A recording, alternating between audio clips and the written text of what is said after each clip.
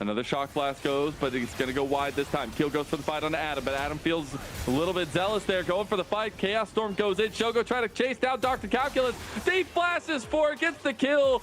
Polestar, now Shogo trying to take down Tubbs is going down, misses another trench line. Oh my God. Coming in with the damage here, but it's not nearly enough. This is Chaos. His feat of warfare has been completed by Supernova. Now the fight continues. Big cast from Stray, and here comes Shogo to shut it all down. But Shogo is still pumping. He's gonna get engaged on now, and he's gonna go down. But Keel is right back to get some revenge for him, and the combo is still alive and well. Supernova will keep themselves for the moment away from promo relegation, and they will find the win 2-1 over Polestar. Onslaught straight onto Mobility. The double combo, and he's gone. Can't even use the Feather Storm as it wasn't even available yet, and that's the double kill that NA we're looking for. Winthrop wants to secure their playoff berth. They can do it here. Another deadly flourish. Mobility goes legendary, and off the shoulders of this man that's been so deserving, they will find that playoff berth with one fell swoop of near airport. A big lilting lullaby could make the difference, but it's not going to be nearly enough. It's not going to be nearly in time. As Spica falls one more. Winthrop University, welcome to the NACL playoffs. Welcome one and all right to NACL Split 1 playoffs as we kick off the day. I'm Mazel. I'm joined by Covey. I couldn't be more excited to get this underway. We have some best of threes to get to, but we'll be getting to best of fives here shortly too.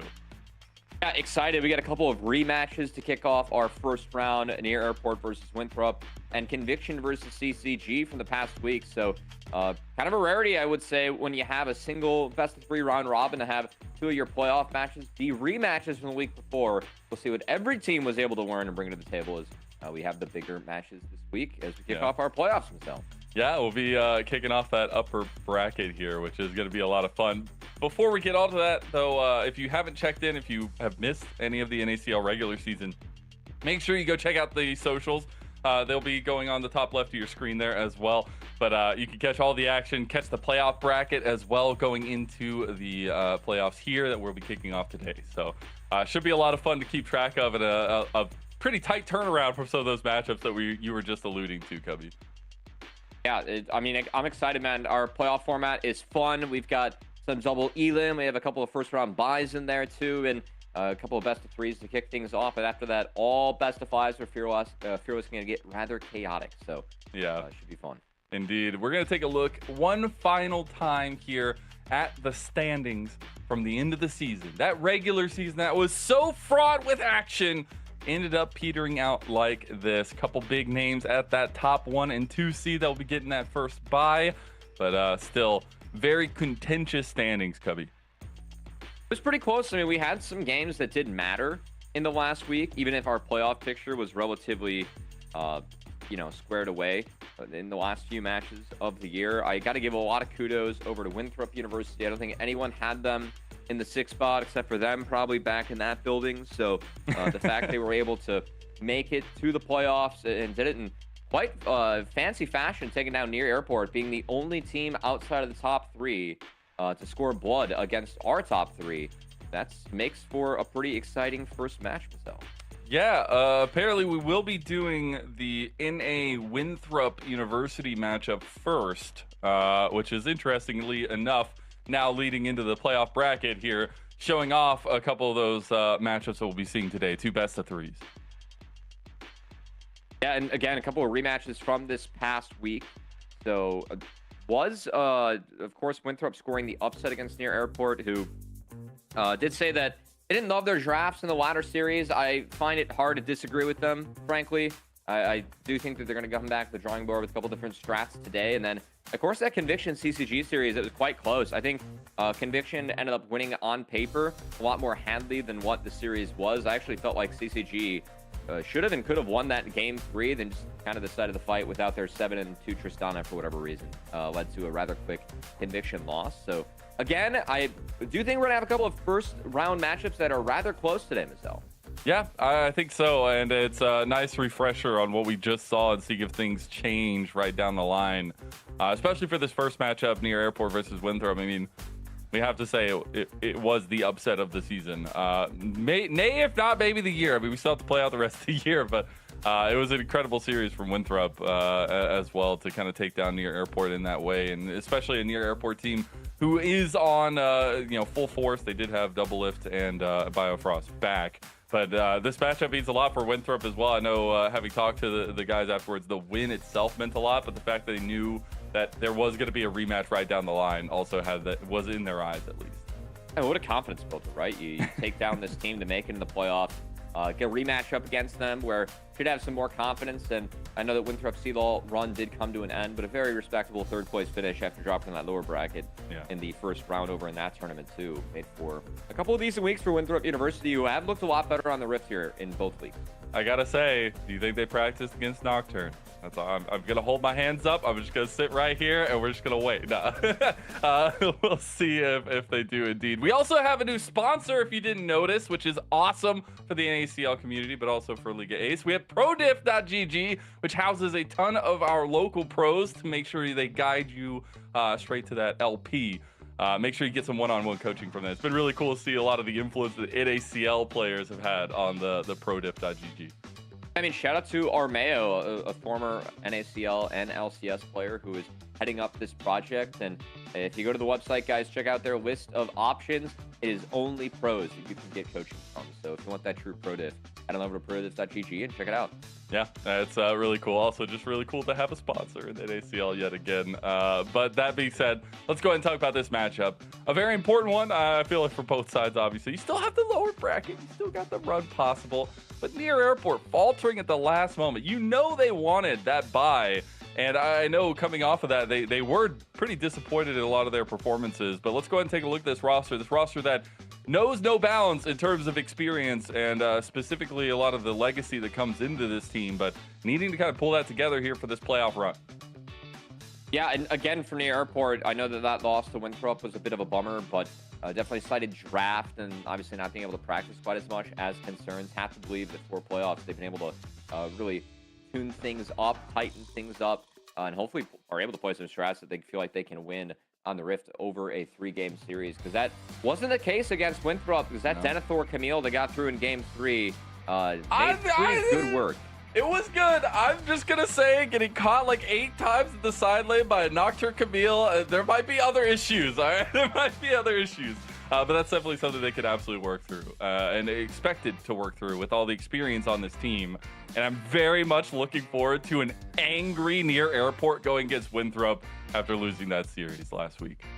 It does look like we have Kelpo in the lineup, actually, for Near Airport as well. So hope all is well with Biofrost. Not sure if that's classes or, a scheduled substitution that we have coming in here. But, of course, when we did see Kelpo, it was paired up with Sushi, who did help Near Airport put a win on the board, as Sushi had a really nice Game 3 himself, but will be double diffed in the bot lane. Someone that I really feel like has been taking advantage of the reset champions for Near Airport. We have seen a lot more Tristana, a lot more Jhin for double diff, and that comfort that he's had for his entire career has looked good for his team in the NACL this year. Yeah, I think it's important to highlight those kinds of factors as well, but we also have to, I feel like, take a look at the track record of Near Airport as a whole. Yes, obviously the fluctuations with some prior commitments 2 weeks from the final part, but the run from this team has been really impressive. I think for me, the most consistent part definitely has to be Pole Belter, but we've seen really good performances across the board. Yeah, Pole Belter's been fantastic, but I do think TF Boyd, I mean, obviously the one player on the team that doesn't have that pro pedigree from before has actually been very good for the squad. Talked about how double diff, maybe playing more of those reset champs has been big for them coming in. I also think that TF Blade being really willing to play the Scion, play the Gragas, two champs that he wasn't previously known for in solo queue, and play them to a high degree, has been really nice out of someone that, of course, had pro aspirations earlier on in his career, but decided streaming was the move, and to be able to find his way back in to compete at a high level here has been making good use out of that time. Again, has already shown some quick improvement, and everyone knows the individual skill that he brings to the Rift, regardless of the champ that he plays. So it has been fun to see TF Blade really push the envelope with his own play this split. I think it's been really big for the team. Just maybe don't look at the Nidalee. It's fine. Every once in a while, you get one.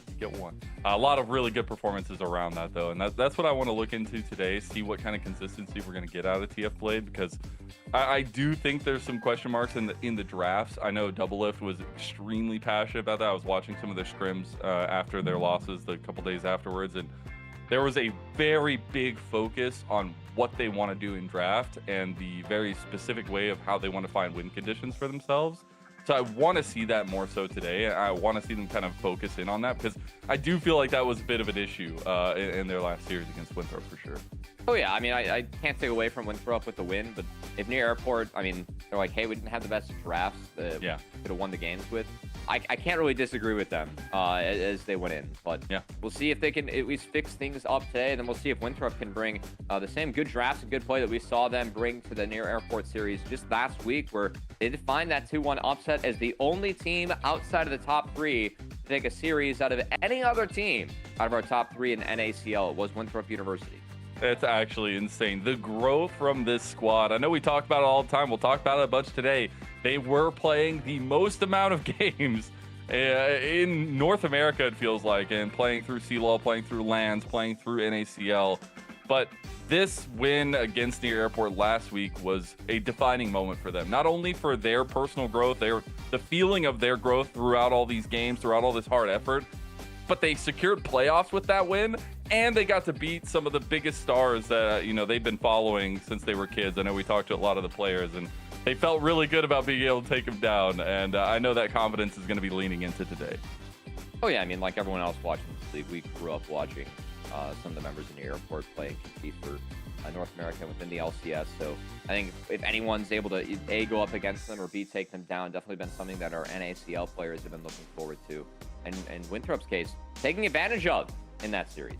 Yeah, imagine go at 2-0 in series against Near Airport as Winthrop University. I mean, that's just showing the collegiate growth right there. But I got to highlight that factor and the fact that we do have a lot of representatives from the collegiate space. I know Supernova still in it for next split, but not in the playoffs themselves. But it's been really refreshing to see the influence, but also the level of skill from our collegiate players. Yeah, I mean, again, these guys, damn good players in their own right. And I think for Winthrop, for me, the story of this year has really been Sword. I feel like Sword's playing a lot better with this team and has been doubling up with this squad. I think that's been really nice to see. And for me, the good play that we've seen out of Winthrop in the last few weeks, that has been Sword playing better overall. I think that the whole team definitely deserves some kudos, but I think that that's been the biggest factor for me. And we'll see if he can step up against Cobelter, who again has been rock solid in the mid lane for the airport all year. Yeah, I think it's going to be a really contested mid matchup, especially some of the picks that I know both of them lean on to. I got to give a special shout out, though, before we move on to a little bit more of the setup for that series. Foreshadowing a little bit. Mobility, my dude, on the Jid in a pivotal game, finds big plays. I think as a whole, the team is obviously performing, but when we look back at that last match of that series, yes, it did go all the way to 3. But it was a wonder star performance from the entirety of Winthrop in that game 3 across the board. I mean, again, it was the only team that we had take a game off the top 3, or a series on the top 3 outside of that top 3 itself. And it was a big surprise as Winthrop, that win did propel them to the 6th seed here in playoffs and get them that rematch against Near Airport. So again, we'll see if they can strike maybe some of that same form, that same, frankly, luck they had against Near Airport a little bit too in that first series, or if Near Airport have shown they can tune things up and take care of business, because this is a series that, frankly, we expect Near Airport to win despite their loss last week. Still feel like that top 3, especially Near Airport, the pedigree they bring in, should be pretty heavy favorites coming in. So again, Winthrop, they did show they can beat this team. I'm expecting a competitive series, but not expecting another Winthrop win. I think that we'd have to see another lot of really good things go their way in order for that to happen. But hey, it just happened last week. See if it can happen again. Sure. We'll get to those predictions a little bit later on, talk about that more. But let's talk about these teams. When they go head to head, we're going to be taking a look at the stats here from both of them as well. Obviously, the one more game played, but more so, it has been a season of dominant performances from near Airport. Yeah, and again, you can see that goal diff at 15. Near Airport would be one of the better early game teams in the league. I think that is one of the really big differences between our top teams and the rest of the crew as Winthrop University. I will say the goal diff at 15, maybe not indicative of their skill in the early game. I find this is a team where they will draft for early game, play for it for better or worse. And sometimes that does go for worse, but I am expecting Winthrop again to play some comps that are a little bit quicker on the Rift. I do think that Sword expanding out his pool to incorporate a few more mages, again, has been a big part of them playing better in both NACL and CLAW for their run.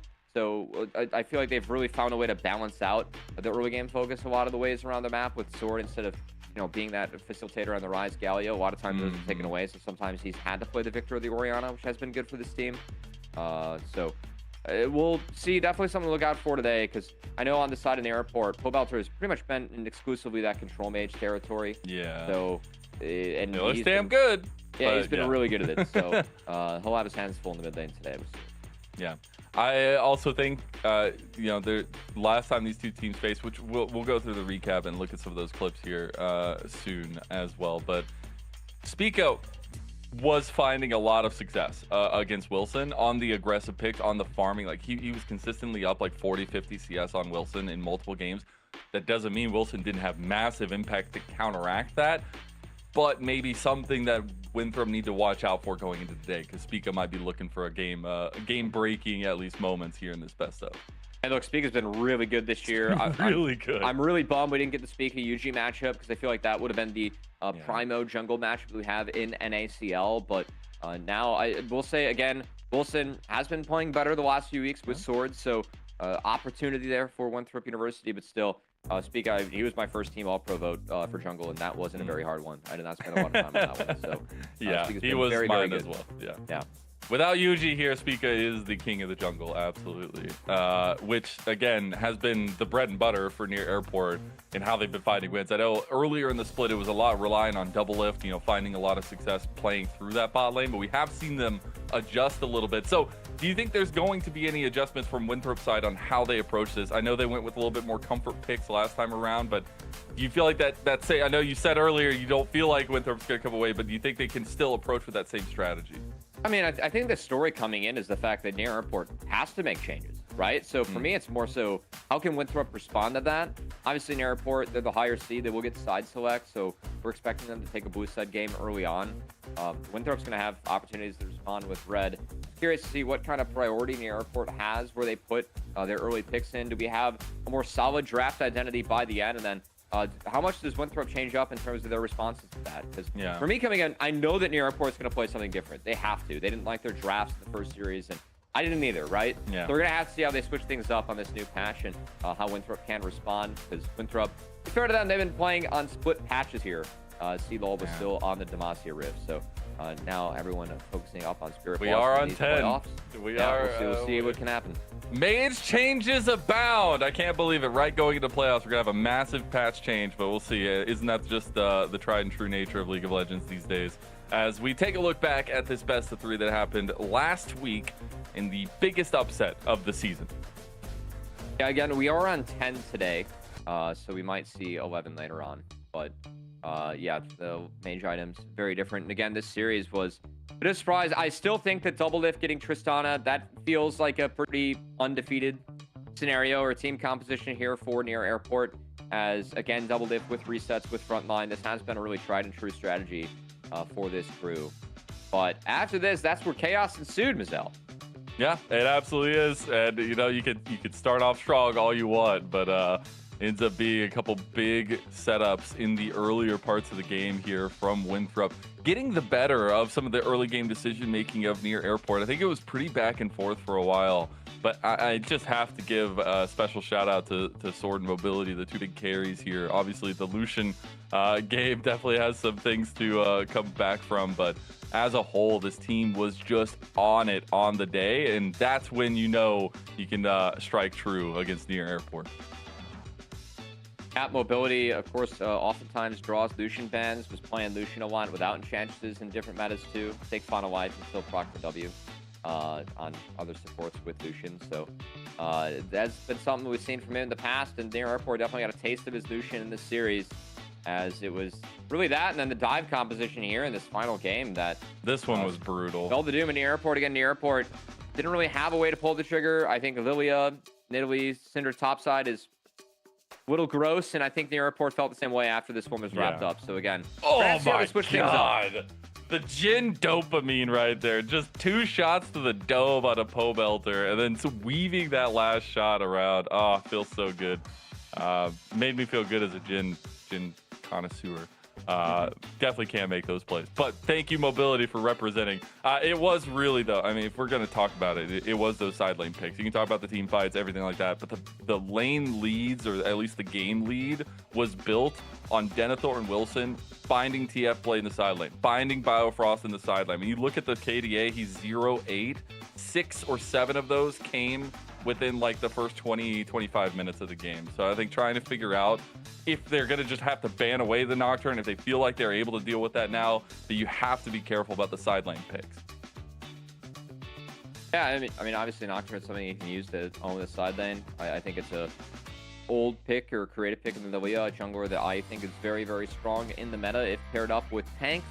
Wasn't the right comp or scenario for Lilia to get paired up with and got punished. So we'll see if Near Airport can find better scenarios, maybe for some of the picks they want to take earlier in the draft. And I think that's the big story for me, because again, Near Airport, despite that loss, that upset, still should be the favorite team coming into the day.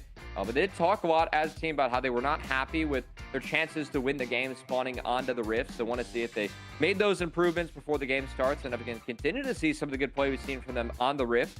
This is a team that has really figured it out and had a couple of players change identities to really fit the team and what we see now. And something that's been a really positive look for Near Airport. Yeah.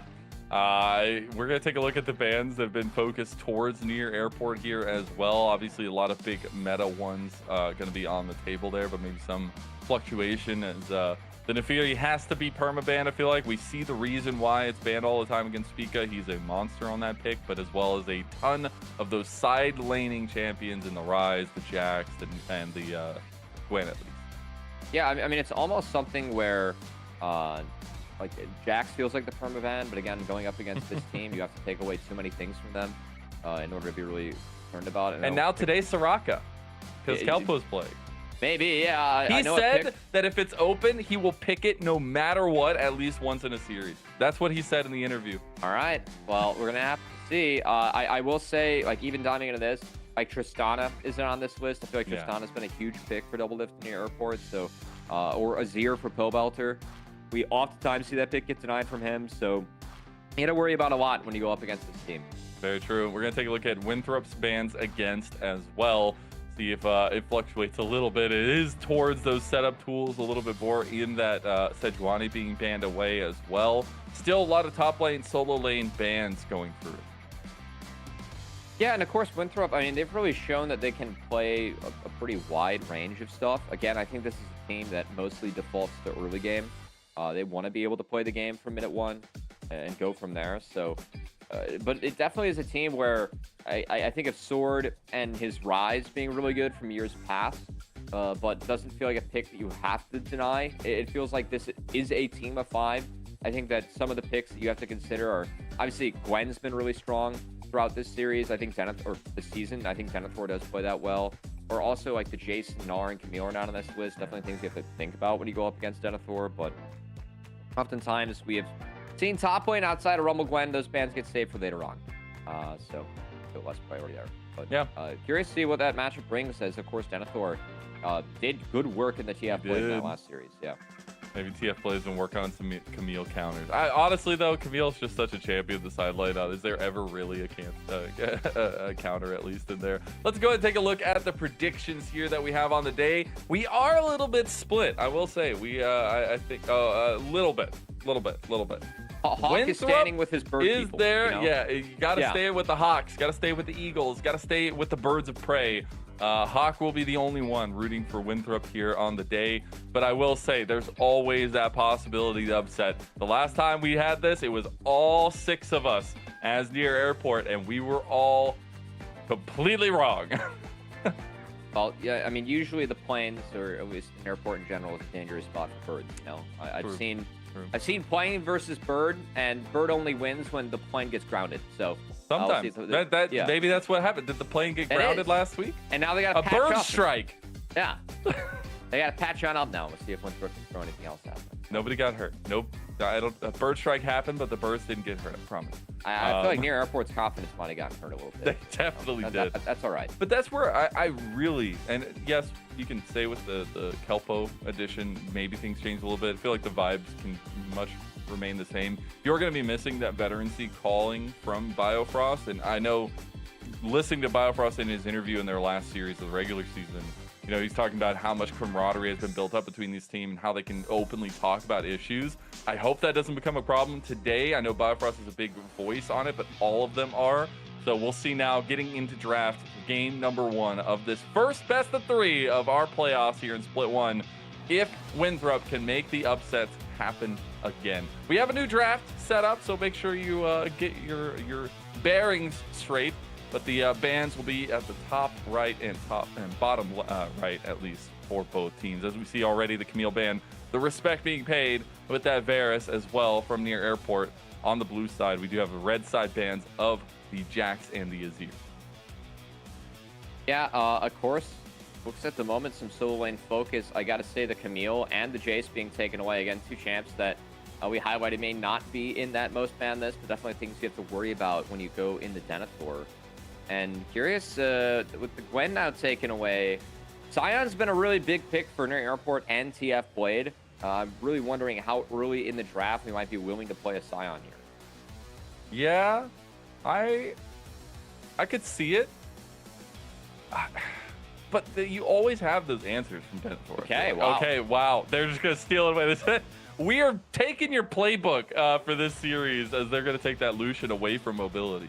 And this is a Doublelift's first Lucian pick, a champ that was really iconic for him on a run of past. I believe it was the 2016 TSM run where he was playing Doublelift, and shout out to Esports Garage, actually. Yep. A video on that one earlier on in the split Quick that shout I out. quite enjoyed. So as we have the Milio locked in, of course, Senna has some perspective changes on the board. This seems to be the pick for only 35. Inuit, and frankly, the pick for Winthrop Inuit, as it won't be only 35 piloting it. Yeah. Senna Nautilus looking to kind of turn this into a kill lane. That's a throwback, man. That is a heck of a throwback. But I'll give a little bit of context to the Lucian for Doublelift. He spent like 10 hours the last couple days playing only Lucian, trying to grind. The name of his stream was Relearning Lucian, and it was all for this very moment. Be able to pull that one out with the Emilio, very strong combination. You know? Yeah, he might not even change the title. Who knows if it's NACL playoffs or we're still learning Lucian here. Who knows? How do you like that matchup, though? I mean, keyword is relearning Lucian, right? Because his Lucian used to be top tier. This matchup, for me, I got to say, I haven't seen the Senna Nautilus in a while. The goal is to turn this into a kill lane and to really push Lucian Milio around early on, because Milio's first few levels is really bad. Very punishable for the Senna and the Nautilus, but we've seen how Lucian and Milio can scale into the game and just be a huge problem later on. So I think that's really what I'm going to look out for, to see what Doublelift can do in that mid to late game. Of course, once Lucian gets to mid lane, that priority really easy to secure with the poke and the threat that he has with his kit and the culling. So we'll have to see what ends up happening as we dive through. Of course, junglers and bot laners locked in. A lot of focus continues on the solo laners as 4 mid laners taken out of the pool. Do we see a Ryze pick here from Winthrop? Because I will say Ryze, like on paper, it seems fine to lock down here. I think it's a good deny from the airport, but a little bit of damage concern starting to come through for Winthrop. Yeah, a little bit. Because you're waiting for the Senna to really come online. I love it though. The stonks of the bot lane have gone through the roof. The Annie comes through for Winthrop, and Sword will be taking out this one. A little bit of a throwback there as well. Annie has been a pick that's really emerged as a power pick. They've super buffed Annie the last couple of patches where it really feels like she can one-tap people early on in the game. The upfront damage you get from her combo is filthy. Between the Flak Magic Pen you now get from putting points in the R, and then just more damage in the Q and the W overall. So Pobelt are going to grab a little bit of tankiness and take advantage of the good ultimate showing in the Silas. Of course, Milio can get you out of the Annie stun, but we have seen Annie's 100-0 Milio or through Milio help.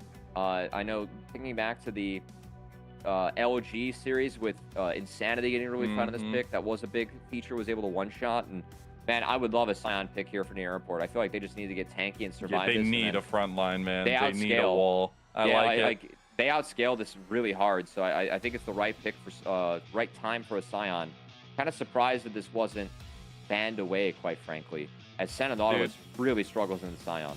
If only we had a Nami here, I would ask what year of League of Legends we were in. But it is the Milio, so we have to throw that in there a little bit. But we do have a lot of throwback picks here, and now the answer for Denethor. He's got the counter pick. He's got to make it worth it. Goes for the Gnar.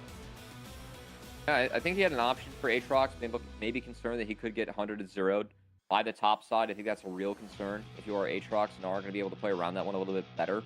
But again, for Winthrop, I think bot lane is where my focus is for this one. We do see the Senna versus the Lucian. Of course, I'm curious how much farm is the Senna's going to take. I mean, is this a farming Senna or not? That could really shape the game too. Could you imagine? But yeah, I'm concerned because Scion, I see a Scion. He gets really tanky later on. There's a lot of upfront damage on Winthrop in early game strength. Again, a team that likes to play the game from minute zero. So I think they really need to rely on their bot lane getting a lead. And then Annie just being the strong champion she is at the early stages to start to get some early objectives going their way and get a lead. Because they need to be playing from a lead at 15 minutes with this competition. Yeah. And I'm looking at this setup from Near Airport, and I'm checking into our conversations at the beginning of the day. I like this a lot better. I think this is setting yourself up for success from Near Airport's side of things. When we were questioning a lot of their drafts, I feel Game like one was good last time, too. It was. Yeah. But I'm just saying, at least they're starting off strong here. I do very much worry for trying to kill TF Blade later on for this composition from Winthrop. So it's going to rely on, like you said, trying to get active and proactive. And it's a thing that Winthrop have been perfectly fine with. Wilson is a very proactive jungler. You saw last time, he was fine letting Spica farm up, get 40, 50 CS ahead of him, but still finding impact on the map. Yeah, we'll see, of course, the Xin versus the Vi, a pretty standard matchup that we have here, right? Pretty lame matchup, if we want to say it. You know? Yeah, lane matchups, right? But hey, I think Near Airport, I think they should be pretty happy with this draft. Again, I've seen a lot of games where Near Airport, they just make sure that if we get to a point in the game where like they can't lose, it feels like Near Airport oftentimes can't lose either, just because they team fight too well as players and as a team. So we'll see if Winthrop's able to break them early on, as I think their comp really needs to play from an early lead here. Yeah, exactly. Unfortunately, we are having tech issues once again, and we'll be getting into the game hopefully sooner rather than later. Been a little bit of a rambunctious day, swapping around the games, and now hopefully getting into the games here shorter. But that matchup at bot lane absolutely takes more stonks. I feel like, yes, we talked a lot about that mid lane matchup between Pobelter and Sword coming into the series, but just the way the drafts have panned out, you know, a ton of that focus is going towards bot lane early. Yeah, I'm expecting our junglers to go down there for sure. If Spica heads down there, it's definitely top to bot. Cover. Yeah, all the way? I'm expecting top to bot. I think Spica has to go down there and cover, make sure that he could start those bot lane camps, just make sure he can't get invaded the bond. But I'm not as worried about an invade as the Xin. Like if I am going up against Devi, I feel like the Xin invade is a little bit more threatening. So I really like that head-to-head. I know we get it like all the time because these were like the two premier junglers starting to split across the competitive sphere. But the Vi Xin Zhao matchup, like it just leads to so much fighting because both have so much potential in the early skirmishes that I think it's gonna be right at home for both these two guys. I'm glad that you enjoyed the matchup, Zell. At least, okay, I enjoy it when they fight. I don't enjoy it when they don't do anything. But when you have those kind of unique early paths and kind of trying to fight and find those invades, I think it's really interesting. That's something I'm definitely looking more towards the side of Winthrop to do this time around. Of course, Vi has that very powerful R key with the point and click, and then Xin just a very powerful champion right now. Xin really Dude, his feels damage like is nuts. Yeah, it really feels like he's dictating the jungle, and it is a champion that a lot of people have to be worried about. Just his ability to stat check you early on and crescent guard is really strong. So I'll see if Spica can make good use of it, as he has for the vast majority of the split. Again, Spica has been fantastic this year, and it's something where, again, Xin Zhao, not a champion that, you know, it has been priority A for him, but it feels like Xin almost has to be priority A on any team, and his Xin is 3-0 and deathless so far. Which is insane. Yeah, it is. Especially at this level of play. But all that said and done, Tech Pause is over with. And we're getting into our first game of the NACL playoffs, split number 1. We're kicking it off with an absolute banger, a rematch of the biggest upset of the regular season. It's Winthrop University taking on Near Airport. Playoffs, baby. We got a different looking rift for this one. Spirit Blossom, and of course, we are not on the live patch today. I believe we are on point 10. So the old one we are still. Yes. But still some changes. Yeah, a few. And I think important to note, we, you know, don't just have changes on the rift, also changes with players too. Helpo on the Milio, stepping in for Biofrost, who is not competing for today, or at least this game 1. I'm not exactly sure what the full update is there, but of course, Kelpo, the Soraka player, that wasn't banned. He did say that he's going to take it, Mazel, but hey, Milio, it's almost there. It fits the Enchantress identity, and it's definitely something that can empower Double Lift Lucian as Double Lift. He has been a good Lucian since before Milio existed in League of Legends.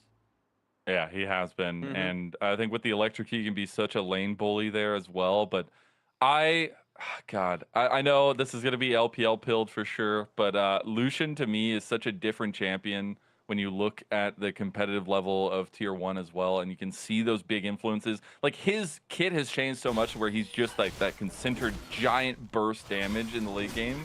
And I find that, you know, giving Double Up those tools, a guy that has such good killer instincts, that knows the ins and outs of a lot of team fights, I'm very excited to see what he can do with this one. We're going to go with that early level 1 down here. I think they lose this one, though. You're fighting against a Lucian Melio and only 35. He's looking to go down first. That's going to be first blood going over, and Double Lift wants to fight some more. He still has the dash, still has the barrier, going for the kill on a Mobility. Mobility can't get the damage down. Finally, the final auto goes through, but now it's going to be Kelpo trying to take him down as well. Mobility should be just fine to walk out, and it's going to be the 1-for-1 trade in bot side. He does walk out. That's a window for Mobility and Winthrop, as he stayed alive, did pick up the kill. It was well played by Airport, but still, I think the level 1, just the fact that you get that kill, I'll take that win for the Senna.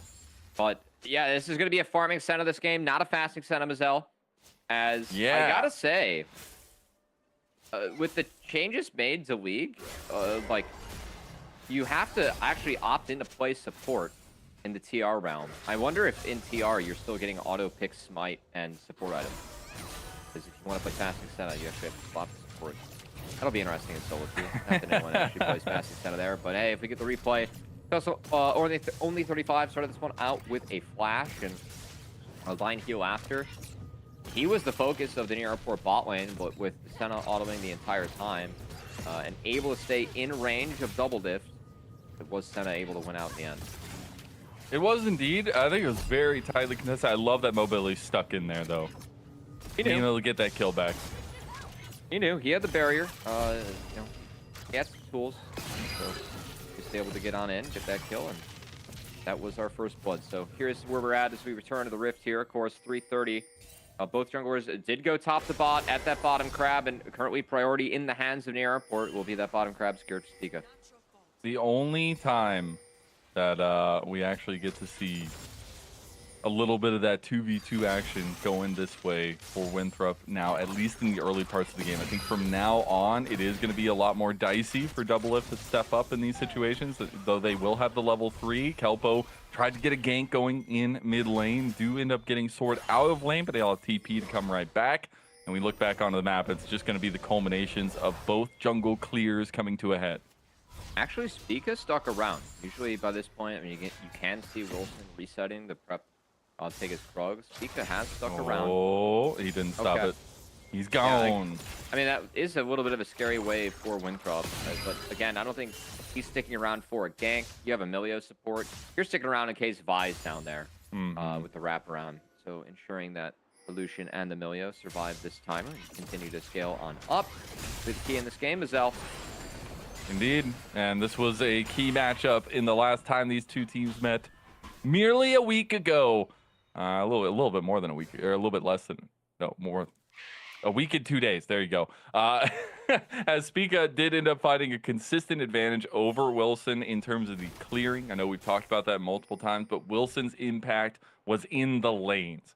And we got to see him do that this time around. We said it from the start. Winthrop need to be proactive here and try to get something going for themselves. Speaking of, they're going to go for the flash play on the Pobelter. He's completely locked down, but going to get his own flash to get out of there as well, buffering the auto too. Doublelift locked down now, in trouble. He's going to get help with the CC from Kelpo, but not going to have too much there. Doesn't have the barrier any longer. Another hook lands, only 35, gets the connection, and Kelpo's down. Immediately, though, only 35 will join him, and almost getting that big shot from Mobility to take down Doublelift.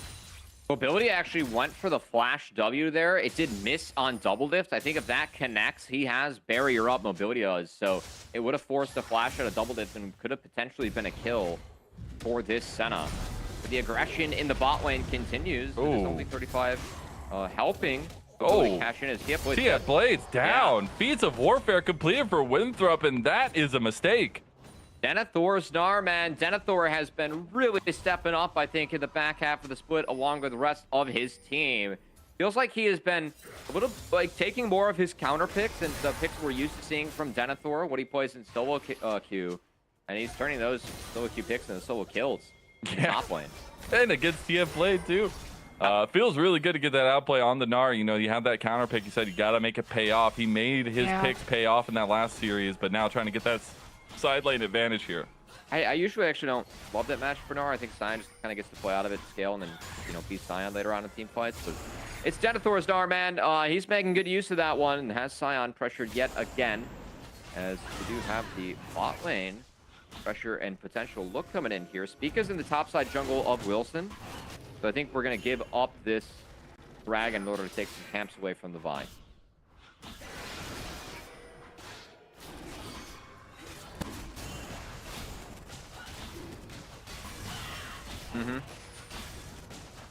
All right.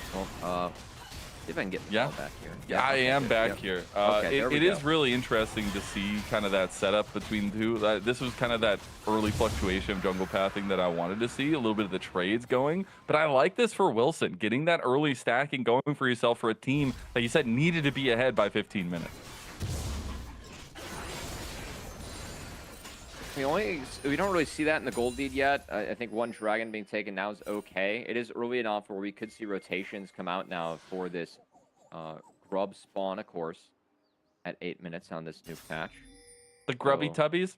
I had to come up with a new name. Grubageddon didn't feel right for 3 grubs.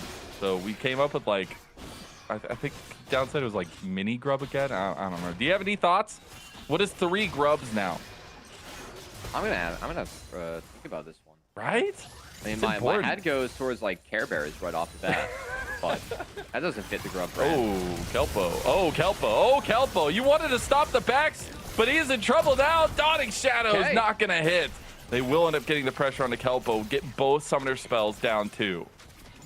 Still decently well played by Kelpo to get on out of there. I think that Kelpo did the damnedest. As, again, I'm looking at this bot lane because now, like, that push is secured for Winthrop. Do we have resets? Do we have rotations coming out? As, again, Winthrop need to use their early game and the strength they have. You can see the Senna Nautilus Solutions been doing a nice job of getting that CS. And it does look like Senna's going for at least a Dirk early on. So wondering what this build's going to be for mobility. Again, we're really focused on this early strength. I think only 35 on that hook. He might get ran down here. Yeah, this is a lot of trouble for only 35. He will just go down to Kelpo. A little bit of revenge there as Kelpo makes it back to lane. That was an oopsie. As Nautilus didn't want that dredge line and giving away free kills to Lucian Milio. Not great. Milio does pick up that one, but early Enchantress item, never bad.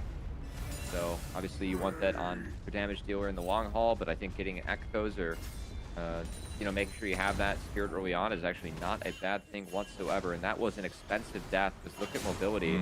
Couldn't even find a reset. He had to just backtrack, reconnect with his support in only 35, and look for another play here is double lift. Has flash, has the dash, and that's going to be enough to dissuade a not Vi from looking at him. Yeah, and I think it's going to change a lot of this early game factor, or at least the early game setup for both teams, honestly, in how some of these leads have gone. I will say, would be really nice to have double lift with those kills instead of Kelpo, but having any kind of supportal advantage on the Melio will be nice. I do feel like items on Melio feel really good. Yeah, again, if you get those Enchantress items early, that's actually a pretty significant spike. So, kills on support, not awful here. Or near airport. That forward might just sneak Pika on in. And only 35, it does not have 6 and is flashless. Yeah, a little bit of re-engage there as they come in. TP's being played as well from Pobelter. Only 35 going to sacrifice his life for the good of the cause. Double Lift will get his second kill of the game. And look, honestly, that hook in from only 35, that was made because they thought it was going to be a 3v3. The TP from Pobelter changing up that fight, and he's going to pick up the wave mid too. So just a really good move from Pobelter, that proactive TP. Sword had his available as well. It was not used.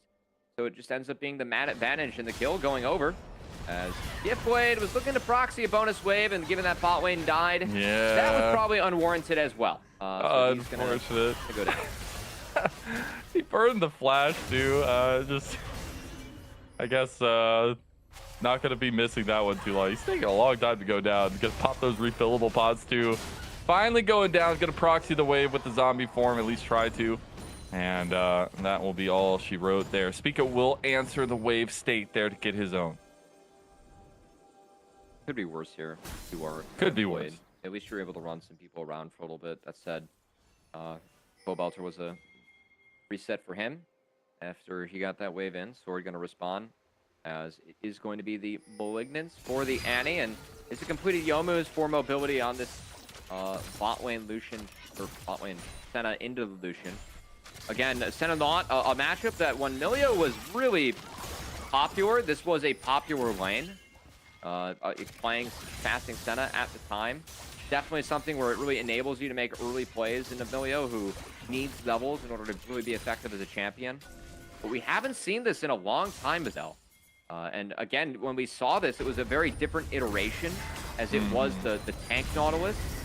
It's more focused on. Okay, yeah. Oh, that feels bad. Only 35 will take his 5th death. And near airport know exactly where they need to strike and how they want to strike it. Mobility going to be forced to flash away from Spica, but might still die. Look at this damage, man.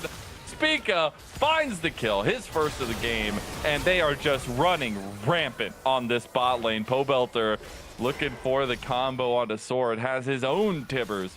And now we'll take a look at the map state, and near airport seemingly have wrestled complete control of this bot lane away from Winthrop. And I really like TF Blade. He's done this multiple times on the Scion. It's simple, but hey, sometimes all it takes is a kiss, right? Keep it simple, stupid. Scion, you press star in the bot lane, you get to impact the lane, you can just TP up top, so you kind of get a power play, a numbers advantage. And we have seen airport make good use of their numbers advantages. As only 35 continues to be the focus, does flash out. Dude, this is at half. The Timbers is still going. Yeah. What the hell? How is it still alive? Kelpo's going to go down first. Now they find the cease and desist onto Double Lift. They take him down. They actually have a fight here, as Sword is cooking now as well. Pobelter getting a little bit low, but the flash play comes through. Spica is still doing massive damage, finding a triple kill. Won't go for the quadra just yet. Going to try to get away from the fight, and that will be all she wrote. It is a 2 for 2. Good engage from Sword. Again, Winthrop able to stall that one out. Near Airport did burn their ults on the initial play. Didn't have them up for that one. So Tabor's depth charge, cease and assist come down. The fact that it's only a 3-for-3, I think Near Airport's actually pretty happy with that. They will lose out on the top outer turret as first brick and feats are secured for Winthrop University. But again, there should be the Dragon going over to the airport when they get back. I say that, and Wilson's actually getting a little bit frisky yeah, on the he objective is. now. And pretty. Oh wait, Speaker was a late reset. Yeah, that's what I was just about to say. Is he's got a really late redeploy on the map, so that Dragon is just going to go the way of Winthrop. 2 Dragons in a row, those 3 grubs as well, and they are trying to wrestle this match here as we go through it. Still, though, contested and pushed out of. That means Dragon will end up going over the way of Near Airport. You were. It was just took a while. It was a lot closer than we thought, but. Oh, the combo play as well, and the culling on the back of it. Double lift. Sits Sword down. A bit of chaos here, I think, has been really benefiting Near Airport. Again, that last fight, that 3-for-3, they won it down ultimates in poor conditions. I think that just really speaks to where this game state is.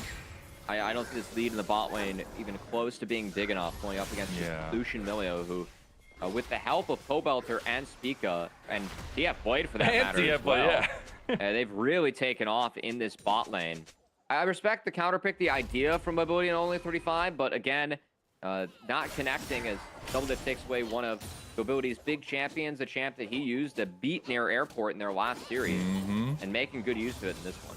That's the biggest thing, is it's just a refreshing look from Near Airport. They still have some of the things going for them that were present in their last series. Spica is still absolutely destroying the jungle matchup in terms of farm, but they found a way to play around double lift in a concentred fashion. They are all committed to that play style, and it's working well for them, at least so far. Yeah, and against Spica on the Xin Zhao, I mean, put out that last skirmish really well. Spica is deathless on this champion in now 4 games. Yeah, is the first champion to those 2 items, along with double lift. But oh no! All right, let's test your skill. He's got a 2-level lead. Yeah, let's test it. See what you can do with that 2-item spike. Wind becomes lightning, and the man becomes a magician. Doesn't end up going for the fight afterwards. Gives the thumbs up as he escorts the rest of Winthrop out of his side of the jungle. Yeah, I mean, still made them feel the pain train on the way in. As Sword going into the Scion, not where he wants to be in the side lane. Man, and the pop as the shield comes through for the final kill. Sword goes down 0-3. Again, this Scion pick, when you have the Senna, you have the Annie. Scion is so good in the meta right now. Denethor tried his damnedest to be just a sneaky little Yordle. Unfortunately, Pobelter's too smart for that, and they'll pick him off in the side lane too. He gave Silas another big ult by taking that Gnar. And this game getting out of control. I feel like the side lane assignments is really important. They're able to take Gnar and put him into the Scion. We have seen... Oh, hold on. Okay, they're going full in. They see double lift. They kill double lift. Can they get him in the end, though? Mobility can't get the shot through. They do get it down with Wilson, though. He did have to flash for it. Mobility now caught out as well, and Wilson will join him in the death chamber. 2 for 1 for Near Airport. Yeah, TPs both being used. So an opportunity for Winthrop to maybe punish with their own TPs moving forward, but a good timing for the use of those for Near Airport. You can see the 2 side lanes. They actually got those waves all the way in. So not only able to deny resources there, but of course TPing into the play and make sure that it turns back in their favor. Was a shutdown secured by Wilson on the Lucian. But still, I think Near Airport could be happy the fact they walk out with that fight. And of course, the Rift Herald in the back half too. Spica continues to be big in this game. Yeah, he is super massive, as they say, on the Rift Herald now. A lot of standing gold still left. I'm sure that'll be used in mid lane since it's the last outer tower standing. But we do have that next dragon coming up in about a minute and a half. Not that important for either side, but it's the first of the Infernal Dragons. Would love to get that stacking for either of them, but it would be second dragon for both sides. Again, checking in on where this game's at, Marcel. Like, things don't get better here for Winthrop. It's not like the fasting Senna, you know, outscales and you get more of a gold value because he's not fasting Senna, right? We have the Yomus here.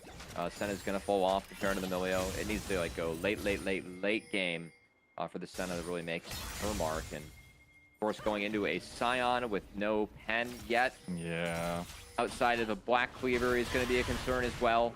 So I don't really see how Near Airport is going to go down in these fights. It's going to have to take Winthrop really playing around the Scion, trying to find Denethor. Lucian Milio isolated. Meanwhile, Oh no! Oh, he missed the unstoppable onslaught into the wall. That's actually hilarious, but they still will run Denethor down. And this is a microcosm of what Near Airport have shown us today. We have seen so many plays in just a mere 19 minutes where we have all 5 players, all 4 players on the screen. They are playing together, and that is terrifying. I mean, it really was just turning around this bot lane matchup, and then this game just got so much easier for Near Airport off the back of that. As the Herald drop syncs up with that Dragon spawn, they almost take that bot inner turret on the Herald push. It will be cleaned up by Pobelter on the push after, and with all the focus down there for Winthrop, they abandon mid outer, which now gets taken by Lucian Milio for free, and we'll see if the Dragon follows suit as well. Dang, this is a brutal gold lead at 20 minutes into the game. About 5,000 gold up, and it's not even on one person, it's across the board. As we now see them setting up for a bush play ahead of the Dragon. They know they don't necessarily need to force the hand on the Dragon. It is only the second one. See if they can get a play out onto Winthrop. As they're going to keep vision here. Winthrop, no, they're bringing everybody here. Denethor not even close to Meganar. He's going to try to get into this one. Ward. Dragon down half health, only 35, looking for the engage. Look at TF Blade, he's got the flank. The Dragon goes away up near Airport, and now the fight, though. Spica is a big target. They go for double lift, though. A little bit split on both sides. Pobelter goes down, too. Winthrop are flashing away. They finally got Megadar for Denethor as well, and he is cooking the wall up. Locks down Spica, and he gets shut down. And now the follow engage onto Calpo as Winthrop turn around the fight right when it mattered most. They got double lift out of that fight immediately. The Lucian didn't hit any priority targets, was forced over the wall and abandoned after that because he couldn't reconnect, couldn't rejoin the fight. And the Airport got stuck, ended up going down as Winthrop able to play out a nice one. Yeah, they just chunked that gold lead too. About 3,000 gold off of that after this Hadakon goes down, and that's a permanent buff. That's a permanent team fight buff for them as well, and they have been really good at starting off with the single target focus. They all go in on the double lift, and they've gotten him multiple times. It helps when you have that cease and assist and that depth charge. I know we cease and assist used on the double diff as Wilson has gotten pretty big this game. Of course, with that Sterix gauge, yeah, we're going to get a replay of this. So just watch double lift. Yeah, keep your eyes on double dip. See all the tools used. So Tibbers. Anti-ult, it's cease and assist again. Kelpo's doing his best to keep double dip alive and cooking. Was not able to connect with any Qs. After that, of course, the front line just kind of on one side of the map. Pobelter was in deep, Spica was in deep, and a nice clock tower connection. Denethor make sure that Kelpo goes down too. As Winthrop went out on a 3-for-0, and I feel like it's really important for them in this game. Again, don't favor their scaling if things go late. Senna can kick back in if it does go late, but at the moment, it feels like Lucian Milio should be able to take over. Yeah. And Near Airport still in the advantage. They're still in the driver's seat, even though if they faltered a little bit there. We still appreciate the strength of their composition. And if they that felt like they were a little bit caught unawares in that situation, now Winthrop taking advantage of that is the biggest thing to think about, because this team has been thriving off of games played and momentum, and now maybe feeling it shift ever in their favor. They will be on wards here. They finally figure it out. They will clear that one down. Drop will go the way of Spica, though. They continue to try to play together here. We have second items for everybody now as the fights are getting a little bit more tight.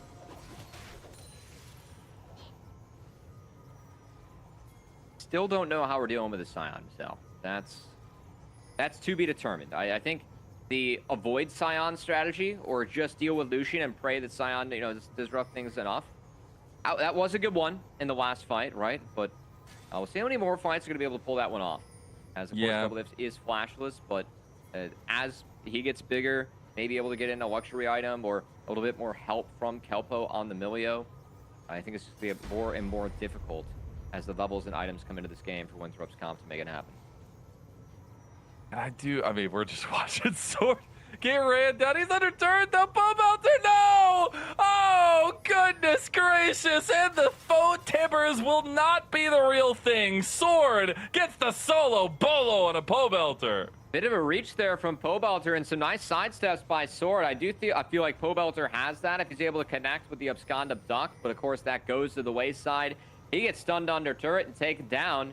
And a little bit more gold going back over to Winthrop as near airport hasn't been the cleanest game for them, Zell. Last couple fights, again, it's allowed for Winthrop to get back in the game a little bit. We still like where near airport's at, but a couple of these plays going wayward, a few more go wayward, and then we have to really start taking this one seriously and favor Winthrop, who, to be fair, played their way back in really nicely. Exactly. I think that's the craziest thing. We were sitting at a like 5,000 plus gold lead for near airport at 18 minutes into the game, and now it's just a mere 1.8 thousand for them. Now, we will say that these 3-item spikes are going to be hefty, that I'm sure Double Lift is going to be backing for right now. Dragon coming up in 40 seconds would be sole point for near airport. There you go, Mortal Reminder. Infernal Soul at that too. Mortal Reminder. I think Mobility got his too. Yeah, it's going to be pretty nice to take down not only the Milio damage or healing, but also Silas and Zen, a little bit more healing in the kits of near airport overall. So again, I'm not used to seeing this on hit, or not on hit, the damage Senna. Yeah. Last time we saw a lot of Senna, it was fasting, Spica, and Pobelter. Okay, good word from Pobelter. Gonna make sure that they find Winthrop. Pobelter. He has the flash. Oh, goodness. Great awareness there. But this is what Winthrop are looking for. They just need one person to be overstepped. They just need one person to be picked. The Atacon will start doing work for them as well once they get that going. And now they're going to force near airport into a fight. This is one that near airport, if they get, it's sole point for them. They're going to move in 50-50 between Spica and Wilson. Who's going to get this one down? Denethor has TP but can't get over. They go for the engaged TP coming in late, and it's gotten by Wilson. He secures the dragon, ties it up, and now near airport will back away.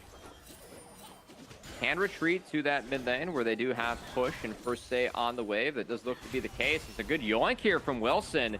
Keeps this game close and a little bit exciting here in our first playoff match. Oh, they want to go in. The biggest thing is there's two dualities here. Wilson finding the engage onto Double Lift, but as well as Spica finding access into this backline. He has so much damage packed into the Xin Zhao.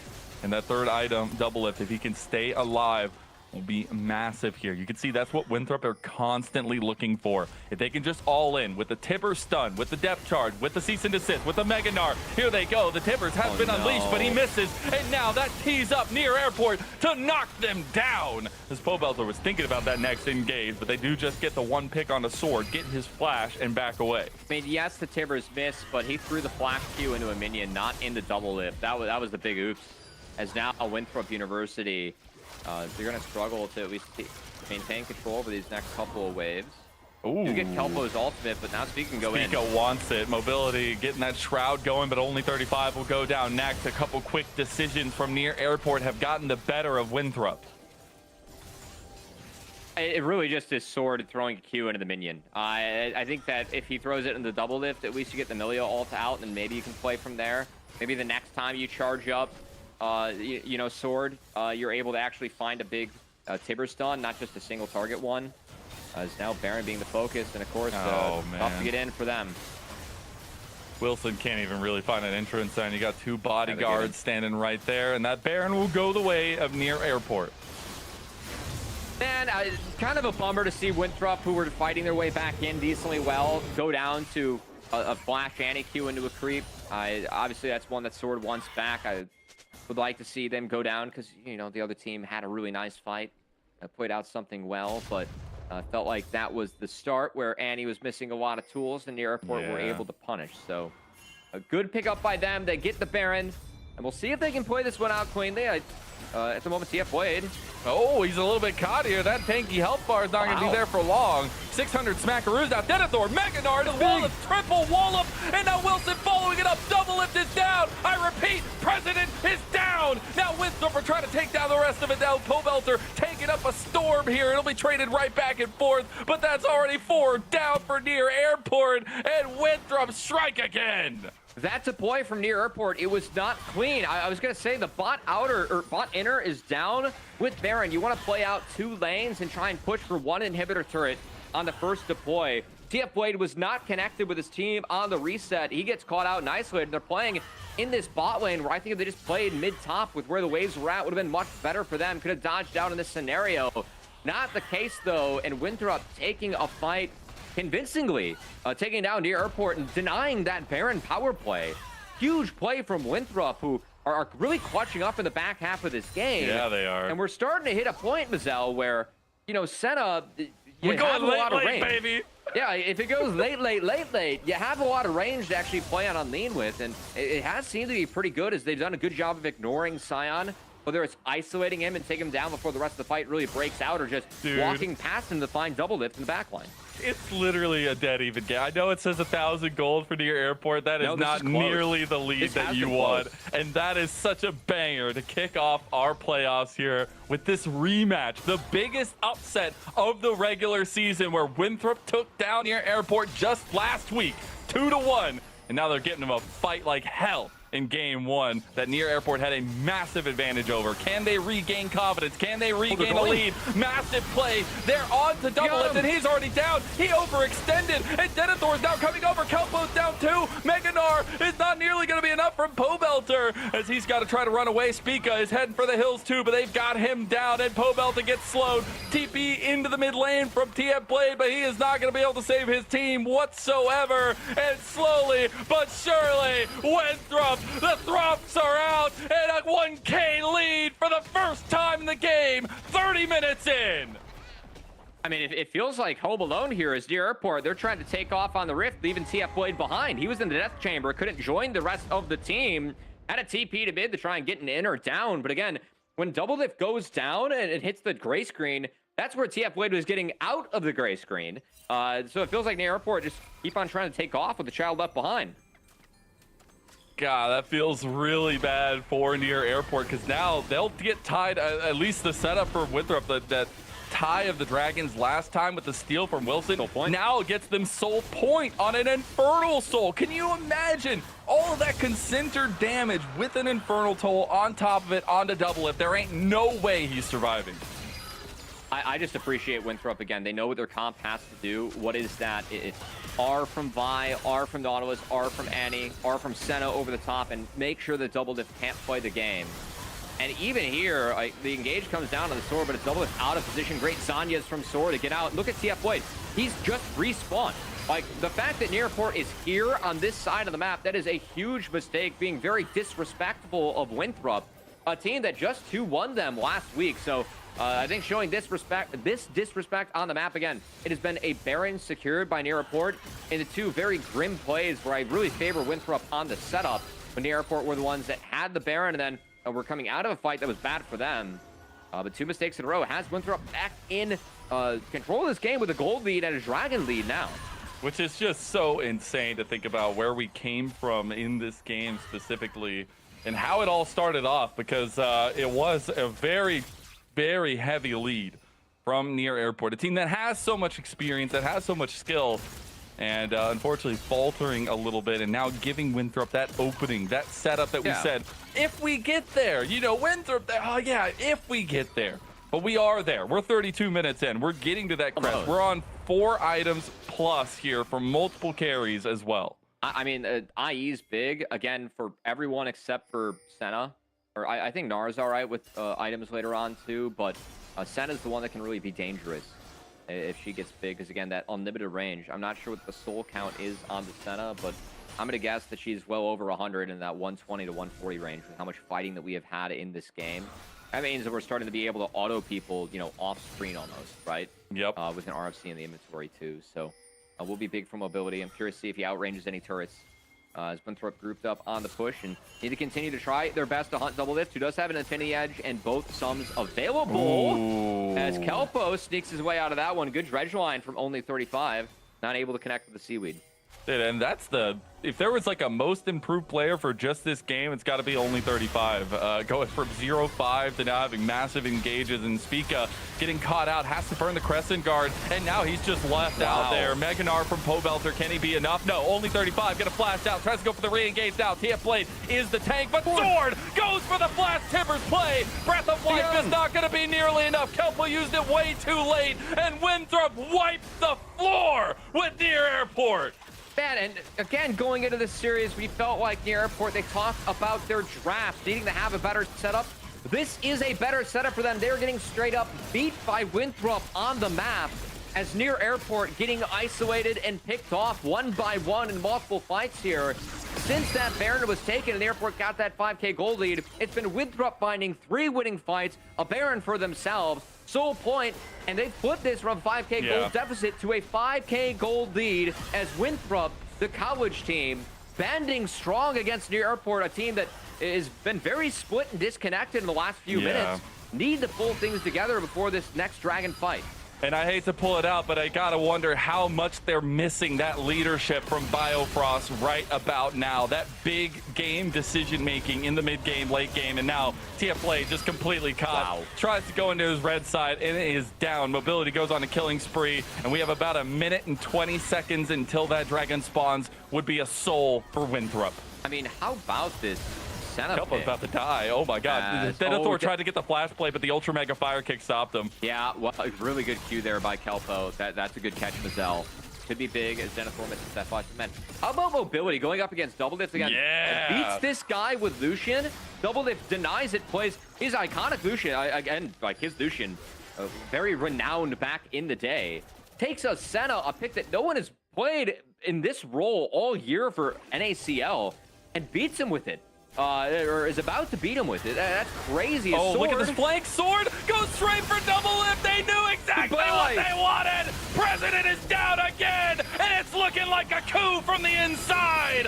Tier 2 goes down. Winthrop are looking for the fatal push. I mean, I say he beat Double Lift with the Lucian, but Double Lift has barely had a chance to play this game. He has not been able to play this game because Winthrop as a team has beaten this pick, executed their 5v5 better, and are now trying to put the finishing touches on a comeback win against Near Airport. What a story for game number 1. A 5,000+ gold lead for one of the most experienced squads to ever grace the NACL stage. They thought they had it, but the Throps are out, the Eagles are soaring, and game 1 goes to Winthrop. What a match! I mean, props. I cannot give it up. Kudos to Winthrop, man. Who else has played Senna Nautilus spot lane this split? No one. Doing this into Double Lift, his Lucian, utilizing that Annie too, the point and clicks that we have. You could see the power of Annie in this game.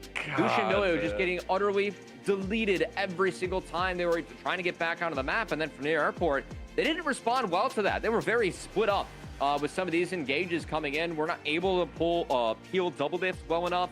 We had fights taken by Near Airport where TF Blade stuck in base. They're not connected, making some of the mistakes we saw them when they were disrespecting teams earlier in the split. We feel like they kind of fixed that, solved that as the split went on. But man, to see that in playoffs here against Winthrop, I mean, they're down to 0-1. Of course, Biofrost not in that game. We're going to have to see what happens coming up here because now this things got really interesting here, Mizel. I'm not going to put too much pressure on Kelpo. Obviously, we don't know the stuff coming into it, why he's playing, but you can feel the difference on the Rift if Biofrost is not there. And that just shows a lot of the experience that he brings to the table. And you have to wonder if they didn't learn their lessons from that last setup. The team fight potential from Winthrop has been insane. And to be able to say that against Near Airport is just absolutely crazy. But hey, if you want to level up your games just like these guys are doing on the Rift, you know, we have a lot of NACL players that are doing the coaching over there on prodiff.gg. So hey, maybe you learn a little bit. Well, you know, heading over there, if we're going to get how many coaches do we have in that last game? We have a lot of NACL players that are actually I have the list. No one from that last game, unfortunately. But hey, if you want to get coached by a pro and have that pro diff for you, again, head on over to prodiff.gg and see if you can find the right coach, the right fit for you. Exactly that. And that game 1 was just the right game 1 for the playoffs to start off. We're going to be getting into game 2 after a break. We'll see you there.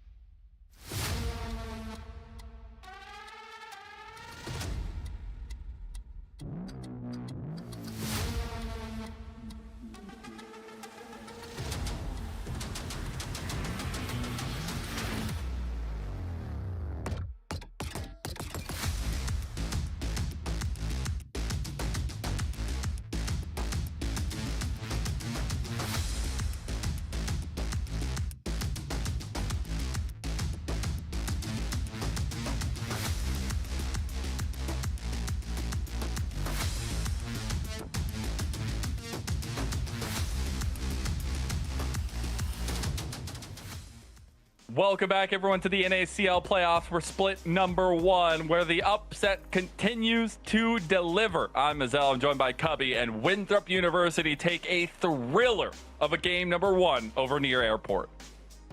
Honestly, within this game, it was almost a tale of two Lucians, right? As Doublelift got off to a decent start. There was a lot of focus thrown by near Airport towards this bot lane and making sure that Doublelift and Kelpo were ahead. But then the mid to late game hit. And it didn't matter where Doublelift was on the map. He was able to be found by the Vi and a Nautilus. And we just saw this Lucian start to get erased. I think that, again, want to give Winthrop a lot of kudos. We came into the series talking about the drafts for near Airport. We felt like this one was better, more winnable. What does Winthrop do in response? Well, mobility has been known for Lucian on the ladder for a while.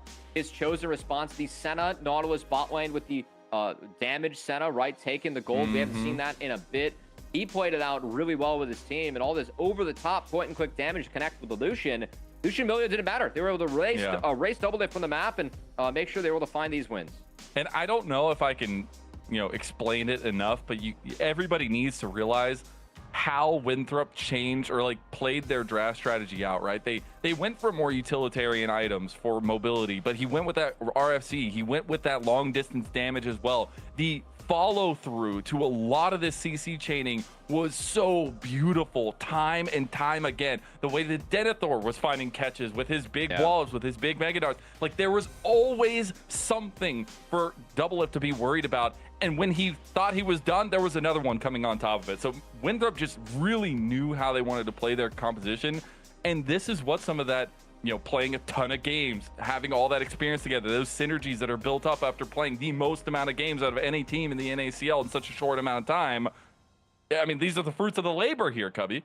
And you can really see how disconnected Airport is in some of these replays. I mean, TF played really on his own there. We had that fight in the jungle where Doublelift got called out, where the Scion's not even spawned into the game, right? It's not available.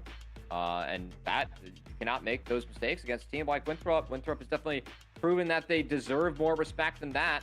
And they were beaten by... Indeed. Beaten up again. So Winthrop now moving to 3-1 on the year against near Airport. Definitely not things that I had in my arsenal, but hey, Coach Artemis has to be happy with the crew over there. Of course, they are out of CLOL now, but still showing their form as we dive into NACL playoffs. And again, I think the team that no one really expected to be in the position that they are in, looking at our playoff picture, it was going to be a close middle of the pack, but I think teams had conviction, or CCG, repping those orgs in playoffs. No one really had Winthrop in this position. Nope. And for Winthrop to continue to show up and shut other people up, really impressive for them. But of course, winning a game versus winning a series, there's a big difference in that. So we'll see if they can put things together to find this best of 3 victory. See if all that loathing from CLOL will empower them. I know the team talks all the time about striking when the iron is hot. So hey, the time to peak is right at the start of playoffs as well. Go ahead. Speaking of that, Iron's hot on social media, baby. That's you stole it from me, brother, but I like it. I saw it, Marcel. We're on the same page here. Of course, NACL on Twitch and YouTube. Watch NACL on Twitter. So if you have thoughts about Airport being down 0-1, you don't have to go to the players' giant social media followings and at them. If you add us or us as casters, there are the peons that we are. We might actually talk to you. I will say 4 of us did vote for near Airport here, so you could throw clown makeup on pictures of us and add us with it. Hawk was standing with his winged brother. Oh, it was 5. It was 4 in the first series. Sorry. I forgot we switched the series there. Still have that. Hawk standing with his winged brother. Hawk is standing with his winged brother. So not at Hawk, but at everybody else with clown emojis. But anyway, speaking of, let's go ahead and talk about this game number 2. What needs to change? Because the saddest part about what happened in that game number 1 is, yes, some of the disrespect for sure from near Airport, but it felt like they got what they wanted, man.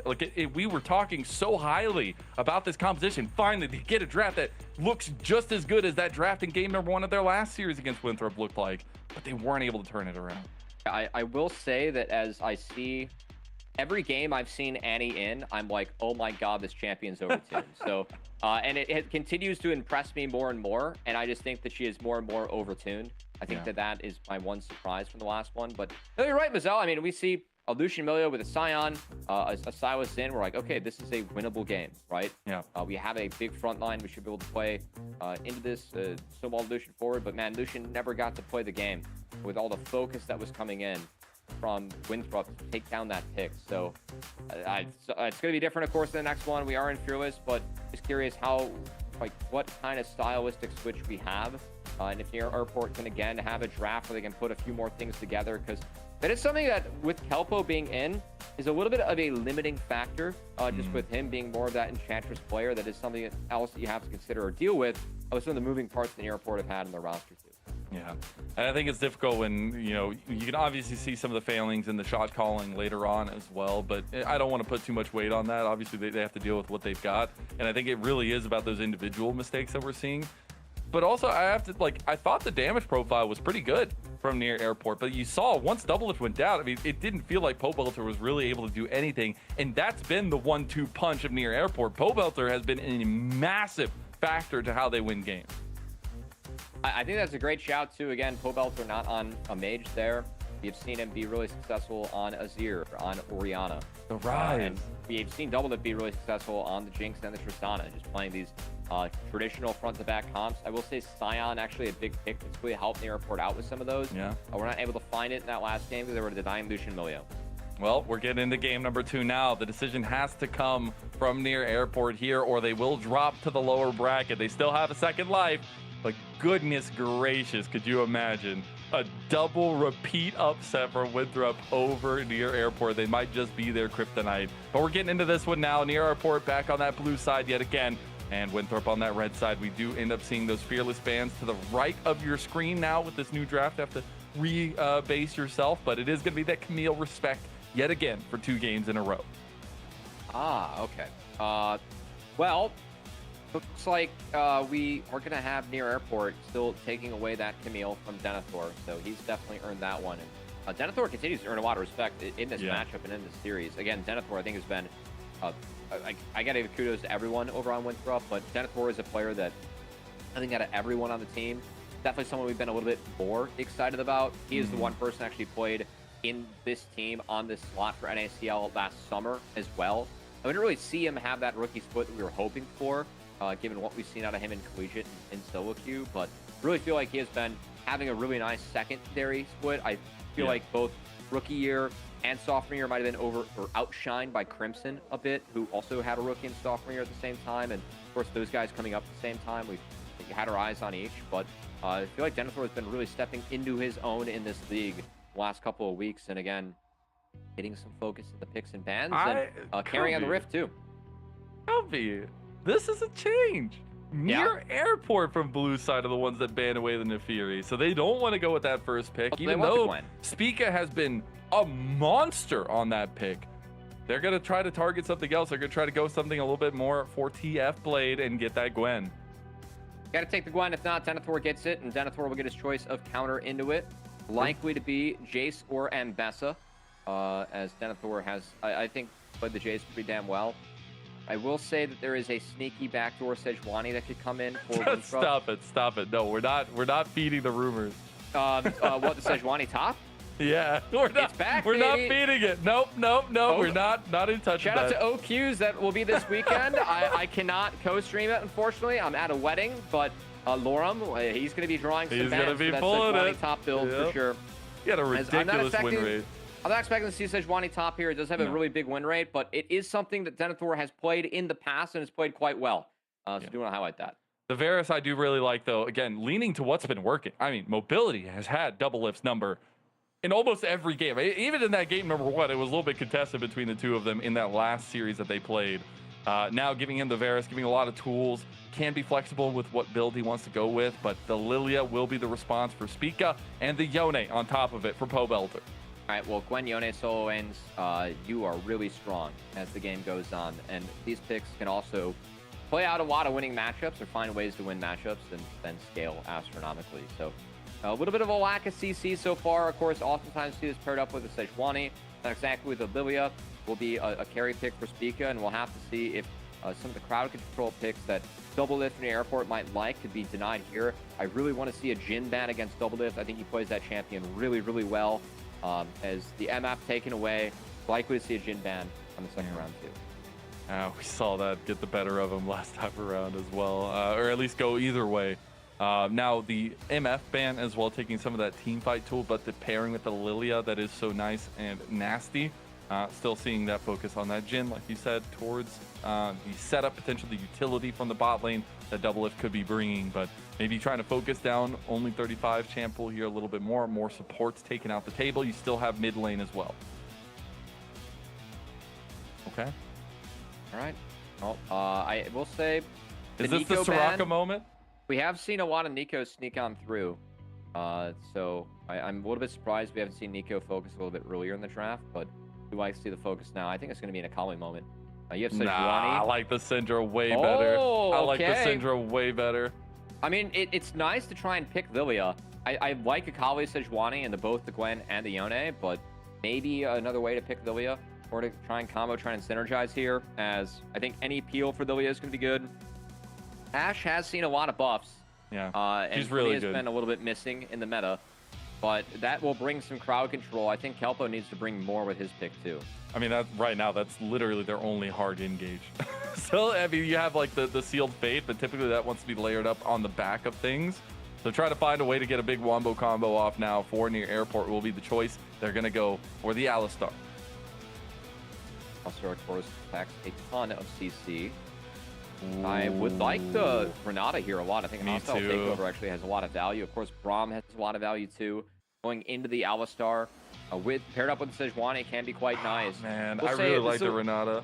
It's a little bit of motivation here to actually have an on-hit Varus, but I think that you can go poke and Hail of Blades and be fun. So in this kind of setup, though, we're still definitely leaning on near airport having the benefit going into the late game. I mean, it's Gwen Yone, right? Yeah. Their ability to play out 3 lanes and gather resources is going to be a lot better than Winthrop, but Winthrop with the Varus, with the Cinder, with Sejuani, potential to find picks and find one-shots, something that's really important to do into a Lilia specifically. So we'll see if they can really find and target down Spica in these fights, because if Lilia is allowed to ramp up and get going, we've seen what Spica can do on this champion, what this champion can do in general. I think last time around he had like a 70-80 CS lead because of the Lilia clicker speed as well. But this being said, we're getting into game number 2. Winthrop took a thriller of a game number 1 after near airport accrued a 5,000 plus gold lead 20 minutes into the game. Winthrop came around with a resounding comeback victory, and now near airport backs against the wall in the first round of playoffs. Their potential first life on the line here. Obviously a second with the lower bracket still intact, but could you imagine 2 Winthrop upsets over near airport in a row? We are 1 game away from that reality. That would be crazy, of course. Welcome to the playoffs, folks. This is the first day, first round of playoffs. This is a double elimination format, as near airport are 3 seed going up to 6 seed in Winthrop University, who did beat near airport to make it into playoffs and was the only team outside of the top 3 teams we have in the league to take a game, or a series, I should say, off of another top 3 team. Winthrop in position to do so yet again in the playoffs, a match that matters more. I know near airport really wanted to focus on their draft coming into this week, making sure that they have really being better set up for success, something they feel like they struggled to do in their first series against Winthrop. I think we've liked the angles that they've had in these couple of games. Winthrop with that Annie by Nautilus found a way to really cheat the draft of near airport in the last game, make sure that Doublelift could never play that game on the Lucian. Gonna be a little bit of a different story this time around, giving Doublelift the engage focus for himself, having those enchanted crystal arrows to really kick things off for near airport. We're taking a look at the lane states here. A little bit of priority will be important. I know Spica is really just going to want to farm. I know you talked about it, though. Sejuani on the other side for Wilson, going to want to try to be proactive as possible, as we are seeing both of them path up towards this top side. Have to keep an eye on where they want to make their first marks, or if it's just going to be that full clear into reset.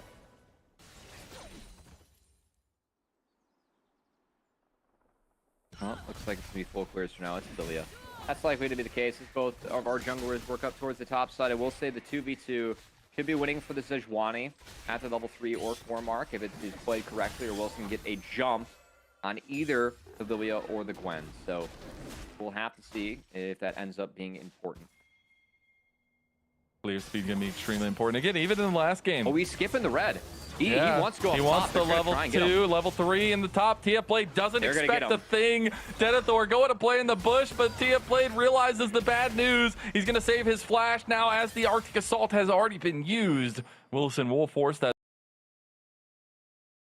Mazel. And that's a bit of a bummer because I think if there is a red buff, that Gwen gets chased down, but Denethor, of course, blew all of his cooldowns before Sejuani got into lane. Oh, double engage. Nice engage. The Unbreakable will be nice, though. Is it going to be Kelpo getting chunked now? You got those Blight stacks going up. Kelpo going to have to burn that heal early there, too. They're going to try to get that piercing arrow damage back with the hail of arrows there, too. Heal used from both supports. Pika going to get that top crab for himself. Potential the double crab now that Sejuani showed early. Absolutely. Double lift and the Ashe able to repel that engage. And that's something that we're going to have to keep our eyes out for again. Double lift on this Ashe. You know, you got to look out for the scatters, the poke Varus, and the poke from the Jace. I'm curious how early he wants to pick up a Vamp Scepter and if Double Lift can really manage that. Yeah. Because he's going to need teammates to catch that poke, and frankly, he's going to be the target of a lot of that poke. Of course, Ashe in a DPS war this game. She'll win, but there are a lot of ways that Winthrop can make sure that Ashe never gets to have that fight on even footing. Yeah, I will say, though, luckily for Double Lift, he is no longer the only carry. Last game, it definitely felt like it was all about Double Lift. In this one, they definitely spread the love a little bit. They're like, all right, we know what Winthrop's decision is. They want to kill the one person that can carry the game. Let's make multiple people carry. There is a Gwen Yone, and the Ashe is going to be trying to pump out those slows in order to empower those. That's a good read, Michelle. I agree with you on that one. Feels bad for Double Lift, but feels good for New Airport for sure. I think it still feels okay for Double Lift. We'll just see how bad it gets with the peppering coming in. Again, I think that's the right way for Wilson to play this one out. 3v3. How do we like our odds? Only 35 in trouble. Really good headbutt play from Kelpo, but he's getting low now too. Unbreakable is there, and he goes down. That's first blood to Double Lift. Gets the last shot in, and there's Near Airport striking true on bot side. Yeah, so far these first two shows from Wilson, I just been a little bit off against top lane. Felt like he was a little bit mistimed. Denethor didn't have his spells up, went for the trade, and then Wilson wasn't able to secure the kill. That time just showing up to bot a little bit late. Not able to impact the play to the likes of what Spica was able to do. That matters. That's the craziest part about this whole thing. I mean, even last game, when Near Airport were losing, Spica was still up like 60 CS over Wilson. And that was a pretty, tight matchup between the jungle and a Vi Xin Zhao. But this one, he's already up like 20, 30 CS early into the game. Nice attempt on the escape from only 35. Again, the flash. The W back to clear a lot of space, but Spica with the flash commit and also Ashe with the slows pretty much ends any and all hope of only 35 escaping, as of course those Ashe slows can help empower Ililia too. See that help out Spica and Near Airport secure that first blood. Gonna feel really good for them. Now they have a BF sword start on the bot side for Double Lift. It is going to be more that poke-centered build for mobility, so really going to have to find purchase on those first items, second items, to have some focus and some pressure on the Double Lift, because he's going to be strong. As Dragon number 1 is already on the table, has been for a little while. We have about a minute and a half until the Grubs. Last game, we did see that adaptation of the early Dragon into the Grubs take. This time around, maybe a little bit light on that for both sides, although Spica is hovering over mid as a redeploy from Winthrop comes out. He's got a level advantage right now. I think Grubs for Near Airport could be big. I can see Lilia gets through that really quickly. And if the initial upfront fight isn't clean from the Syndra, Sejuani and the Jace could be really good for Near Airport, because Gwen, Yone, and the DPS war very much going to be one out by NA, whereas the range war going to be one out by We are just fighting over this blue buff right now, secured by Near Airport, and like that I said, that level difference is really coming to a fold. Sword gonna pop his power unleashed. Luckily, he has only 35 right behind him to block a lot of the damage coming through. Kelpo's waiting for an in-game. Look at this. He's got the blast code, the double sleep with the lilting lullaby, the double headbutt Pove, and Povelter gets his first kill there as mobility overextends to try to get the kill on a Povelter. He will end up getting out with his flash. Okay, the pot's gonna be enough, but that fight, I think the Winthrop, if they win out on the Smite fight, I'm pretty confident that Wilson picks up 6. As mobility got out with here in 3 or 30 HP, it was one or the other. 30. That was pretty low. Yeah, but I think that's why Winthrop were playing so hard for that, because again, Wilson just with the CS he's at, I bet he takes one more camp, and that's going to be 6 secured. Denethor! Solo bolo hammer swing to the fences. TF Blade goes down. Yeah, kind of interesting to see the Gwen here with a Catalyst and the Grasp looking to find some sustain in the lane. I'm sure it's not going to be heroic completed as he's just grabbing that as an opponent, but Denethor continues to make his presence felt in this series and in this matchup, Mazel, as Denethor has been on a bit of a heater of late. Yeah, he has been, especially in this one too. That Gnar in game number 1 was looking damn fine, and now on the Jace, and looking back the last series these two teams played against each other, at least some great memories for Denethor so far, though will mean Near Airport do secure at least the grubs for themselves. The Dragon will be the trade on the other side for Winthrop. I can only imagine, like, being just a fan of Near Airport and watching NACL only when they play, what their opinion is of Denethor. You know, he is literally think, God in the top lane. They think this guy, like, they're like, why is everyone talking about Zemuto to LCS bad or LTA? It's got to be this Denethor guy. He's just beating the pulp out of us every single time we go up against him on the Rift. As Denethor earning the Camille bans from the last series, earning the Gnar respect as it's 2-0 the series against Near Airport. Of course, finding the solo bolo there. Will be the Dragon picked up for Winthrop University as the grubs were secured. 3 grubs at that. See, the problem is, though, he's gotten too aggressive. And, oh, God. Speaking of, mobility in trouble now, too. There's been a couple really good flash plays from Kelpo so far, making up for that last game as well. They don't get Denethor. They actually burn the flash as well there. So they will be able to return to that against them, but they can't get the 3-man dive. I think that's a good shout, Lennon. Shout out to Kelpo. Again, it can be hard to step into a team and sub, especially the subs from the Airport put together after a lot of the NACL season and rosters were. So Kelpo, a player that, you know, we weren't expecting to be the next standout NACL support, but man, to step into this team with all the pedigree that's here and step up the way that he has, it's been quite good. I think he's been a really big part of why they're actually winning this bot lane this game. So that's a good shout. Shout out to Kelpo again, stepping in and stepping up for Near Airport this series. Yeah, I still don't know why he's stepping in exactly, but definitely a far big contrast from last game to this game. And speaking of a far contrast from last game to this game, Povelter gets his 2nd kill and will have a big influence on game number 2. I mean, this Sejuani's kind of out of the game right now as Wilson, down 40 really, CS. Yeah, really far behind. Some of this has been him trying to help out the lanes to no avail in a couple scenarios, and also once Delia gets ramping, her ability to just feast the map, it's unlike any other jungler in the game, with the move speed you get and then your clear speed with that passage. So, also Leandry's already. Yeah, he is very far ahead of the curve. That's a good shout as well.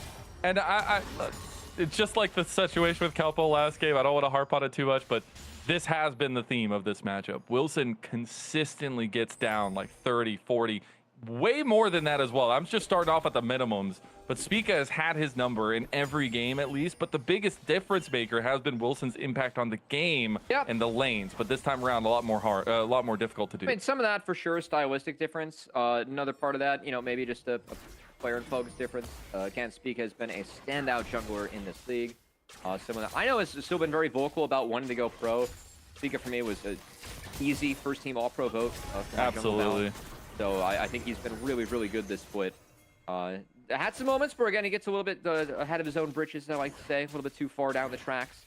But, hey, that's honestly been the story for this entire team with Near Airport. Yeah. Spica has been a very consistent and solid factor for them playing these games.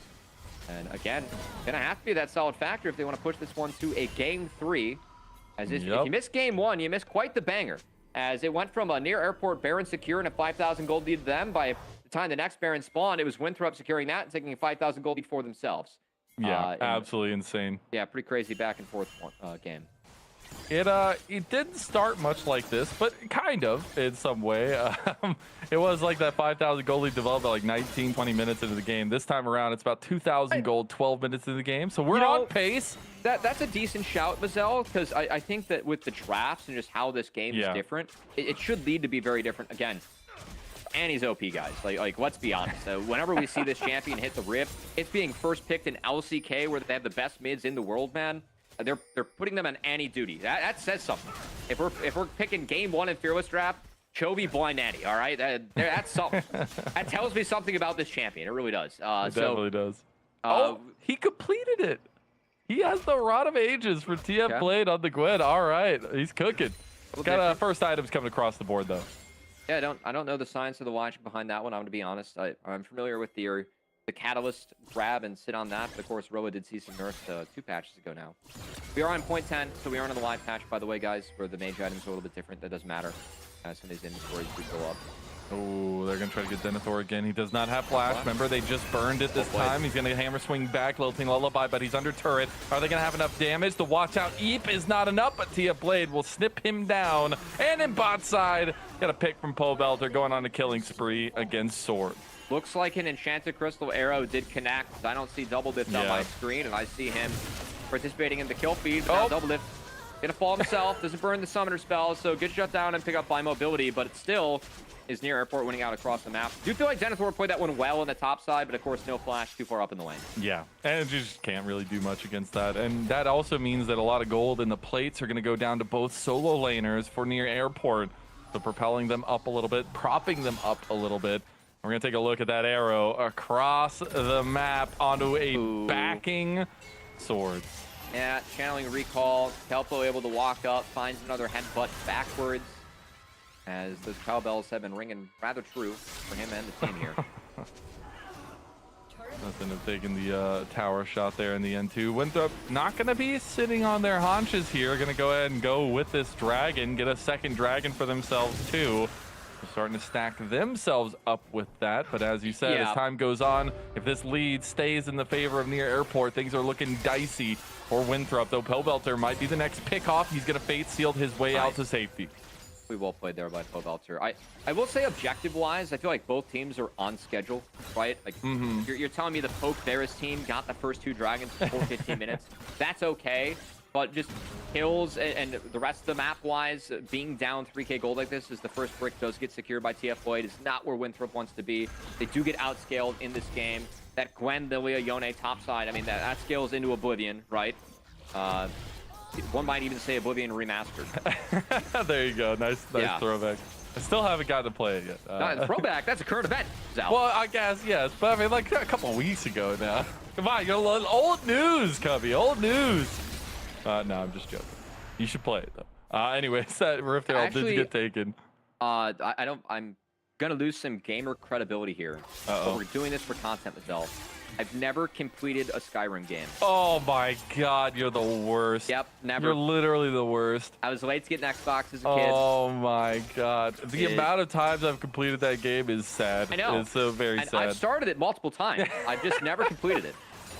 One day, Cubby will complete it. He's like 70 years old. To this game called League of Legends. Ah, yes, that classic. And my Emerald ass tries to relive the glory days when I was competing in college. Nice. Mid diamond.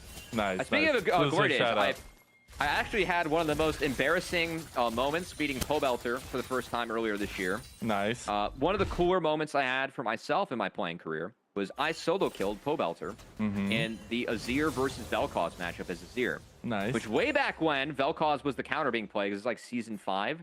That was like the second thing I told Pobelter when I met him. He's like, "Oh, you killed me in solo queue?" And I was like, "Yeah, I'm a real loser, ain't I?" Yeah, you are, but that's why we love you. No.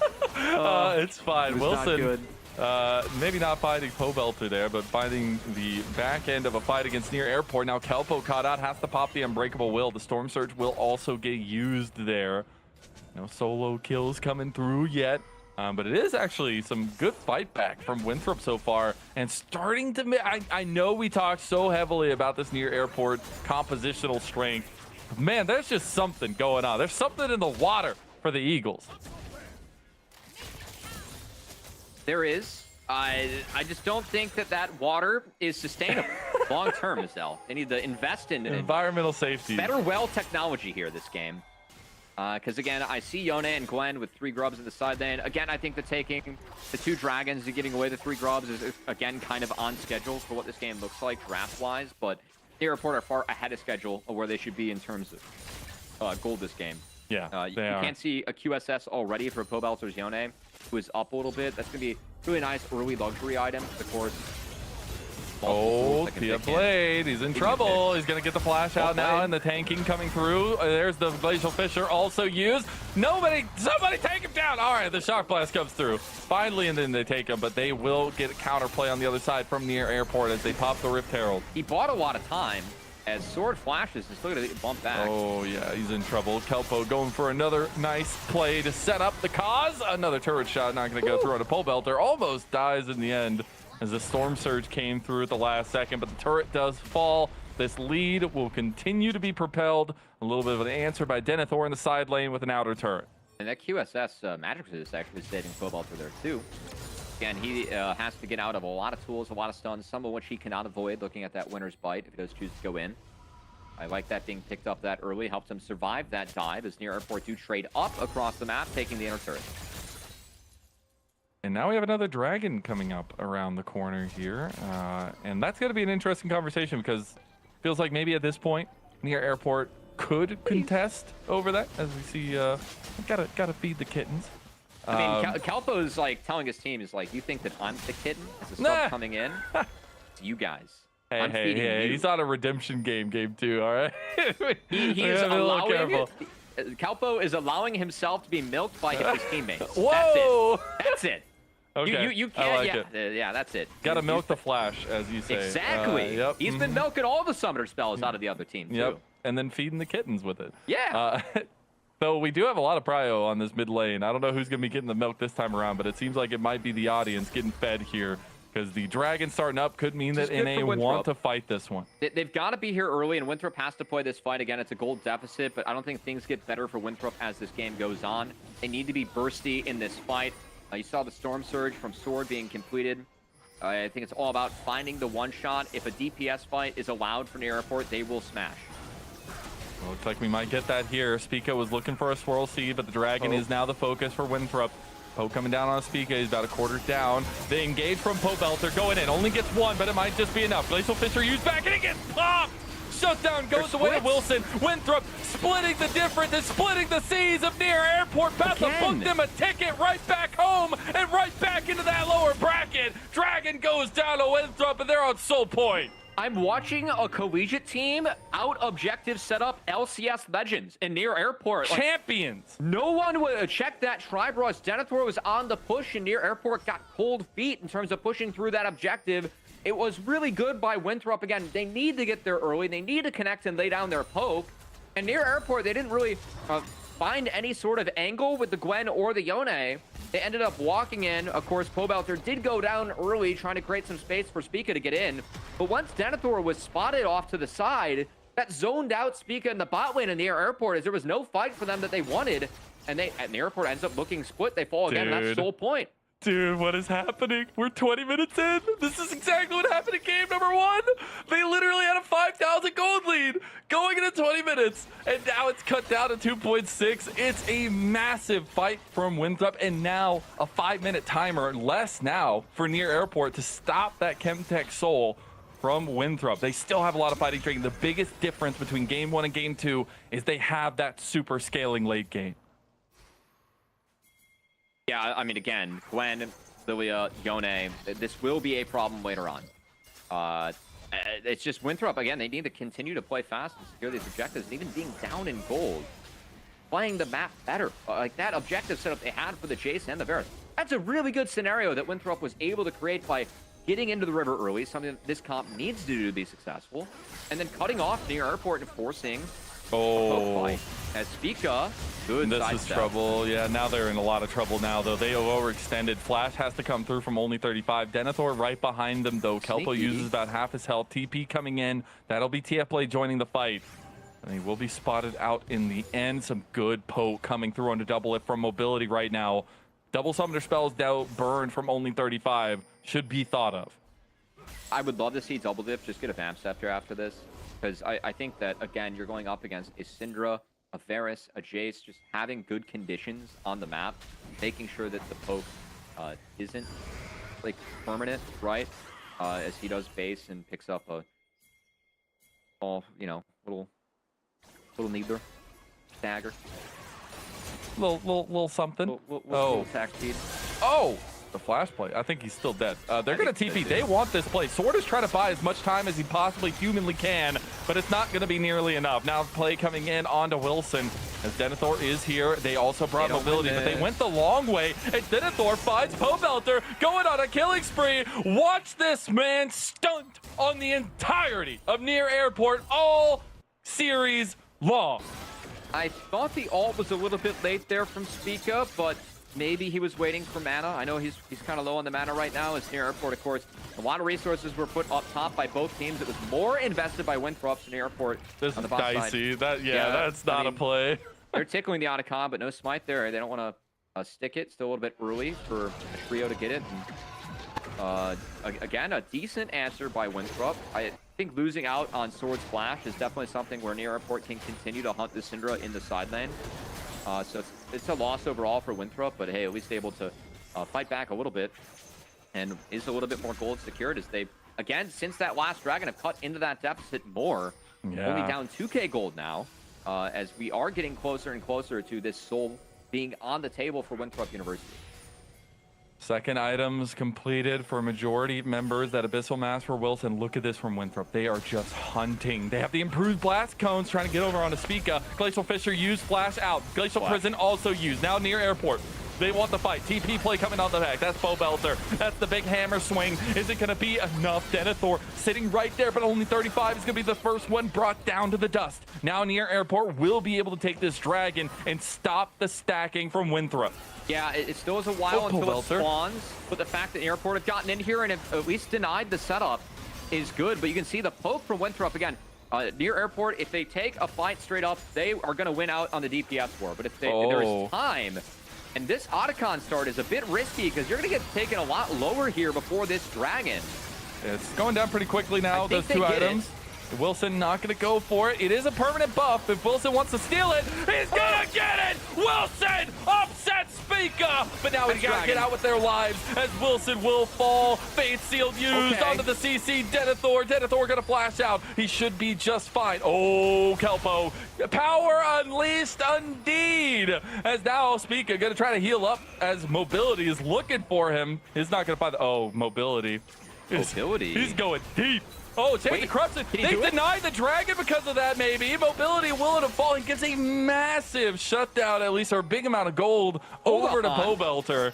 Wilson's death timer is shorter now. We're going to have to put this dragon without smite. Double lift. And Near Airport, they have to melt this now. Can Sword burst it down? They have vision. Oh, it's so close. They do have vision, but they do have Pobelter right there willing. Sword over the wall. It's not going to go down. It is TF Blade that secures it, but now afterwards, Pobelter and the rest of the team, they're caught. They're in the fish's maw, and now they get to fight back, and big Sun CC chain from Pobelter upsets the fight, gets those 2 quick kills, and now NA, they feel stronger than ever. That was really clutch by Double Lift. His Enchanted Crystal Arrow, it found Denethor, and TF Blade will be found. Yeah, he's actually going to get out. He's actually going to get out, and now Pobelter, he's going to do a lot of damage. Wilson got out again. The circus has come, and the carousel is turning, and it's a carousel of doom for Winthrop.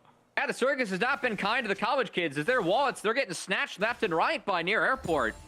Dragon again secured, and that Otacon steal, I thought it was decent for Winthrop. I didn't mind actually Mobility trying to get that Lilia down again. I feel like it's plays that have to be forced by Winthrop, but that fight on the back half, that might just break things in Near Airport's favor, as with the Smite being killed later on, they weren't able to get the Gwen. TF Blade TP's back out on the map. Near Airport is strong on the Rift, and this will be the Baron secured for Near Airport.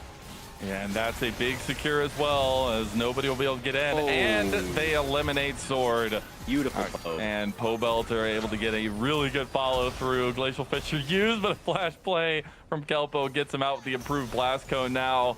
And back to an over 5,000 gold lead, ballooned out of nowhere, it feels like, for Near Airport, but the decisions have been clean and concise.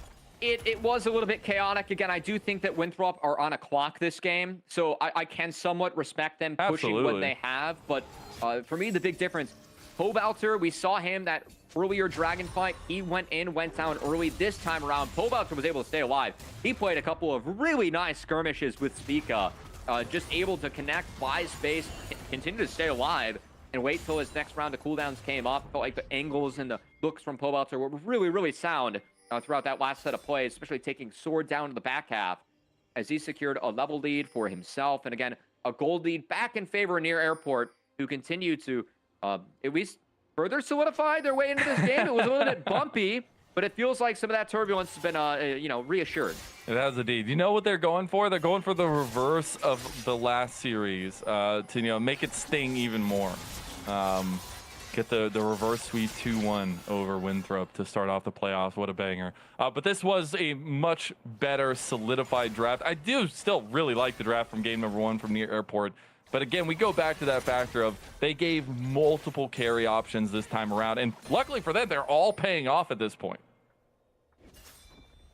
Again, the scaling of Gwen, Lilia, plus Yone. I think that the Ashe Alistar was a good pairing in the draft, too. I know that was a really big focus for Near Airport, solidifying that aspect of their game, too. Brings the CC and the control needed in order to make sure that this Lilia, Gwen, and Yone can do the damage they can do again. DPS-wise, yeah, Boyd gets a lot of value from that Don. Yeah, he does. He just bursted a ton of their ultimates going through. That's Chains of Corruption, everything down. Kelpa might pay the ultimate price for it anyways, as he gets chunked down, gets taken down by mobility now as well. Response needs to come into the top side as a tier 2 was under threat from Pobelter. Pobelter is aware it comes from Near Airport. Pobelter going to back off. Again, Kelpa going down. Not the worst thing in the world, but still. The Barons could be a little bit cleaner here from Near Airport. That does seem to be a bit of a common theme today. At least this time around, they played out 2 lanes narrow. I know Kelpa getting picked off. A bit of a bummer, but should be up in Speaking time of for more. Getting picked off on Vision, only 35 will be ran through by Doublelift, who goes on a killing spree. Plus 30 for only 35, killing that control ward, It didn't have the That's support what of it's his really team. about, Yeah, it didn't have the support of his team there, so it's going to be maybe an all-chat opportunity instead of a team opportunity to win. But as we get deeper into this game, and you can see some of the luxury items coming in. Double Zanyas for the top side of Near Airport. Of course, that QSS has been in the inventory of the Yone for a while. Going to be an IE next. And I think this is why we saw Winthrop forcing so hard earlier in the game. Because, again, this game doesn't get better for them. These items take away the opportunity to really make plays on these champions, let alone not even factoring in the damage that champions like Gwen, Lilia, and Yone do at this point of the game. So I feel like this one is still pretty secure in the hands of Near Airport, but some of those concerns that we had in the last game for Winthrop playing well as a team, we still see them fighting back off of better setups and good team fights, which Near Airport's going to have to clean up if they want to win the series. Okay, well, let's see this next fight that Winthrop are setting themselves up for. They get Lilting Lullaby already out, but the TF Blade combo with Pobelter over top of it will end up getting Sword out of the fight. Enchanted Crystal Arrow goes a little bit wide. They should be able to chase down here. Not going to hit that speed up from the Swirl Seed just in time. Dragon is up, some pings from Near Airport to pull back to the objective. Should be a solid objective secure here for Near Airport. I don't think that there's any way or reason to give up a Chemtech Soul. Again, this Dragon wouldn't be the most value for Winthrop, but of course that damage reduction can be quite big when you get low. Especially going up against the Yone for that E to snap back. We're getting into real specifics here. Only 35 to get chased down. Pika. Yeah, he's going to try to get this speed up as well. Looks like a little bit of a signaling at the end, though. Winthrop trying to pull a play back. They got about half health on Kelpo. A little bit lower now after that Shock Blast, too. Some of that poke damage really coming to fruition here for Winthrop. Only 35 being low with no flash, no also. Not going to be enough for Winthrop to try and look for a play. Airport, again, slowing things down a little bit. I expect to see them play 3 lanes here with the TPs. It can be a little bit dangerous to do so later on, but should be able to at least do that to fix the map and then set their sights onto the Baron. As, again, Near Airport, wasn't the cleanest path for them to get here. I think overall still a pretty solid game from them. It was really just like 1 or 2 blips in there, and the scaling is going to be very real and very difficult for Winthrop to deal with as we reach the later half of this game. Again, Syndra's ability to play in the side lane, we have seen that be difficult for Sword this game. You're going into a Yone, going into a Gwen, and Syndra is very vulnerable when you send any bonus members that way, especially into those 2 champions that can really capitalize in the side lane. So I think ability for Winthrop to play 3 lanes, it's nada. And we're going to have to see them be really strong to try and find some picks as a core, something that they haven't done the best job of doing or connecting with so far in this game. Yeah. And I have to say, it's been a very good redemption game from the entirety of Near Airport, but I got to give some massive props to both TF Blade and Kelpo. Obviously, Kelpo having a very stark contrast to that game, number one, having a lot of the say in the engages for Near Airport here and executing them very well as well. TF Blade not getting caught after those early kills going down as well in that side lane, and now just being the Gwen that everybody hoped he would be from the side of Near Airport when they drafted this first pick on blue side. And now it just feels like a slow and steady burn. Big difference from that game number one feeling. Can it be the steal? Yeah, Baron started. I'm curious if NA looks to turn. I don't think they want to flip at this point. There's just no reason to. I really feel like there's the drafts on paper in the game state we're in that this should be a 90+% win rate scenario for Near Airport. You got the formula out. Doing the math. The ESPN advanced analytics, hopefully. I love. I will say that LPL, they have a graph that shows at the start of every game based on a Chinese solo queue and the win rates of like those champions in there. Chinese solo queue is a chaotic place because I think I've only agreed with those like that graph like 60% of the time, and they're factoring in like thousands of games every patch. Just so insane to think about. They had a Gwen Yone comp getting outscaled. That graph did. I was like, whoa, incredible. Like, we are not able to team fight as these champions. That's the epitome of solo queue. We clearly are not actually going to 40 minutes in these games in like professional games. But we are going to 40 minutes in this game potentially though. It's getting close. Near Airport feeling like they just want to take their time with this one. They want to make sure they can hammer this out. Again, I don't think there's any way that they lose unless they really do something catastrophic themselves. So we're looking at objective steals at this point, or some like taking a fight after someone gets poked out to the point where they might have trouble to be actually involved in the fight. That is Winthrop's way out, trying to find pick and poke. That's going to be really the theme of their composition. Whereas any overcommit in the Near Airport, again, the DPS of Gwen, Yone, Ashe, Lilia, not anything that Winthrop can come even close to dealing with. We see that on paper. I've definitely seen that in the game so far. The range going to be the name of the game here for Winthrop. Play waves, try and do your best to clear them out. As mobility actually cleansed, flashed out. I don't know if he needed the cleanse, but a decent reaction nonetheless. As he had to get out of dodge as fast as possible and does so successfully. As you said, the ECA, or as you say. I can never call it the ECA. I don't know. The Enchanted Crystal Arrow is just too long. You need to call it like Arrow or Big Arrow. The Big Arrow that just start putting nouns in front of it. Big with two E's, you know? ECA is just, it's... Wait, big with two E's? Yeah, like big. Like donkey big, you know? Big Yoshi. I think like with multiple G's, but I like the E add. Winthrop are going to add a bear in here potentially as they burn it down. Resets. It is spawned, or at least spotted out rather, as it's just burning down. It's just going to go down. Baron goes away and Winthrop out of nowhere. I mean, that took a big chunk out of the gold lead. I'm a bit speechless myself. Nearport, they do get the dragon for it. They will get the dragon for this.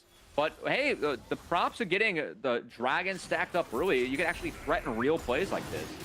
TF Blade and all Near Airport were hovering that bot side, and Winthrop, again, have a very solid call together as a team. Say, all right, like, let's just burn the Baron and see what happens. Actually end up having it go over in their favor.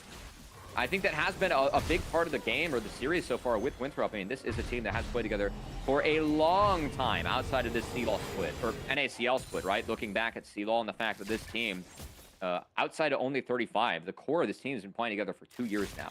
Yeah. We have really seen them be on the same page. It has led to good games in NACL and CLAW in the back half of their season. I think Winthrop as a squad deserve a lot of credit for that. And we're seeing that convincing call on the same page actually pay off in a Baron. Again, still keeping this game interesting, even in a game state we really feel like is hard for Near Airport to lose.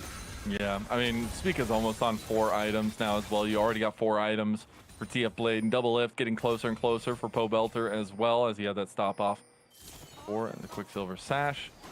But now Winthrop playing a little bit aggressive on this bot side. Still have the Baron push to get into this tier 2. That's really what they want to play around, as Near Airport trying to readapt the map. They were all on top side, end up losing out on some of that gold. They will end up getting that top lane tier 2 as a response from Po Belter, because nobody can really answer this man in the side lane. Denethor going to try. I think Denethor can survive. but survives the keyword. It's a hammer swing the wrong way or eating a Q3. It's spell the doom, but again with Edge of Night, that just makes it a little bit harder for Pobelter. As long as he has it up, but still just fixing that wave and then collapsing in the mid, because mid inner is going to be the next objective that Winthrop looks at. They're pointing out this Baron decently well. Man, I'm not going to get my hopes too high, but this is where the game gets stressful. This is where the game gets a little tight, because one false move from Winthrop, they just lose outright, it feels like. Yep. But one big fight from them just sets the tables to be so even in these fights as well, even with some of that scaling factor coming online for near airport. You can see, I mean, mobility has level 18, and that's an empowered shock blast and an arrow at double lift. And that's why I was hoping that double lift would find some earlier vamp, because the conditions for him on the map is going to be really tough. Now that we do have, again, all the poke. We still hope for Winthrop. I know that the gold deficit's there. We keep on harping on the DPS of the Yone and the Gwen and the Lilia. But they do have the range advantage. That can be quite strong. It can be. It's going to be about finding chunks and getting a fight on their own terms. Okay. Good disengage.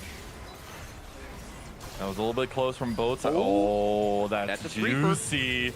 That's juicy. Speaker gonna hold his tongue. Not gonna sing sweet lullabies to Winthrop just yet. They will see them on the escape tunnel here. You know, they do have that vision down. In one of the most famous near airport plays in history, Ms. L. Yeah.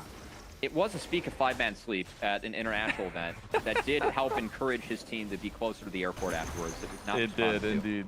I bring it up, or I brought it up a bunch, like every now and then in each one of the series, just to think about. Feels bad. It's been so long since that time. Like, it's actually crazy how much time has passed. I'm 29 and I feel old. We're gonna leave it at that. I'm still the youngest one on the team. Shout out to Hawk, who is actually the youngest one on the team. Yeah, I was gonna say. I'm struggling with aging myself. I need to be a little bit, delusional. Yeah. What happens if it's a 5-man sleep for near airport? Do we win. need to call that something new? It might be a win. Yeah, true. that could we better just be call it a win. responded to. We have an opportunity. Double F has the opportunity to do the funniest thing ever and not follow up on a 5-man sleep and give people like PTSD. Oh my god, incredible! I'm sure the comms will be great to listen to. Speaking of, let's look at the setup for both teams. No objective, but a mid lane prio fight for both of them. 5 items done for mobility. See if they can do it. They're going to catch Speaker. Speaker's going down. That's massive. Now TFLay finds the back line, trying to get on the sword. They need to pull back. Sword goes golden. TFLay goes golden too. It's responded back to. Enchanted Crystal Arrow comes through. TFLay goes on a rampage. Now Pobelter getting caught out though. Double left is down. Oh my god, Winthrop are doing it. What is happening? Spiga got caught. He cannot be there. I think that Alistar, it's kind of tough in the front line. There are ways to kite out. 40-second death timers. Again, fighting into the Cinder Braum Sejuani. Near airport, Spiga gets caught. No way. He goes down with, I don't know if he had flash up or not, but either way. No way. No way they go for it. There's no damn way. Pobelter, no ult. He can't cut the wave. Oh my god, they do it. They want one fell swoop. 4-man knock-up there from Kelpo. Is it going to be nearly enough? Only 35 is gone. They still have the takiness from Wilson. They're still going for the turret, but they realize only one will fall. Yep. Really good health sacrifice from Kelpo. And Winthrop, they'll turn back to their dragon. This might just be the soul for them, though. It is, and that was the right play from Kelpo. Again, found that 4-man knock-up, bought the time, the space for Pobelter to wipe that wave clean. But it is still a Chemtech soul being secured by Winthrop in this late game, Mazel. As the setups and the way they're playing it out, it's just been better from Winthrop in this game and in this series.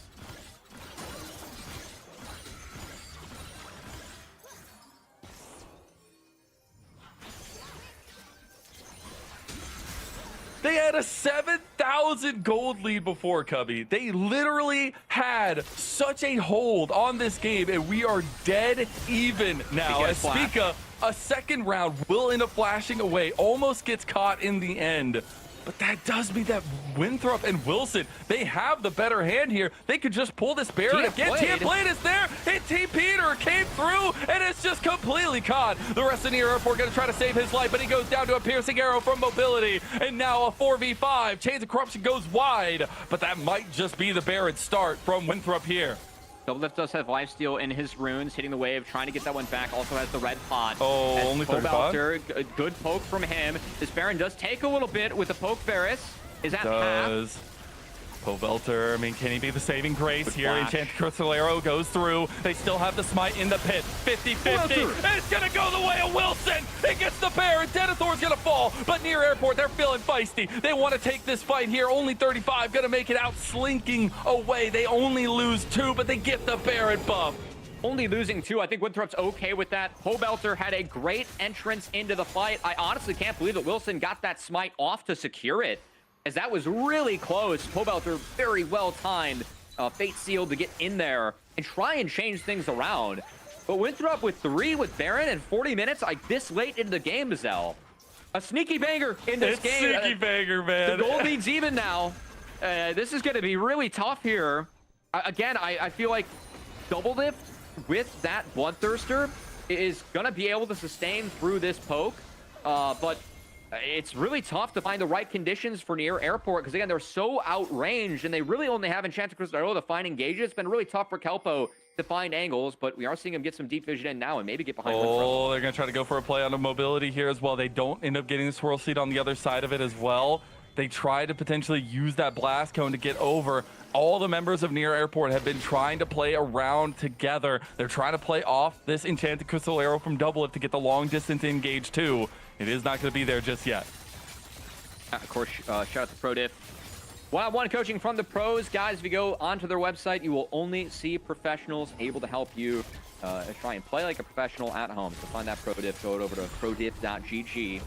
A lot of NACL players helping out with coaching on the side. And of course, co-founded by Armeo, a resident NACL player. Has been around for a while. I know that's a name very familiar to LOL fans back at home. But man, at the moment, it's not Pro Diff, it's Collegiate Diff on the Rift. Because Winthrop, they've been the ones that are bouncing back in this one. Playing as a better 5-stack and getting the best in the airport. Who, again, backs up against the wall, Mazel. They need to find a way to win this one. They do indeed. Kelpo's getting a little bit caught. He's going to pop the Unbreakable Will, though. He's very tanky. And now the rest of Near Airport are here. Look at Pobelter. He's chunking him down. Misses the bait, sealed in the end, but Double Lift has also come online. The Enchanted Crystal Arrow will be used out of, though. They get 2 picks now as well. Wilson and only 35 is down. Near Airport can push this mid lane. Good fight for Near Airport. Bit of undisciplined showing us 2-man sleep. That's huge. Oh, that's big. Lilty Lullaby. He's swinging sweet nothings. And we're singing a game 3 praise. Just like that. Near Airport, pull the trigger as Pika throws up the white flag. They're going to be looking for the end. I was looking so good for Winthrop throughout the setup, but that one they fought on even footing on NA's side of the map. They overcommitted without the poke, and now they got it. Spell the doom. They do indeed. They found the pick there. They found the win. It was scary. It was dicey. That's going to be a gold graph of all time. But Near Airport even us up 1-1. I really feel like Near Airport had the comp that was going to be stronger later. The fact that Winthrop were playing that well, making it that competitive with how they put out their composition, they do deserve some kudos for that game. But Near Airport, they banned strong at the end off of a mistake from Winthrop, able to end the game later on. But man, it feels like a series, Mazel, where if you take Baron, you're going to throw. We need to have some of these Baron deploys get cleaned up here. Oh my goodness. I mean, they had to give us a little bit of a heart rate increase in that game because it was boring as hell for like 90% of that game. But in the end, it was still Winthrop giving a massive effort in a composition that we said from the beginning didn't feel like they really had a chance going into the late game. We made it 45 plus minutes and still able to take some fights there. Really good stuff from Winthrop, but really good capitalization from Near Airport, righting the wrongs that were going down in this game, in this series, and being able to kind of have a strong finish to that game too. I mean, a good bounce back. And again, there's real pressure on Near Airport, minus Kelpo, right? Who I feel like this is, the pressure is on him to like be okay, but this is a team with a lot of pedigree. We almost saw them again go down a Nexus turret there against Winthrop to drop to the lower bracket early on in NACL. I know there's a lot of pressure on these guys to perform the way they've always have on the Rift, even if it is tier 2 and even if they aren't taking it that seriously. So to see them clutch up, capitalize off the mistake from Winthrop and win the game, it is good, but we're going to need to see better play out of Near Airport if they want to give us that convincing Game 3 win. Because it's been a close series so far. But a close one. It's absolutely delivering for our first series of the NACL Split 1 playoffs. We're going to go to Game 3 after a short break. We'll see you there.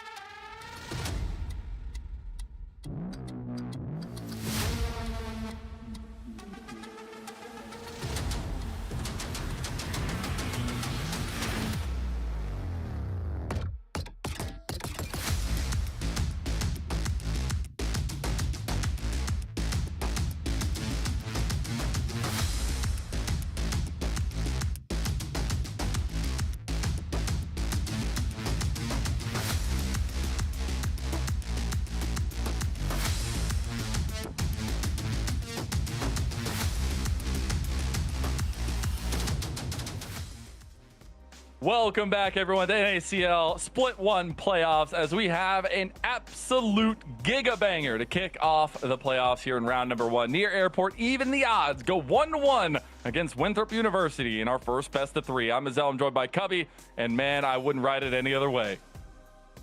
It's been another pleasant surprise from Winthrop. I don't know how often we can really say that about this team, but it really feels like a team that has been locked in playing as 5. And again, some of the mistakes we have seen from Near Airport has been punished really soundly by Winthrop throughout the series. I wish I could see the gold graph, man. They had like an 8,000 gold lead, and then it went dead even. Yeah, they finished off with like a 6,000 plus lead at the end after those couple picks, but God, that would be a gold graph of all time for NACL. Again, this was a game where Near Airport, I really feel like they outscaled hard. And we did see Winthrop that the one advantage they had in this game was range. They did a really nice job of using that to try and find some winning scenarios. Isolated a few members of Near Airport. That was a big difference in a couple of these fights. And I'm just really pleasantly surprised at the level of play we're seeing out of Winthrop today. Yeah, it's been really cool. And I think they literally took down one of the Nexus turrets. Like, they were so close. And I'm wondering, like, what happens if they commit there with no minions? I mean, does it have the same impact? But yeah, in the end, it's nerfed by it like would still be 50 a loss. or yeah. Like 90% of your damage gets nerfed. It's ridiculous. It is. But they gave a very promising fight in a situation where, Near Airport really need to respect this game 3. It was a game 3 last time these two teams faced off that went holistically Winthrop's way. Maybe the Nocturne ban is forced to come through. I know that Camille ban will absolutely still be there against them, but Near Airport probably going to be on the red side this time around. They need to continue finding these compositions that just scream win condition to you. I don't want to see any of this craziness of fluctuation. I want to see a standardized team composition that these guys at this level can execute beautifully. I want to see probably no Tristana for double lift as Winthrop.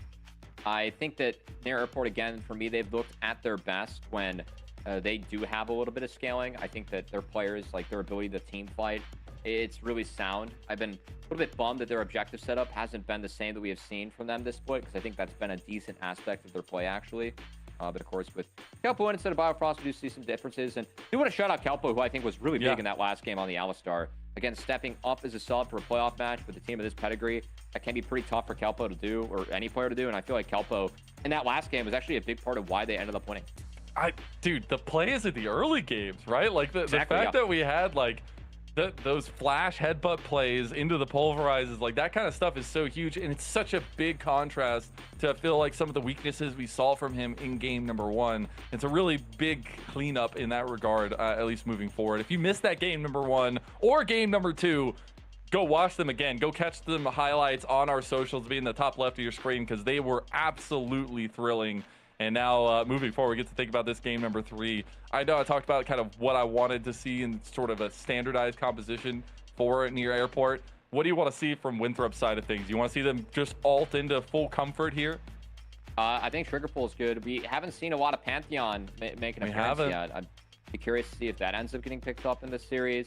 I know that looking over at Wilson's pool, his most played champions are off the board in the Xin, the Lilia, and the Vi. We have seen some Malachi bans actually make an appearance, so curious if that remains, or if that's something that Winthrop maybe wants to play for themselves, because I think that would set up really nicely for some of the other picks they might want to see. Also, just really want to see Tristana be taken away, as we are getting word that Winthrop actually has selected red side. We've mostly seen blue side still be the choice of side. But here in NACL, again, a lower level of play. I do feel like red side and getting those counter picks a little bit stronger the lower down the totem pole you go. Especially for Denethor. Yeah, he's gotten TF played, man. Like he's waiting to pull something out.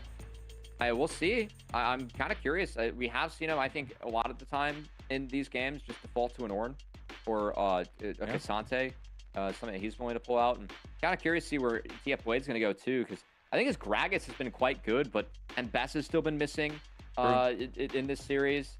So I think a lot of top lane options still available.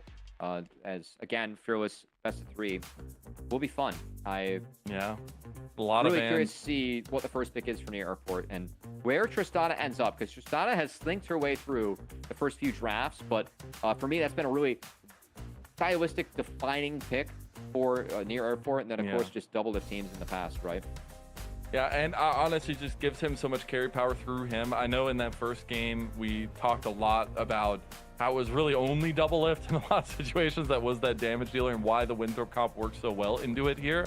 But giving him something that still gives him a lot of priority in the team itself is a very important factor to Near Airport's victories going forward. So I really want to see consistency out of him, out of Pobelter, this duo carry comp that we've seen so many times for them, try to come through and pull through for game 3, leaning on some of the biggest names on the roster.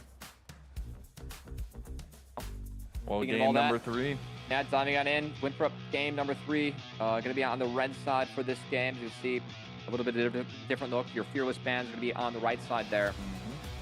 Diving in, of course, pick some bands under the way. We have seen the Fury in the last one to get taken away by Near Airport in that first phase then in. I got to imagine that one's going to change, if anything. That first pick, the Fury in game 3 for Speak at Near Airport, sounds like a pretty good start to me. Yeah, absolutely does.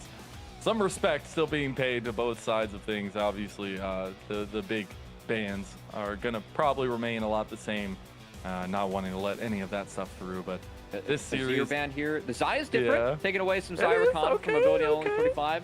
I like that. The Fury band. Okay, yeah, we do see Winthrop make that swap. Now, what happens with the Zir? Are they willing to give a Zir away or handshake it? Because I think that Pobelter's Azir has been phenomenal for himself and Near Airport this split. Yeah, it's going to be such a heavy decision. I mean, I still feel like the B1 has a lot of importance here for Near Airport and trying to find something that can work across the board for the competition. Because I do like the counter pick is obviously going to be for Denethor. I feel like in a lot of these situations it has been. The Azir gets banned away, like you were mentioning. So do we end up seeing kind of these solo lane pryos in the first phase for Near Airport? Well, I mean, that's the Tristana I was talking about. I think this is just, for me, this is the pick that I would not let double lift get. I think I'd rather face a Spica and a Fury than a double lift Tristana. Again, he's been really good on the champion Spica has on the Fury, but man, double lift Tristana, it's been so damn good, and this just really puts a timer on Winthrop. If you don't win by a certain time against Tristana, you will be outscaled. So Winthrop already taking the Jhin, going to show a little bit of range early on. And I'm expecting that they probably save that support counter pick for later. Curious what happens with the Maokai, a champion that Winthrop has taken away, but Wilson's very likely to play himself and pair as well with Tristana. So yeah, could see it make its way into the draft here. And there it is. I'm just saying, Mobility's Jhin in game 3 of their last series was kind of popping off against Mr. Double Lift over there. We'll see if it remains the case in this game 3. But the Maokai still a little bit flexible, but more than likely providing a ton of spacing and utility to the composition so far from Winthrop. It will be the Leona locked in for Kelpo to go alongside that Tristana. I would be amiss if I said that this isn't guaranteed to be a Wilson Maokai. There has been some Maokai for only 35 too.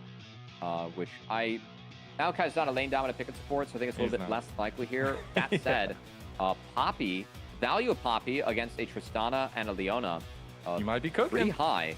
So if we are going to see any sort of swap to put Maokai bot, maybe take a Poppy here for Wilson, or a Poppy for only 35, frankly, I wouldn't hate it. I like the Victor. I really like the Victor for Pobelter. I think it's been one of the strongest champs that we've seen from like control mids. The Orianna, though, on the other side, it's sword special as well. We've seen Pobelter have really good times on the Orianna. This is going to be a fisticuffs matchup in the mid lane. Yeah, curious now to see what happens with the bans. I'm curious if Near Airport actually respects the Poppy potentially coming through, as we're going to have a couple jungle bans thrown at Spica, who has a really deep pool. And I'm curious, there's one pick, I gotta say, that I would like a lot this game. I don't think there's a lot of crowd control to support it, but we've seen Dardoch play some jungle jungle Mundo into the Maokai. I knew you were gonna say that. I could see a world where Spica, it feels like a Spica champ to me.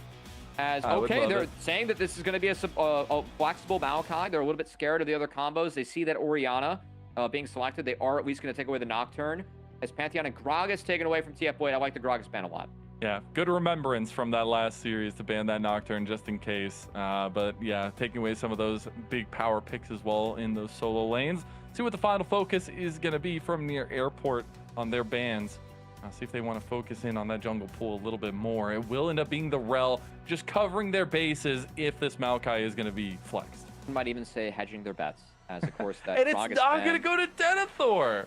They're going to keep the flexibility. I appreciate that. I think slamming the Renekton now is fine. Curious what TF Blade opts for, as Bess is on the table. That's not a great lane matchup in a Renekton. And outside of that, it's been mostly carry picks for TF Blade. It's a little bit of a tough situation. I mean, that's a gauntlet thrown from Denethor if I've seen one. Ivern locked in for Spica.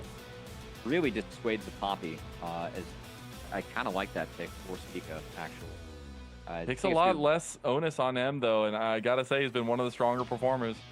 It is, but like, I think there's a little bit of a lack of damage right now for the Winthrop side, not to mention a lack of range, too. So having Ivern really control that space for the Victor and the Tristana, I like a lot, as only 35. Is this going to be the jungle or support Maokai? Now that we have the draft rounded out here for both of our teams. The Kasate final pick for TF Blade, going something maybe more consistent, something that can always have impacts in the late game as well. I do really like that, and that all out is going to be very important on some of these crucial frontliners that Winthrop are working with. I think it's Khan. Yeah, okay. All right. Lack of damage for me on the Winthrop comp, and a ton of scaling for Near Airport. I don't think that there is a world where Near Airport's comp can be broken if it goes late. The value of Victor and Tristana into champions like Renekton, like Maokai. Yes, there is ability to find these shockwave combos. So Key, the only 35 might be able to sneak in the back of these fights, but it's that in range, the name of the game for Winthrop University, whereas Near Airport, their ability to try and sustain up throughout a fight with Ivern and play these fights to create space for Tristana, where her and Victor should do the carrying, is very real. So I really like the scaling on Near Airport side, and I don't think the lanes are really rough enough for them to be concerned. I expect to see focus mid and bot for Wilson. Like, in a nutshell, all three of these lanes can win. Orianna needs help to beat Victor in the mid lane, and then I think that help also needed for the Jhin Rakan down bot, where I expect Wilson to put time in, because again, delaying Tristana, probably the most valuable thing that him and Winthrop can do early on. Yeah, I think it's so funny to see the build up into this game number 3, because we're getting the payoff of a lot of the situations we really wanted to see paid off. Like, the fact that Pobelter and Doublelift are taking so much on themselves this game, this 1-2 punch that Near Airport have been so dominant with, leaning on these two stars of the NA scene to be the ones to take them into that next round in the upper bracket, while Winthrop, they're leaning on what worked for them in that game 3 of the last time these two teams met. They've got this magic pick of the Maokai, but they've also got mobility on his Jhin. We'll see. That Jhin matchup sucks into Tristana, but we'll see if the utility is going to be enough to get Winthrop over the edge. We head into game 3 of our first best of 3 of the NACL Split 1 playoffs.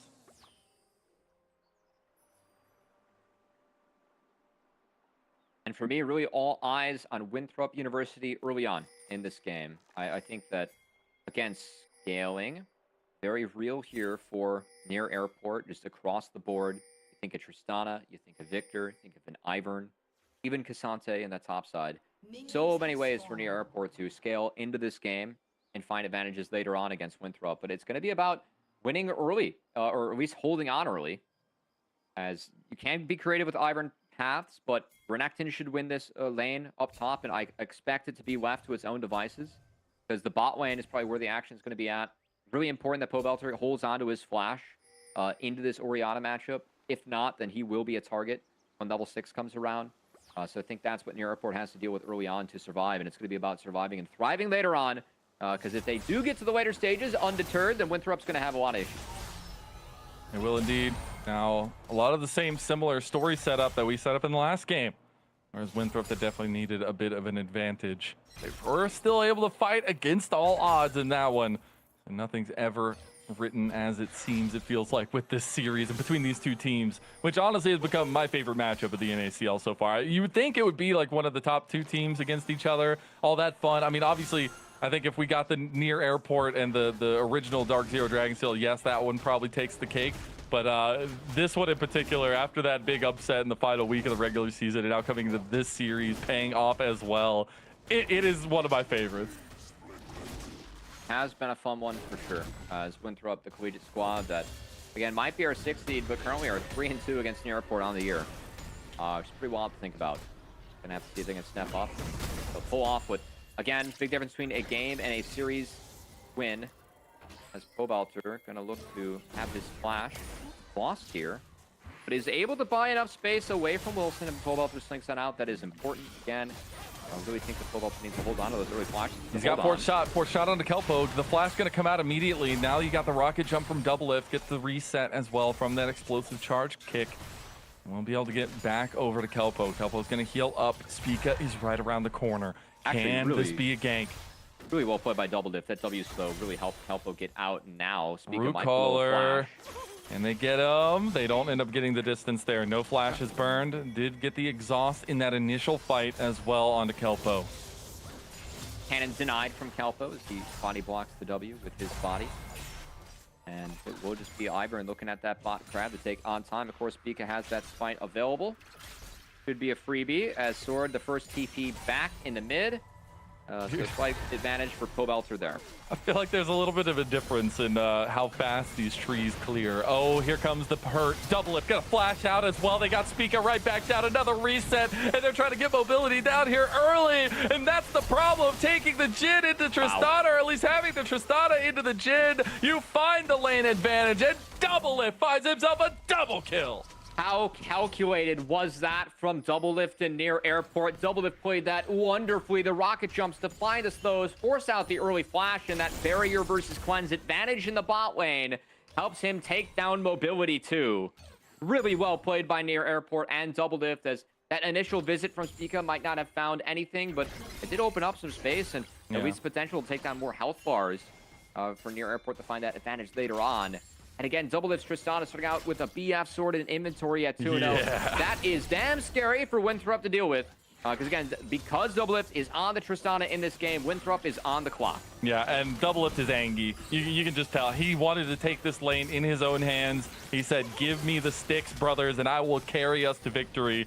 Now in this Tristana early spike, that's huge. But my favorite thing about all this, and Double Lift's mindset going into this one, he's very passionate about this Near Airport squad. They want to win. When I listened into some of the streams and scrims and like things like that from them, like he gets so fired up when things don't go their way and knowing that they can be better. And I think that is what we're seeing here in Game 3 that matters to get them in this upper bracket, continue having that double life, and Double Lift finding the big early play. Again, just love how calculated this is from Double Lift, the early flash, understanding that, you know, if he's able to get the double rocket jump off, that's how he gets out of trouble. Grand entrance will not be available then for the rest of the fight. Mobility, again, kind of barrier versus cleanse diff in the back half here. Also just DPS from the Trist versus the Jin diff. That barrier saves Double Lift, gets him that double kill, and gets Near Airport off to the dream start of this game. And again, Double Lift's Tristana, guys, in NACL. It's 4-0 with an 8.8 KDA spawned into this game. It has been damn good. It's been damn near unbeatable. When looking at this team, it feels like you gotta deny the Azir and deny the Tristana from Near Airport. I think that's been my diagnosis so far. Winthrop opted to give it over, try and play into it and win early, and not been the best start for them. And now we get the lane swaps. We get Double Lift and Kelpo up towards top side. Dragon will be given over to the side of Winthrop, it looks like. But it should just be that prio on top side that they're trying to gain ahead of the Grubs. Tristana with the 3 Grubs, a massive factor here as well. So they're definitely opting into playing towards that. Dragon, you started up by Wilson. The Battle of the Fanghorn Forest continues.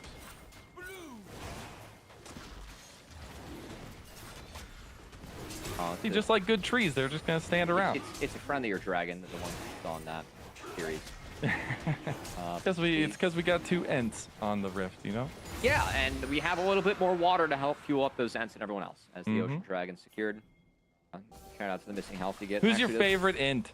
Does matter for the Wayne Fate. You're gonna put me on the spot to name the Ents? No, I'm not. Because I just thought about it. I don't think I could name any more than Ironbeard. That's mean. But, you know, yeah, I mean, it's got to be Treebeard. No, that's like the one name I can come up with. There you go. I like it. Well, that being said, though, one of these Ents is going to come out the better of them. And so far, it is pretty contested in that factor, but both of them going to have a lot of team fight utility aspects to them. Grubs is spawning in about 45 seconds. Spica and Co are already up this side of the map.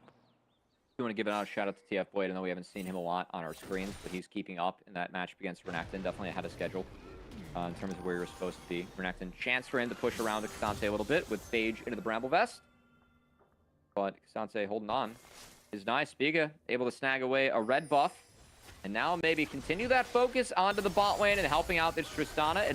It is a level lead for Near Airport's bot lane and 6 secured for Spiga. Looks like they're scared of pulling out any play or any potential dive, but actually was potentially a pretty winning look there. Going to use it to secure prio for the grubs, and I think that's going to be the look for Near Airport.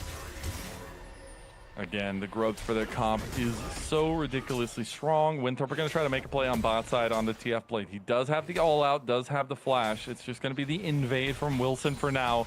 Try to scoop up a little bit of something while the other side of the map is going holistically the way of Near Airport. Going to be close to that level lead still, I'm sure, for Spica over Wilson. But now that dive potentially coming in. Denethor says it is time. Not going to get hit by that Q3. They should be able to clean this one up. TF Blade flashes to the last second. Denethor, one more tower shot. He is done skis, and that will be the kill response by Winthrop on the bot side. All right, 2 flashes burned. Wasn't the cleanest. Well played by TF Blade to get around that. I think a little bit of misplay by Winthrop, but it is the 3 grubs for the kill onto the K'Sante. They will be crashed by Denethor and will be lost for Near Airport, but still objective secured. I think Near Airport's okay with that. I think so too, honestly. At that point, being able to take anything away from that side of the map while you're still so strong with double lift is going to be an important factor. They are going to get the resets though and redeploy back out into the normal lane states here as TF Blade has TP'd up towards top side, trying to stop only 35 from getting that clean back off. It should be right back to normalcy here and a much more reserved game from both teams in this game number 3. Still feels like Near Airport the ones that are dictating the pace of this game. Again, they have this pre-10 minutes Yuntal's on Tristana. And like they don't have to do anything. Again, they started this game off by saying the onus is on Winthrop to make plays and get ahead. We have not really had that. And unfortunately, mobility doesn't get to do anything now. Like if he overextends it, I'm obviously nowhere near as good as mobility, but I play Jhin a lot. And if you step one step too far, that double slow from the rocket jump, you are doomed if without your summoner spells. Luckily, he has both his cleanse and his flash, but at this point, the Jhin is just utility.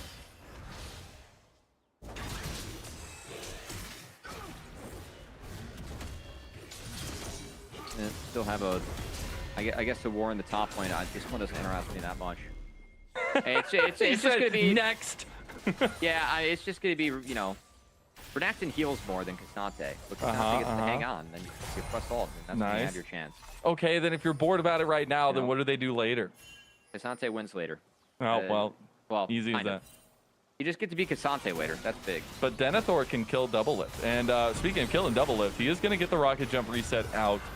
Does get the curtain call opened up onto him. Dodging out of 1, dodging out of 2. Fourth shot going to dodge out of as well. Double lift now, finding those fancy moves in an important game number 3 to keep their upper bracket run alive. And another kill comes through. Feats of Warfare completed by Double Lift himself alongside Kelpo.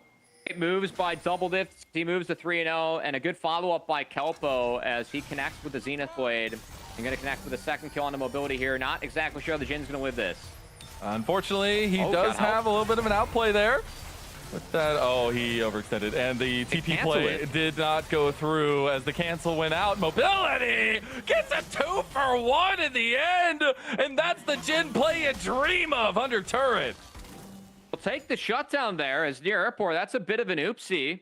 Making sure that Double Lift is off the map. That's not what the plan was. Double Lift had barrier, was not expecting that the turret would take him all the way down to 0.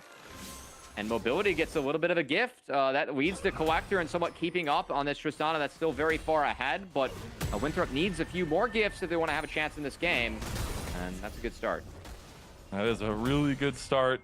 We'll say getting a little bit back there for mobility is going to feel really good. Now Winthrop putting a lot of bodies on this bot side to get this dragon. They're doing due diligence in getting these early dragon starts, as has been the moniker so far in this series for Winthrop. Again, series where they mostly focus taking those early game compositions. Not too surprised there that Winthrop has been their identity for the year. For better or worse, we play to win the game early, you know?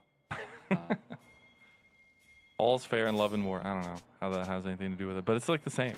We are on first items now, being caught up to Double Lift. I know he got that early item. He's on a BF sword as well, so he's very still much ahead of everybody else. But Winthrop actually having their first items gives them a little bit of fighting strength as well. And my concern later on for Winthrop, and with how far ahead Double Lift is, you actually have pretty good interactions into Renekton. Like, Renekton is going to get just steel caps for armor early on, which Tristana doesn't really like because your pen comes later on. And the jumps away from Renekton, you're able to clear a lot of space between that and the Bluster Shot. Like, this is a lane you can actually just play in the mid game on your own as Double Lift, which we are kind of seeing right now. And then again, Tristana and the Orianna, you can buffer your way out of the Shockwave. So a lot of ways that Double Lift can play defense. Very safe carry as things go late. And I just don't see a way they can stop Double Lift from getting his farm. And the more time that Airport buys on the map, the more unwinnable these fights do get. I like this call. They found Wilson transitioning in the jungle. Now he's not going to get caught just yet. They're going to burn a lot to try to get him. The Nature's Grass have been pulled back. They're going to try to kill Daisy now. Look at Denethor. He's waiting to try to get access onto the back line, but now Winthrop called a white flag. They try to retreat. Bramble Smash might be enough. Deadly Flourish comes out. Curtain Call is there. Denethor getting chunked now, though. The fourth shot goes through, but he is only able to get the one kill with Denethor getting that one. Got a little bit of setup on a pole belter, not able to get him. Now the Chaos Storm is there, and unfortunately mobility has been locked in place, and he'll go down to Double Lift. There's now resetting all over Winthrop. Not gonna find the angle just yet. Going for the fourth, going for the Buster, and they got the three-man blast cone to get to safety. Bustered into the wall, not able to find anything more, but it still is near Airport, winning out on the elongated skirmish. I thought Sword hiding might have been a winning angle, but the Shockwave only got the flash out of Pobelter, didn't connect with any damage, and it was Double Lift pumping out that damage to the back half as he moves to 5-1. Now on this Tristana with an assist to boot, getting closer to the Greaves and the IE. As this game continues to get harder and harder for Winthrop as this moves forward. Yeah, I mean, Double It, there's a reason I put him as right behind Tactical in best ADCs in the regular season itself. I mean, this guy has been on a tear. Yes, he took a little bit of break, and yes, in their last series against each other, mobility absolutely gapped him. But this is the kind of leadership, the kind of setup I want for this guy. This is his team. He's like, give me the Tristana game 3. It is a menacing pick throughout the regular season, and now he's set up for success. I will say, I feel like I've seen Double Lift get caught a little bit at times on ADs in NACL, but not on this Tristana. When he plays the Tristana, when he plays the Jinx, he knows that the game is on him, and that's where we see Double Lift really be at his best. As he has been fantastic so far in this one.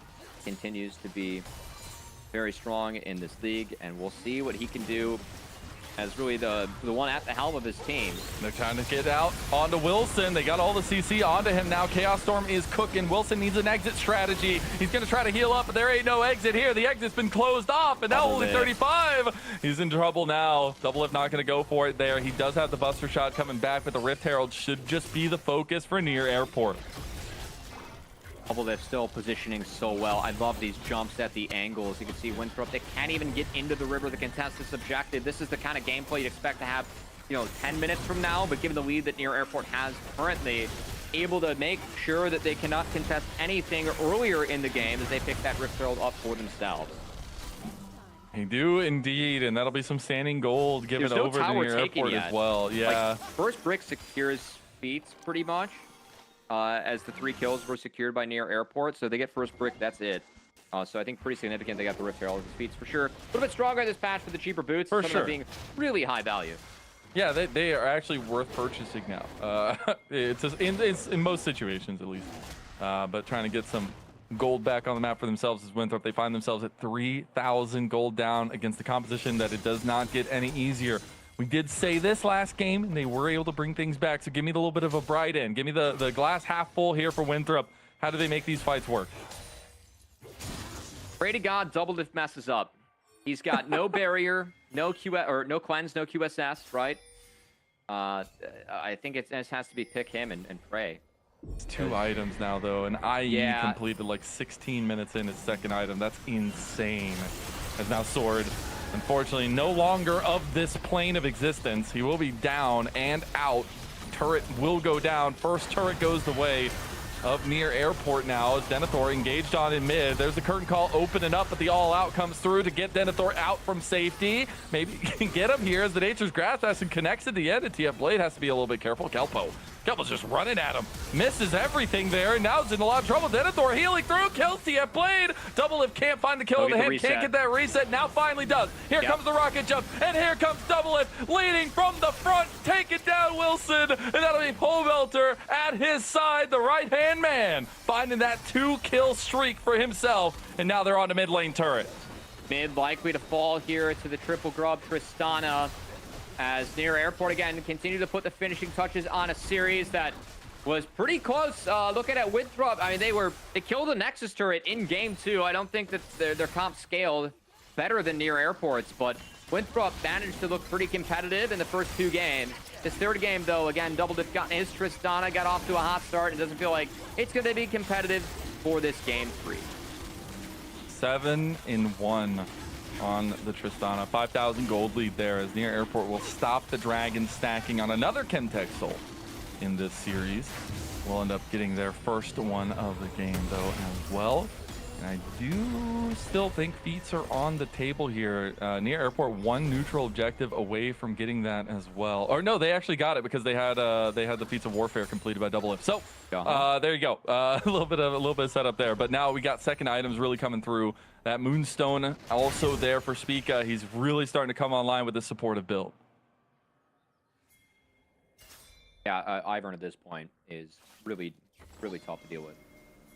And you pair up that with a Tristana, one of the safest, most complete late game carries you can possibly imagine. No one has more safety than the rocket jump plus buster shot combo and the most range in the game you get later on.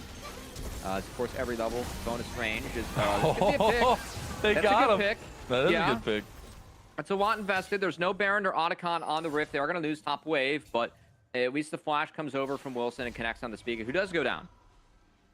We get a nice little pick, so a little bit of a semblance of what can be if somebody overextends their bounds here. Spica getting caught off. He's obviously not super tanky with that double supportive start there for himself, but Doublelift getting scary and scary. I think once he hits that third item, he might just become Thanos. So Winthrop need to get everything they can on the board until that point happens. I hate to break it to him as well. I think he already is. Oh, well. I mean, but see, you just fight away from Thanos, and that's how the Avengers won. Well, if I want to talk about our second series early, Conviction won that series 2-1 because in that third game, CCG decided to take a fight without their 7-2 Tristana in the mix. Mike gotta bring up hurt feelings, man. Because it's a 7-1 Tristana in a game 3, and if we want to have any way, shape, or form for Winthrop to use this, I think they're going to hope that Near Airport, again, leaves a child behind at the airport and doubled it. And this Euro. Near Airport. Kevin! We did get IE completed there from mobility now. He'll be up to snuff in terms of the second item spike for himself, but he is a Jhin versus a Tristana. Will not be easy path forward. You also have to remember the stakes of this game. This is the upper bracket we're in to start off. You still have a second life. So either team loses this one, you still will have the lower bracket run, but the upper bracket feels oh so much sweeter, especially for this Near Airport squad, who was part of the three-headed Hydra conversation after falling just short of that top 2 spot in the final week of the regular season. Thanks to Winthrop as well, right? That series win for Winthrop was the only win over a top 3 team we had over by a non-top 3 team. And to be fair to Winthrop, you know, lower bracket might be their comfort zone, looking at what happened in CLaw, as they were able to go from a first-round exit into the lower bracket into a run to finish 3rd in CLaw. I know Winthrop was really hoping to book tickets to Raleigh, North Carolina a week from now, but just going to have to focus up on NACL, doing their damnedest to make sure that they can find the win here. Another collegiate squad trying to make the run. And showing a lot more collegiate hope in these matches, but Near Airport trying to snuff that hope out. They're going to start up the Atacon. They got the TP play from Pobelter. They are all in full force on this side of the map. Wilson has beat Spica in the 50-50 before, but I don't even think he's going to get the chance this time. Nature's Grass coming through. Curtain Call's been used. Shockwave is going to dodge him out of that first shot. The flank coming through as well from TF Blade. The Atacon is still up. The Atacon goes to Wilson. He got the permanent bump, but the Chaos Storm comes for us all. And that will be the quick pickup kills from near airport. All right, great steal from Wilson, who was able to connect with the Bramble Smash and the Smite to take that away, but that fight was dictated by TF Blade in the choke. Held it and held it strong, found a 3-man Q3 that helped ensure the fight did go to the way of near airport. Otacon really only has a big impact if you get kills in a fight, as it snowballs off of takedowns. Of course, with the new Otacon, you get a kill. There's a slow field and some bonus damage that emerges after those takedowns, so gonna need Winthrop to find early kills in the fight for that to really make a difference. I still feel like near airport is the ones that are gonna be rather comfortable, as Doublelift has just completed his flicker blade, is a full item up on this Jhin, and is going to be a problem, which I feel like I've said at every point of this game, but it still feels like it's remained true. It's from that double kill at level 3 that was secured by Doublelift and his Tristana. Since then, he has been a menace. Yeah, that double kill should go on all the highlight reels as just masterful execution, what you can do in the early game as this Tristana lane. Alongside Kelpo, not his true duo in Biofrost, coming in as a huge shout out to Kelpo, cleaning up after that game number 1 and having some really solid performances alongside Doublelift in game 2 and now in game 3. Dragon is up on the table. Could be second Dragon for near airport or soul point for Winthrop. But it feels like near airport want to take this tier 2 first. He got the reset. Ooh. Yeah. Has been... again, it's just really tough to break a Victor either. The Yuntal's getting reset off the flicker blades. It goes so fast. Yeah. It's actually just insane. TF Blade's in a little bit of trouble. He has the all out. Is he? Yeah. Yeah. I think he's okay, as the really the only person happy about this siege is that the sapling is to get chucked out by the Maokai. They do get empowered. Are they happy? The iron brushes. Yes, they are. They're happy because they get to explode angrier. Ah, I see. Yeah. We all strive to explode angrier. They're happier being angrier. Yes. Not exactly the combo you look for in life. I feel like there are a few religions that actually have themes around exactly the opposite of what I'm saying, but that's why we're playing the Haunted Maokai, you know? Things get a little bit upside down. Still like the Christmas Maokai the most. Yeah, Maokai is blessed with a lot of good skins. I am also a fan of Christmas Maokai. Shout out presents. To Goalkeeper. I think that's an underrated one. Goalkeeper is underrated. Okay. Oh, it's underrated. Gosh. Oh, I don't know about that one. He's got a goal on his back. All right. You got me with that one, but the saplings are like little soccer balls. They're kind of cute. Yeah. All right. They're pretty good. Pretty good. Okay. I'm convincing you as time goes on. Maokai, though, is still one of the best for sure. If you're a cat lover. Yeah, dog person. Sorry. I don't rock any of the Maokai skins. Oh, no. Meow skins. Yorick is the best one for that. Ooh, Yorick is really good. Did you know that the black and white one is a panda? Yes. Like their little panda. Oh my god, that's anyone's so cute. Legend anyone's legend played it. Yeah. In their 1v1. It's like their team mascot hilarious. on the Rift. Yeah. Speaking of mascot on the Rift here right now for near airport, Doublelift. He is the mascot of near airport. He's the guy that headed the creation of this team. It's been a wonderful addition. The community. I thought you were going to say the guy responsible for all of NA's early exits in the world. Oh my god, you're the worst. Anyway. You're the worst. No, I'm speaking positively about this guy, Doublelift, as he's been good. He's getting the redemption series against mobility here and absolutely taking it to Winthrop. It was a bad game 1 for Doublelift. That Lucian pick that didn't die away from Winthrop and mobility. It was heavily punished by the Vi Anti-Nautilus, but you know what? Doublelift can play the game this time around. He has been taking full advantage of it as the game has been played through him. As near airport, gonna look at this Baron. You can't do that, guys. It doesn't work like that. I'm sorry. You need someone in the pit. You need somebody on the other side of the wall. It is cool that he can auto tag it over the wall without being touched, though. But TF Blade gonna be the bodyguard here, as we have seen Wilson take the Atacon before. 50-50s have not been going Spica's way. I think they realize that and they want to take the fight now. TF Blade tanking up. Wilson going to use a nice angle from the side with the Nature's Grasp, as now he's going to come around the corner just a little bit late there. Denethor trying to get the fight on Pobelter. Pobelter's going to be caught here as well. That's a massive shutdown, but the Baron goes the way of near airport. Wilson will have to get out, but he gets Q3. Solar Flare going wide. Is the explosive charge going to be enough? Pop, pop. No, the shield is just enough from only 35. Clutch from only 35 there. Resets from Doublelift's Tristana. Could be nice. 10 HP from production was the mark there. That shield, that's definitely mattering. But hey, Pobelter giving his life for the cause. I think near airport overall, pretty happy with that. Shout out to TF Blade. Did a nice job playing bodyguard there, making sure that Wilson could not get into the pit. They got his flash in the back half too. So we'll have a tough time stealing this next dragon. It will be the next objective to spawn on Summoner's Rift. And that's one of the big playthroughs that TF Blade will consistently have against this composition, is just being that kind of bodyguard. That's why Cassante can just be so effective.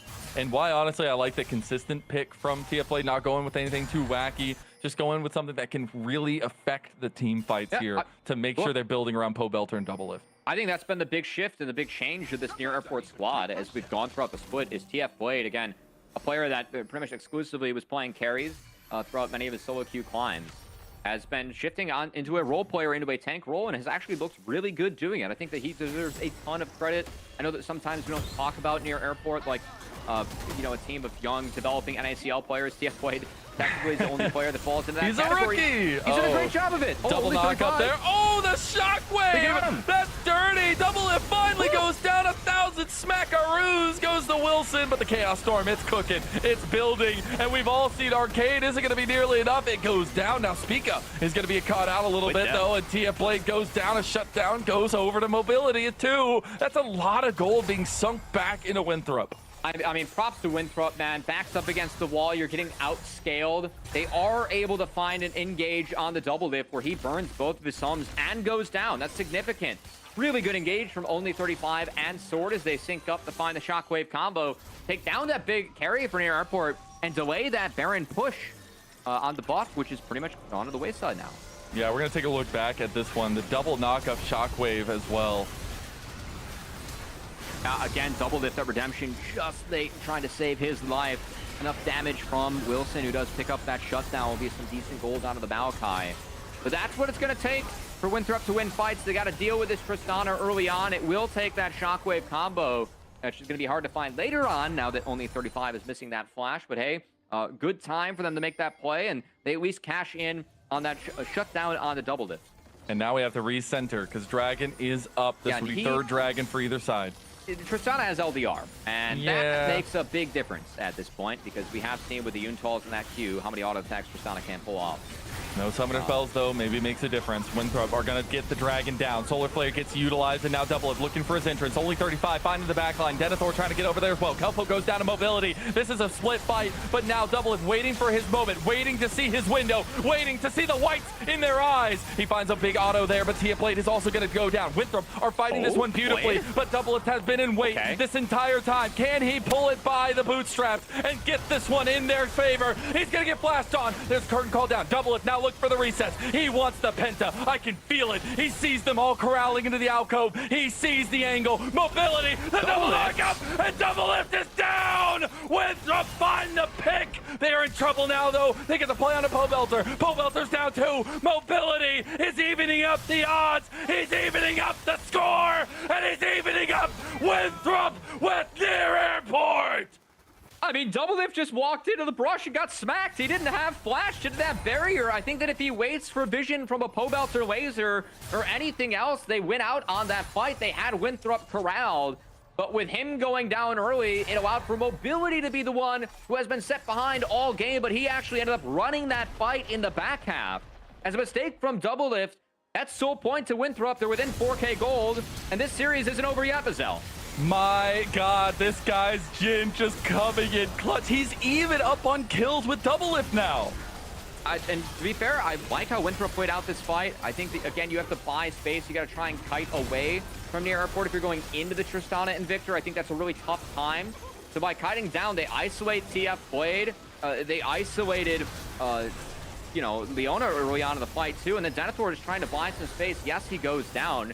But this is the big fight, the big play. Someone's got to get him some vision. Like, throw a brush in there, throw a laser in there, help double lift somehow, because if you're just walking into recon like that and getting knocked up, that is the last place that you want to be. Really, one of the few scenarios that Winthrop could actually walked away with a fight. Double lift by checking that brush. They're given that angle and mobility, and Winthrop, they cash in. And I gotta say, Spica, he hovered over towards Pobelter. If there's one person you need to hover, it is double lift by himself on the bottom side of that fight. And that feels mega bad.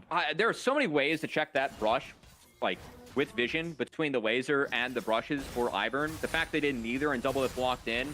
Some impatience by Near Airport. And again, Winthrop has proven that you cannot disrespect them as a team.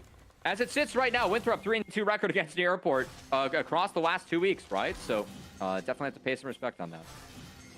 Indeed, and as we're getting ready for this one, let's go ahead and talk about the spots that we've gotten before we get into this next fight, as we might not get a chance here, but the solar flare coming down, it's not going to be nearly enough here. So we can talk about our ProDiff.gg, the magic of leveling up your one-on-one coaching and getting those pros from this league into your pocket and helping you improve. That is the name of the game. Go visit ProDiff.gg. We're speaking of ProDiff right now. Can the professionals, this experience on the side of Near Airport, be enough to pull out this first best of 3 of the playoffs? This series has been much closer than what I thought coming in. I really felt like Near Airport would patch together their mistakes and be okay. But we have seen, I think, better drafts overall from Near Airport. It does feel like they have ways to win out on all these games, but need to see a little bit better execution from the team. As, of course, Double Diff losing a little bit of his patience in that last fight was punished, and now has put this game back into a rather even state. Still really favor Near Airport. They're scaling throughout this game. As Kelpo thinking about taking that ride in off the Ivern Q, gonna pass on the root caller. And we'll just continue this Baron setup. The dance. Airport done a good job of getting that wave controlled, and now getting vision into what Winthrop has. We're really trying to hold that pocket to those Jin traps. Mobility really hoping that Near Airport decides to overextend into him up there. Yeah, it's so dicey. There's so much tension in the air. Only a 4,000 gold lead now as well for the side of Near Airport. And that's not, I know we talked about the scaling going their way as well, but that is not nearly the lead that you'd want to have in these kinds of moments. It's still serviceable though, and Dragon is coming up on the horizon. Could be third Dragon for Near Airport. We could go to 7 again, or we get Winthrop's Soul. Dragon is going to be spawning here soon. Probably less than 30 seconds. Spica going to trade flashes with only 35. Good W charge by TFWay to get that flash at recon. That is quite valuable. That does nerf a quickness, a flash grand entrance combo. Takes that one away. So I think that is a trade up overall. As one of the big engage tools and big threats to this Tristana. It's been nerfed a little bit. God, this is so heavy. You could just have all this mid lane prio. First one to the Dragon Pit. Gets a little bit of that presence, but now TF he didn't get to back. He didn't get to finish that one, and they're going to try to pull the trigger. Solar Flares use back. Nature's Grasp comes across. Kelpo is the first target. You got to watch Double It, and he's the one that you have to focus on. The explosive charge hits on the multiple members there, but they end up getting Kelpo down. Now they can back out. It's a 4v5, but the Dragon will end up started up by Near Airport. This is Wilson can secure this too with a Bramble Smash. Oh yeah, he absolutely gets this Smite Bite. He gets it! Chemtech Soul secured again by Winthrop. Big deny too, as those Chemtech Dragons didn't mention with an Ivern in the game matters a lot, but now the Soul buff, that resistance when you get low could really matter going up against a Tristana who does need resets. And as this game has gotten late, it has been Winthrop who again they've shown good setups throughout the series. It continues here, and they're going to use their mana advantage to hit this Baron. A little bit scary though. TF Blade's gonna look. TF Blade is right in there. They got to get this Baron and get out. The entirety of Near Airport are on their way. They get it. They now focus on the TF Blade. He's pretty tanky though, and he's buying up so much time. Winthrop trying to find an exit strategy on top side. Do you want the fight? It's a 4v5. They have the numbers here. They could go for it. They don't have Nature's Grasp though. They don't have the setup. Double Lift was looking for the reset. There's the Deadly Flourish in. Rocket Jump gonna buffer it, and we're right back to this damn even state. 2,000 gold now only for Near Airport as the Baron secured by Winthrop. And now we kind of are getting into this science experiment of can Chemtech Soul and Winthrop again closing the gap for the third game in a row as this series goes late. Winthrop have been the team that's been better at executing these later stages, Mazel. But is it enough to overcome this monumental scaling that Near Airport has drafted. This Tristana that will be 4+ items. This Victor that's looking at a death cap in inventory next base has been completed early on here for Sword. And gotta believe with Winthrop, with this Baron, there is a lot of standing gold in the map for them. Great opportunity to close that gap. Yeah. Get some more items in their pockets. I mean, I think it's very much needed. And dude, the fact that Double It versus Mobility is paying off this huge, both of them at 9, 3, and 5. Yes, if you look at the champions, you definitely like one of those better. But the fact that Mobility came from nothing in this game to actually having a huge say in these fights, is they're going to pick off a lot of that standing gold you were mentioning, whittle this lead down to almost nothing. And 37 minutes in, it feels dead even. I mean, kudos to Winthrop. They proved that, you know, them beating the airport, this wasn't just a one-off, one-time thing. They played very well as a 5-stack in this one in order to find some angles. Oh my gosh. Elpo, this bullet's starting to hurt a lot. Only 35. Oh my God, he just gets bursted. Double F's damage is unreal. He's on full items now with the BT completed. Explosive charge greater than just a one-shot from Jin, right? Double F's able to absolutely shots into only 35. And that's going to stall the Winthrop Baron push. As those turrets, the standing gold they are looking to secure, of course, they were able to pick up 2. But not enough to actually close the gold gap against Near Airport. Close, though. Very, very close. And I'm glad that these last 2 games have been sneaky bangers, as you called it. Very one-sided in the first half, and maybe lacking a little bit of confidence for Near Airport here moving forward. But it's still Winthrop putting up a hell of a fight. A team that nobody really expected to be able to take this series, let alone 2 of them. And now, here, this Baron buff falling, things are going to go back to a very tense state on the map. Just a sneaky banger here, Mazel. I really felt like when Double Dip was sitting at, like, you know, the 5-1 mark, that was just going to be game. That was it. Donna carrying it through. Instead, Speaking Mobility of, guesses the rocket jump. Yeah, he does. After taking an explosive charge to the face, actually, Double Dip is the one that has to catch the... I believe it was Redemption that came in, just kind of able to buffer out of that one. No. Or NACL, sorry, from the Ivern. They try to get only 35 again. 2 dashes from the Rakan. Enough to get out of there again. Rakan definitely can be one shot if only 35 catches anything from Leona. Chemtech Dragons, and of course, Soul going to help with that. Our tenacity, a little bit of bonus tenacity here for each of our teams. I gotta say though, man, we're really seeing the fruits of the labor of Winthrop giving themselves a grind-heavy schedule. And it's really paying off in the fact that they're playing so together, playing so synergized. And this is close, man. Like, if you told me that this is what the second series looked like, I'd be like, yes. It was much more likely to be a close series later on today, but I have been wrong. Winthrop continues to impress in this split, continues to give us reasons to be excited about this collegiate team whose season might have ended there, but trying to continue their season in the upper bracket here of the NACL, as they have really been the surprise of the split.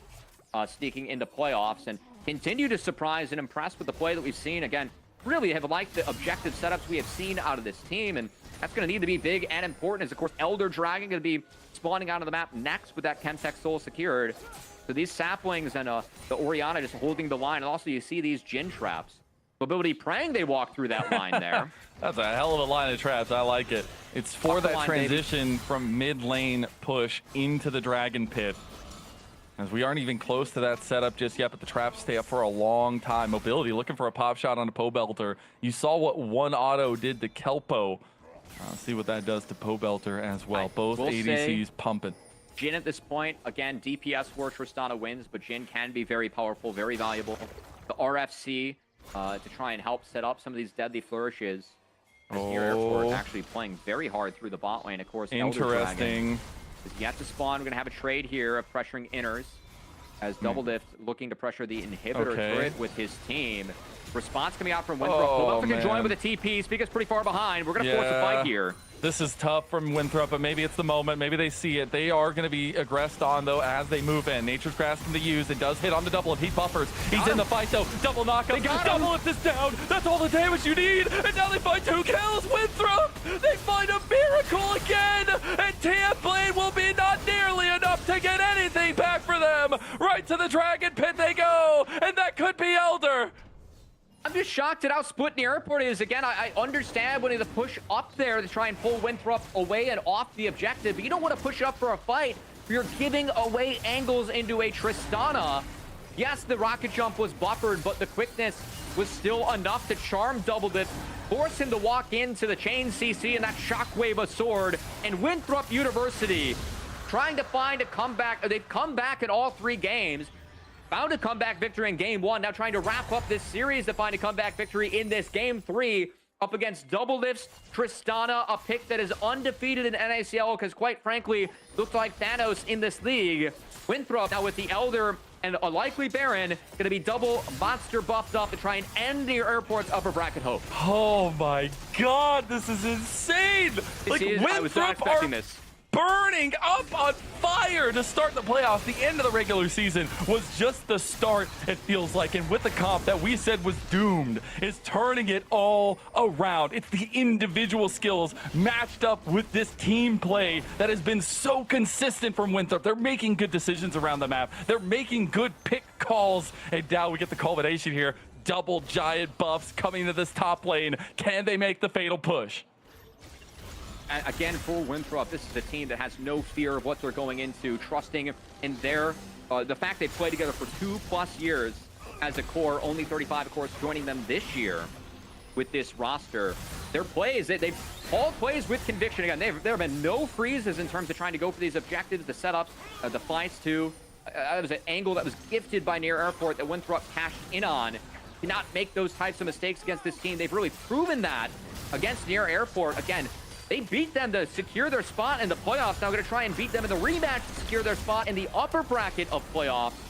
And knock them in to get this rematch. Like, this is because of Winthrop. And now TF Blade burst the flash. The Elder Dragon flaps. They do get the trade. They ended up getting only 35, but you take that all day. Multiple inhibs are going down. It's a trade up, but we have seen how important Rakan is to finding these engages against Doublelift Tristana. They want it. They want the end. They feel it now. Is this going to be them going up against an impossible wall? Kelpo's gone, and Kelpo's down. That means your front line is gone. Doublelift, can you be enough? Is this the moment? Winthrop, they've done it! Where were you when the collegiate legends of Winthrop University took down Doublelift and Near Airport for a second time? Playoffs are paying off, and Winthrop big pays. We called it the biggest upset of the split. Again, the only team to take down one of the top 3 teams outside of the top 3. But how sweet is it to do it twice and do it in playoffs? As Doublelift and Near Airport fall, it was a sub with Kelpo in the lower bracket. They weren't at full strength today. That does not take away from the series that Winthrop played, as they played better as a team. That, for me, was really the defining beat of the series. All 3 games, Winthrop fought their way back into the game and beat Doublelift's Tristana in that game 3, something that no team has managed to do so far. That was who we played in game 1 against Winthrop in their series, right? To get that 1-0 lead. No one has taken down that pick yet in NACL. Winthrop, the first to do it. Hold strong and find that win. The Eagles are soaring high. I better see all the throps out possible in the chat, because what a series. What a season, at least for Winthrop, to strike when the iron is hot, to level up so much going into that last week of the regular season, and to come into playoff smashing. I personally cannot wait to talk to one of the members from Winthrop and hear how hyped up they are from this one. They do take this win. We'll be back after a short break to get that interview.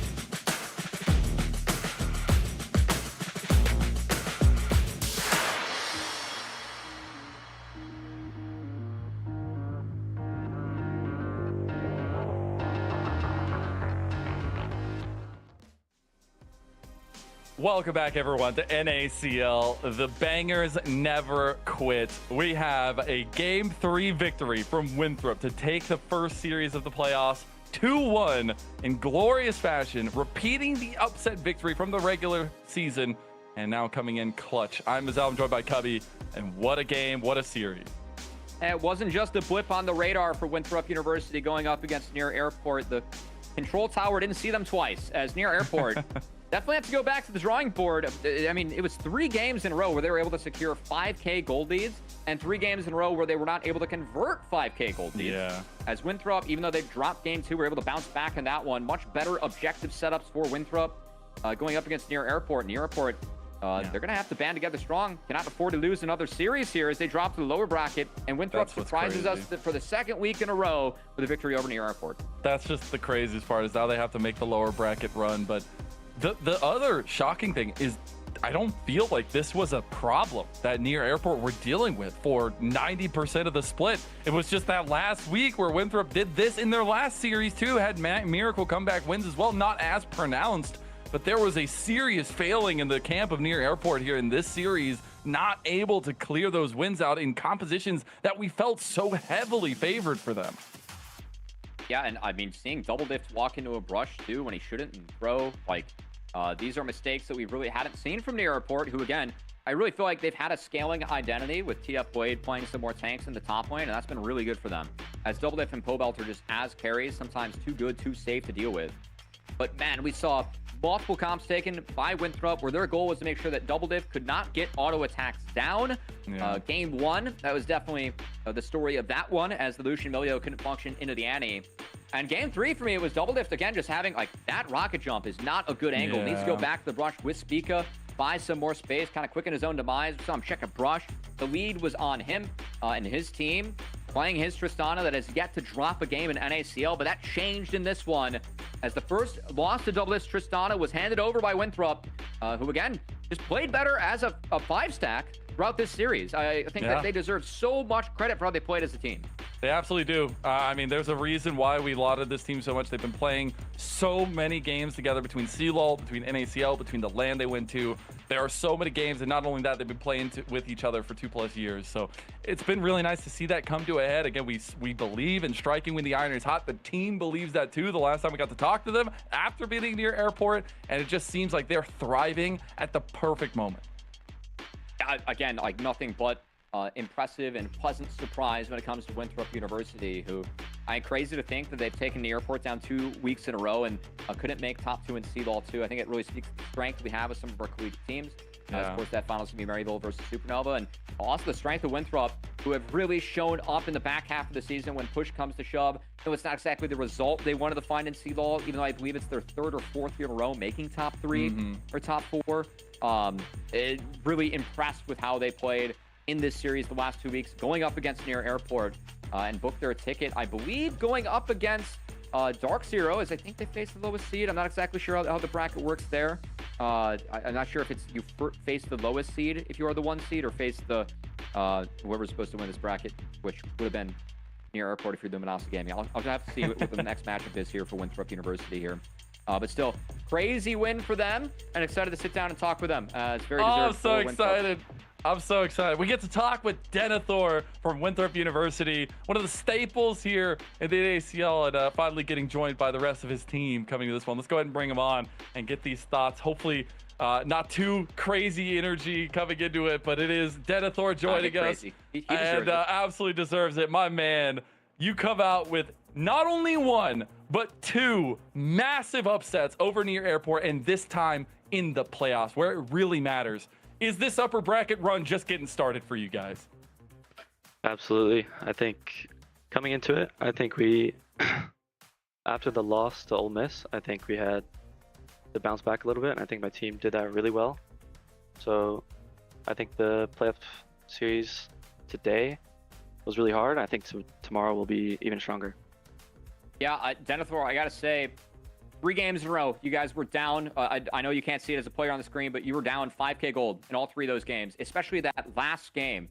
You're down that much gold going up against Double Disc Tristana, a pick that you guys didn't beat last week, a pick that's been unbeatable in the NACL so far this split.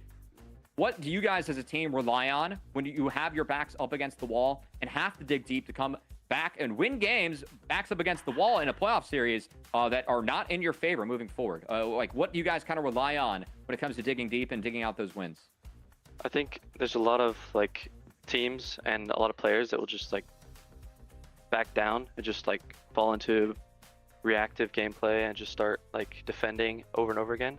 And I think being proactive is one of the most important things when you're behind like that. And I think especially in the 3rd game, I think Sword was really good on that, and he was like telling us to make plays and like being proactive, and he found us some of the game-winning plays, I think. I like it. I like that influence as well coming from Sword. I got to ask about you though. Getting a little bit of respect bans there. Camille, not even touchable in this series. You earned that from that last series itself. Did you guys have a different approach coming into today? Did you guys kind of rinse and repeat the kind of game plan you had going into that series against them last week? Or did you change anything coming into the prep? I think we definitely had some similar game plans, but a couple things had changed. I won't speak too much on it. But Yeah. we definitely changed it, tweaked a little bit, but I think generally it was the same idea. Okay. Sure. Denethor, for you moving forward, of course, this is your 2nd split in NACL, playing with your teammates from your college this time around. Really feel like we've seen a lot of good stuff out of you, especially in the past few weeks.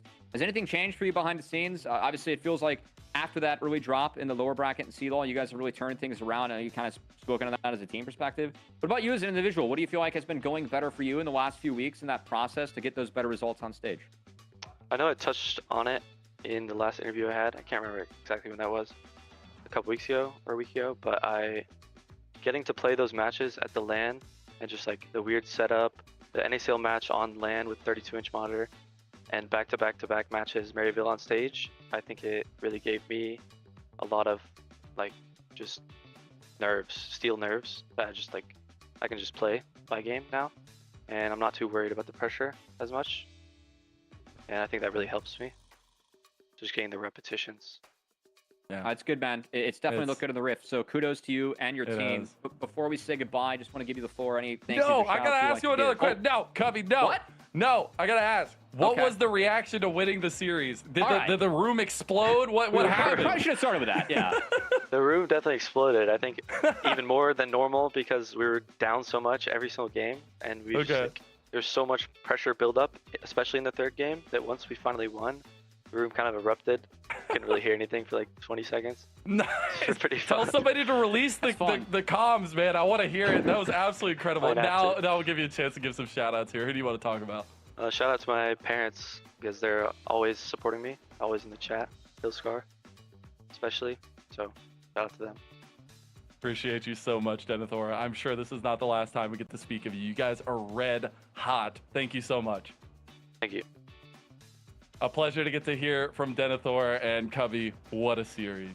2 weeks in a row. They take down Double Lift and Near Airport 2-1 and knock Near Airport into the lower bracket. I mean, how sweet to do it twice, for Winthrop University. Prove that it wasn't a fluke. Find that win again, and doing so against comeback victories against top teams. Yeah. So I think Near Airport pretty close to putting it together. Again, it's not like they didn't have leads. They just have to figure out a way to play with those leads a little bit cleaner, and we'll see what happens as things move forward for them. But a big surprise to have them in the lower bracket early on. And hey, props to Winthrop University. Deserve all the credit in the world for digging deep and finding those comeback victories. Yeah, and special shout out to Kelpo coming in last second, obviously for Biofrost. And a great game too. Getting that moment. Great game too. I know Near Airport will bounce back from this one. Let's go ahead and focus in on Winthrop a little bit more and give away our MVP for this series because honestly, the entire team maybe deserves it. But at this point, Mobility with his Jin. 2 game 3s in a row, getting the better of Double Lift and finally taking down his Tristana for the first time in the season.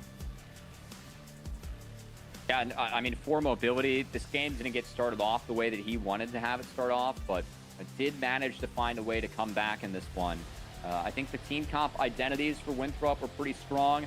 I do really feel like all 3 games, Winthrop did have a way to actually be able to find a way to win as things went deep and got later on. Like, they had clear comp identities for them, so kudos to Artemis and whatever tweaks Denethor said they made behind the scenes. And not that that's been a problem for Winthrop by any means, but important to always give yourself the best chance to win when you're playing these do-or-die matches.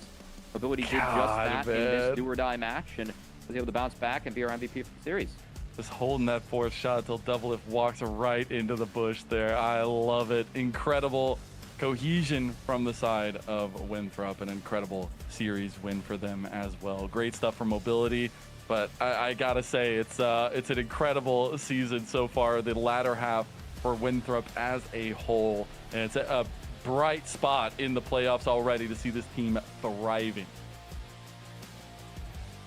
We're gonna have to see if they thrive again tomorrow against Luminosity Gaming, as that will be their opponent. Definitely a tough one, as That's LG tough. have looked really good. Again, our top 3 teams have been really big all year. There's definitely been a gap between them and the rest, and gotta say, could make the argument Luminosity Gaming the team to beat coming into playoffs, given the amount of 2-0s they found during the regular season. UG not being on that Dark Zero Dragon Steel squad anymore, gonna have to figure things out with whatever lineup they decide to field moving forward, and definitely gonna be a challenge that won't exactly be easy or free. And we'll see if Winthrop University, though, can continue to step up and impress the way they've done in the last few weeks against Luminosity Gaming and the other team of pros that we have in the league. Congratulations to Winthrop University. Absolutely something to be so proud of. But now we got to go on to our next Giga Banger because I know this one's going to deliver too. And it's Conviction versus CCG. Another final week rematch, Cubby. And one that Conviction managed to find the win in 2-1.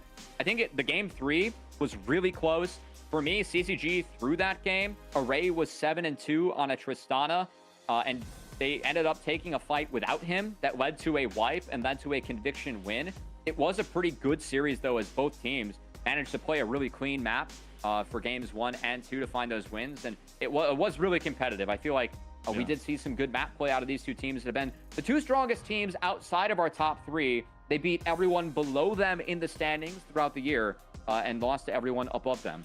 As, of course, that Conviction win of the last week solidified their spot with the 4 seed and their spot in terms of having side select for this series. And frankly, interested to see how many strats were hidden in that best of 3. Because I feel like when the stakes are only side select, there's more motivation to hide things for a playoff series than there is to show everything to actually get side select. So interested to see how our drafts change up today with these 2 teams. Well, we're going to take a look at CCG on the other side of things. Again, falling just a little bit short, but still finding a lot of success throughout the season. A little bit of a mix of veterancy and young talent on both of these rosters. It really has been Aojun and Hoarder, those 2 rookies on each of their teams respectively that have really been stepping up and have looked good on the stage. Also, I know that we were talking about the sophomore splits. Crimson, the other youngin on this team, has been really solid in the top lane for their team. And It was a really competitive best of 3 that we had last week. I do want to give a lot of credit over to Manui and Conviction, as Manui, I feel like, continues to just improve week in and week out in that role swap support role. We started to see him really show some champions that it feels like must be denied from Conviction. His willingness to play Poppy and eat it in the lane phase to be really effective later on has been big for this team. And also, willingness to pull out Enchantress at the right time is going to have to be worried about a Soraka and a potential Zillion. We have seen Manui be willing to play if he sees the angle for it. Yeah, he absolutely does. I think that's something you always have to be wary of in the picks and bans as well. And we see them use some of that flexibility across both sides. So really looking at this last series here, and also looking at the kind of the Poppy prevalence and things along those lines, but some of the different flexible picks that we've seen from both these teams really need to come out here. I mean, this game was absolute I forgot about this game almost. Yeah, the Aurelia pick just being slammed in the first pick Victor. Went down like 0-2 or 0-3 and then managed to come back and win this one. It was a banger. The Ziggs from Array was doing just mountains of damage. Sivir could not auto attack in this game. Again, this was quite the banger. Yeah, 9-0 and 10 down there for Array. That's why this bot lane matchup is going to be a big highlight for us today, as it was in the last one for double lift and mobility, but Chrome and Array definitely going at it.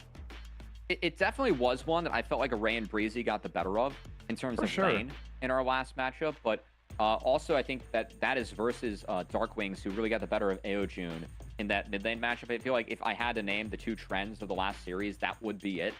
As we do dive into these 2 squads again, these teams have beaten everyone below them in the standings and lost to everyone above.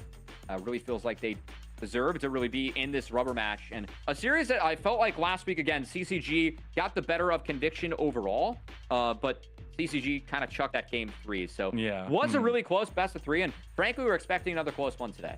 I expect 3 games, nothing less, as that is what the NACL playoffs deserve after that first series as well. And we're just in the upper bracket, as both teams will still have a second life after this one too.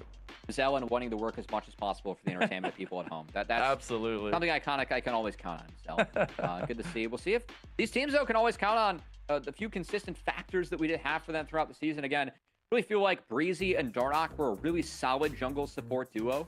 And Array and Breezy, for me, were the advantageous bot lane the last week when these 2 teams did go together. Whereas the standouts, frankly, Dark Wings, I think, quietly has really put together a big split for Conviction. And Porter has had some up and down games, but overall has been a positive as that rookie in the top lane. Yeah, I think it's been a very fun kind of up and down situation there, but still a lot of really good, important picks coming through from him that find a lot of success. As we're going to take a look at our picks, this one is the one I was thinking about earlier, a little bit more contested. We have 2 going the way of CCG, including you, Cubby.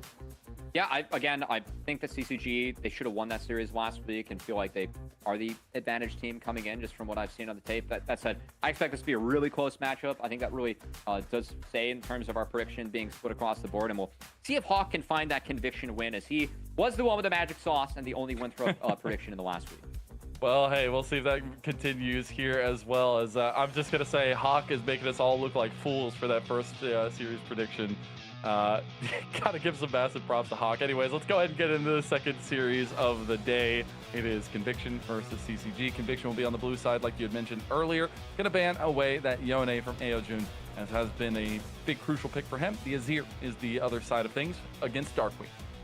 Yeah, and that Azir ban against Darkwings, I think that's a big one. Again, Darkwings for me was a really big difference maker in that last series. Keep in mind that game 1 was carried by the Darkwings Azir, so not wanting to deal with that early on in this one. As Darkwings show that he's very willing to first pick his champion. As we dive through the rest of the bans, that Maokai ban for me says that we might see a Kisno Maokai or a Kisno Zyra early on, as that has been a unique pick to Darnock that he is willing to play into those 2 junglers as a counter matchup. So curious what happens to Maokai as we go through the picks and bans here. Okay, I would love it. I also just love some of the respect given from both teams. I mean, they know each other well, and it will be the flex of the Nico here, potentially going to Manui more than likely. Yeah, it really isn't a flex anymore, but by giving up the Nico, you do enable one of the better lanes into it in the Ezreal and the Karma. We're used to seeing a Nico just be paired up with both lanes. Yeah, a real chance to steal this away. We'll say that Karma could be played by Aojun in the mid lane as well. So holding some of that flexibility, and Karma mid for sure pushes Nico into that bot lane where we already expected Nico to be at support, but Manui, of course, that marksman role swap to support. He has shown throughout the split that he has the hands. He's willing to play a lot of supports and has been a fast adapter to the Nico that really is pick ban status over an LCK and LPL. Yeah, mostly ban status. Yeah, mostly ban. I was gonna add that portion of it, but we do get our top lane matchup. We do get the Ezreal steal away. The Xin Zhao as well locked in for the Dardoch side of things as well in that jungle matchup. In the second phase, though, we see jungle focus from the side of CCG whittle away some of those matchups, specifically that Vi that can go very even. Yeah, I will say that Sion going to have real value into the Ezreal and the Jace. I think the importance of finding a mid laner that can actually do damage to Sion definitely goes up in this game. You are Conviction, because Ezreal, Jace into Sion, Sion's a very, very happy camper. And I like the Ahri ban thrown out at Aeojun because it's kind of saying, hey, we need to play a mage in the mid lane. We need something that can damage this backline. So denying anything that can really play fast is good, as MF is taken into that Ezreal. We'll see if it ends up being the Karma mid or not, as that is still something that we are kind of wary of. As it is a Kisno Wukong and an Orianna finding a Shockwave combo that can definitely impact the backline.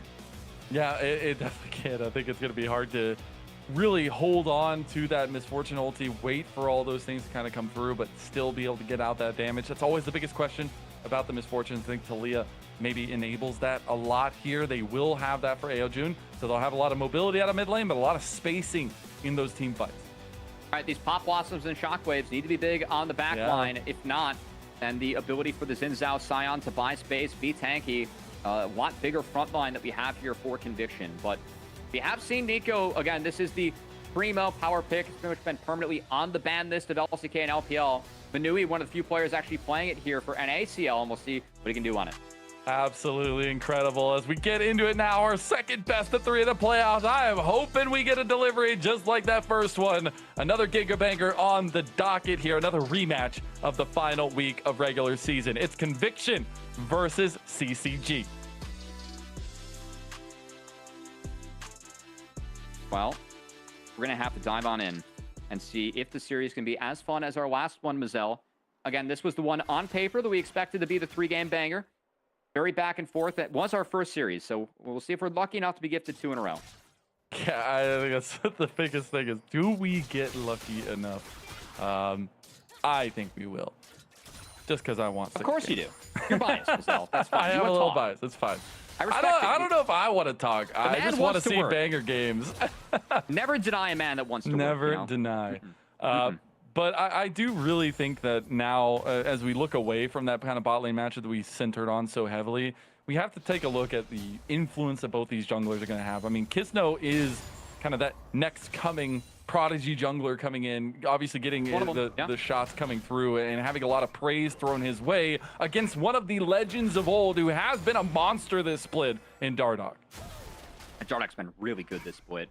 Again, a name that longtime LCS fans for sure are going to recognize, be familiar with. Like, I wasn't around in the space when Dardoch was competing with TL and earlier on, but I for sure have been around later on as Dardoch has been on his CLOL runs. I really have liked what Dardoch brings to his teams in terms of team environment, which I know for longtime fans of Dardoch, that might be a little bit of a surprise to hear folks say, but I really feel like this guy wants to win, wants his teams to win. Has definitely evolved and matured as a person and as a player, something that his other teammates have really spoken to as well, especially Aeojun in the mid lane. As a rookie, the split, we had 4 rookie mid laners in the NACL as well, and I think Aeojun and Dardoch really helped make sure that Aeojun looks the best out of those 4 by a long shot. Yeah, it really has. I think there has been some fluctuations as time has gone on, but absolutely agree with that. As we take a look at the jungles, we'll be culminating their clears down towards bot side. He's got it. Okay. He's got it. He doesn't see the red buff yet. Yeah. Okay, there you go. That's calculated. Nice. Well calculated, played on the easy. There. See? He knows his clears. This is a He's very a prodigy highly, for a reason. Very highly ranked solo queue player. I know that that's always a discussion that we have about Kisno and Yukino, players that have had a lot of success in solo queue. Of course, Yukino now being on KCB. And shout out to Griffin as well, another young jungler that did find his way back in NA solo queue. After that LS boot camp that he had for a long time, playing with T1 a little bit as well. I know he has pro aspirations too. And we'll see what these youngins can do. Because the one that we have playing in the NACL right now has been a little bit of a better look for him now than what we've seen in the past few looks. for Kizno. Of course, on Lit Esports, a team that didn't exactly have that firepower across their roster. But Kizno, with this roster that has shown some firepower here in that NACL, has looked much better. Yeah.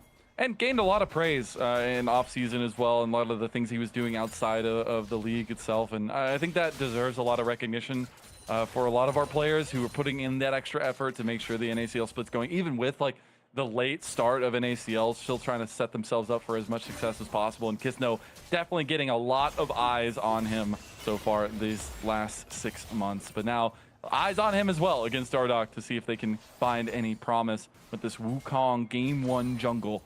As we get to the start of our second clears, Dragon's going to be coming up on the bot side. I'll have those grubs in about 3.5 minutes. Yeah, I mean, we haven't said Deadly Squat yet because nothing's really been happening that's interesting on the map.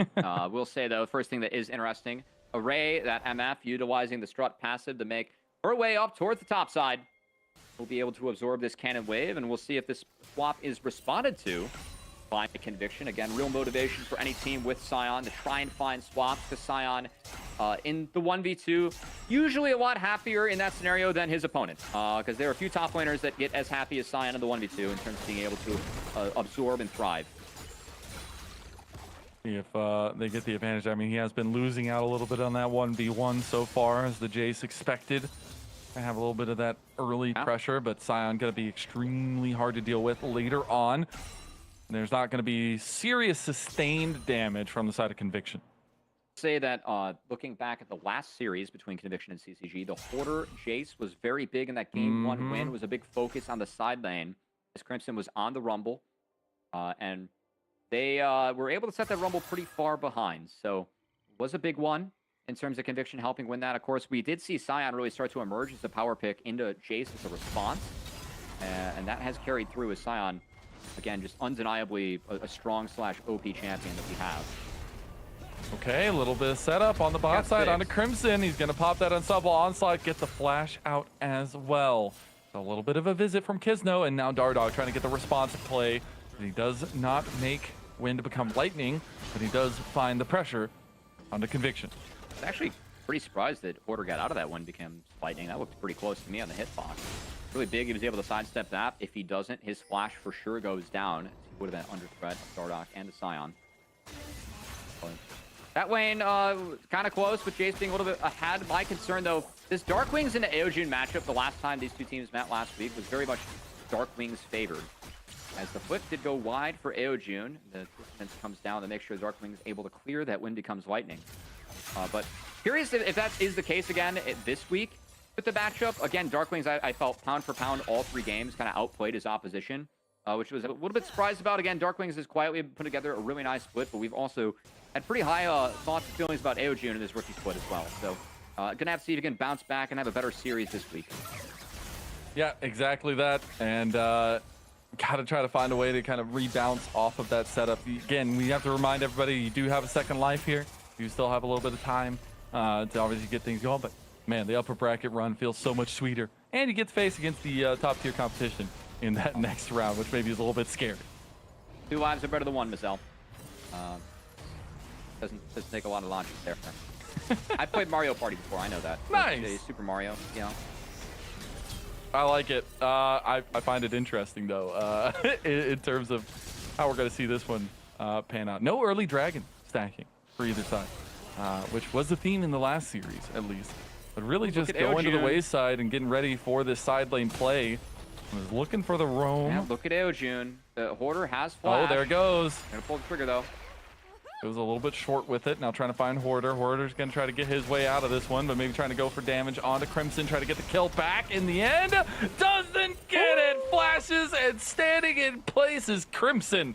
First blood to CCG. Yeah, he wanted the flash for the W, and maybe one more auto as 60 HP on Crimson, able to be enough to survive as the D shield, I assume the second win, and those biscuits clocking in overtime. And that Jace burning the flash and falling is a lot of punishment being laid down. Good roam from Aeojun.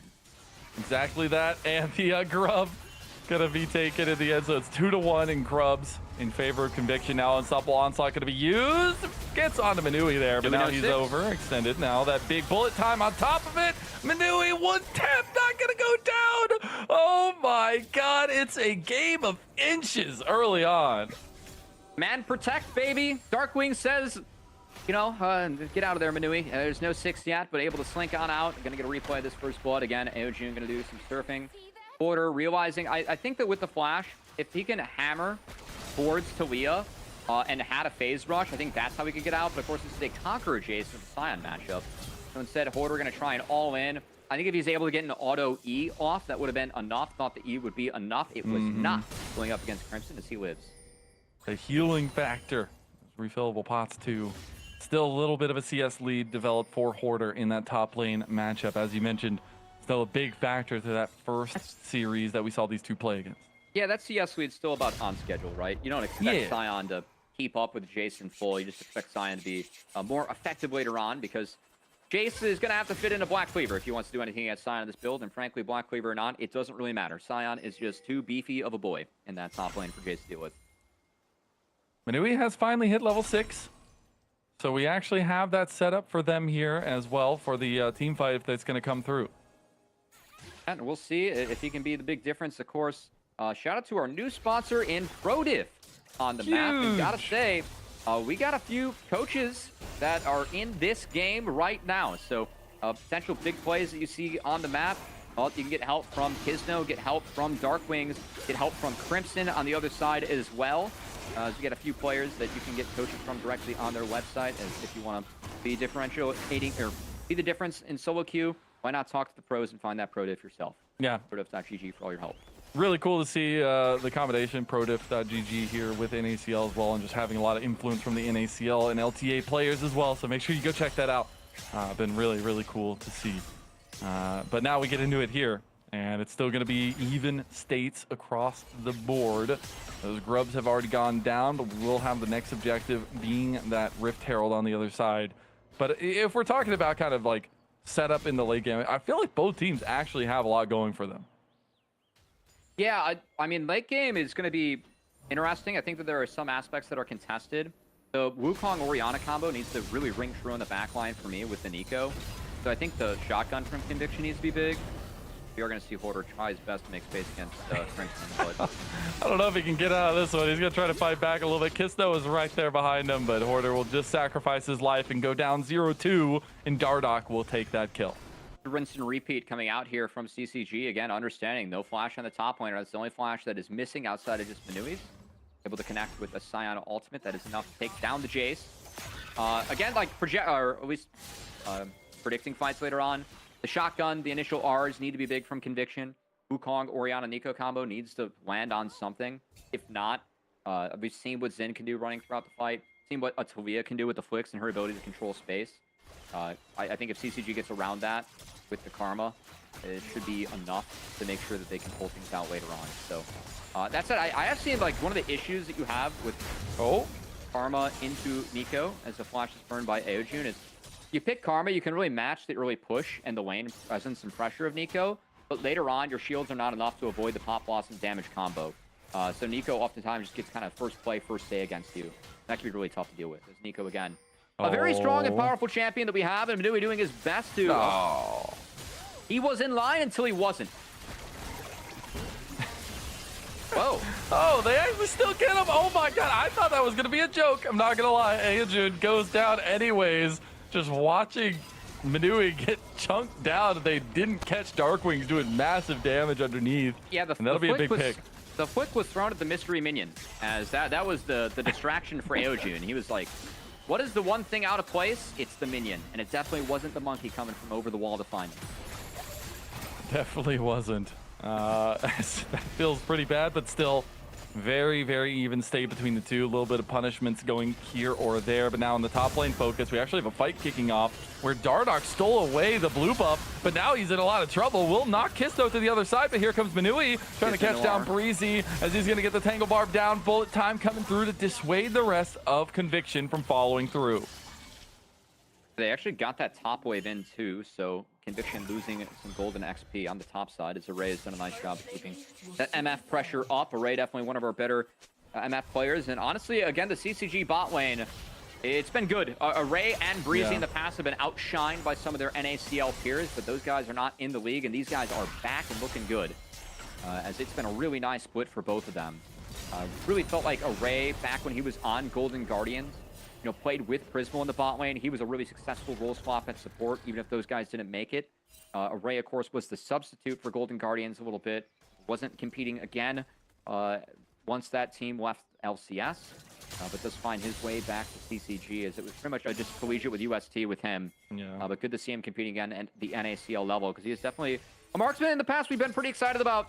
Showed some natural team fight prowess, and that's always what you're looking for when scouting ADs at this level. And paired up with Breezy, who's also back in the form here as well, after spending some time coaching, things along those lines, getting a lot of experience in that fashion as well. Really nice to see Breezy back in the fold of things. And now we get set up for these objectives. The Rift Herald's coming up on the other side of the map, the one that CCG are playing around right now. They will end up having Aojun use the Weaver's Wall to get into that lane, get that set up. Yeah. But prio over the Rift Herald pit is Convictions right now. That might have looked a little bit goofy on CCG's part. My guess is that they called off the play once they saw Kisno not wanting to take that 2v2, and frankly, a little bit understandable at the moment, as Trinity Force is in the inventory of Wukong. Since out a little bit ahead in the build overall, but Trinity Force always a big spike, especially on the Wukong, and dodging out on that Shockwave combo.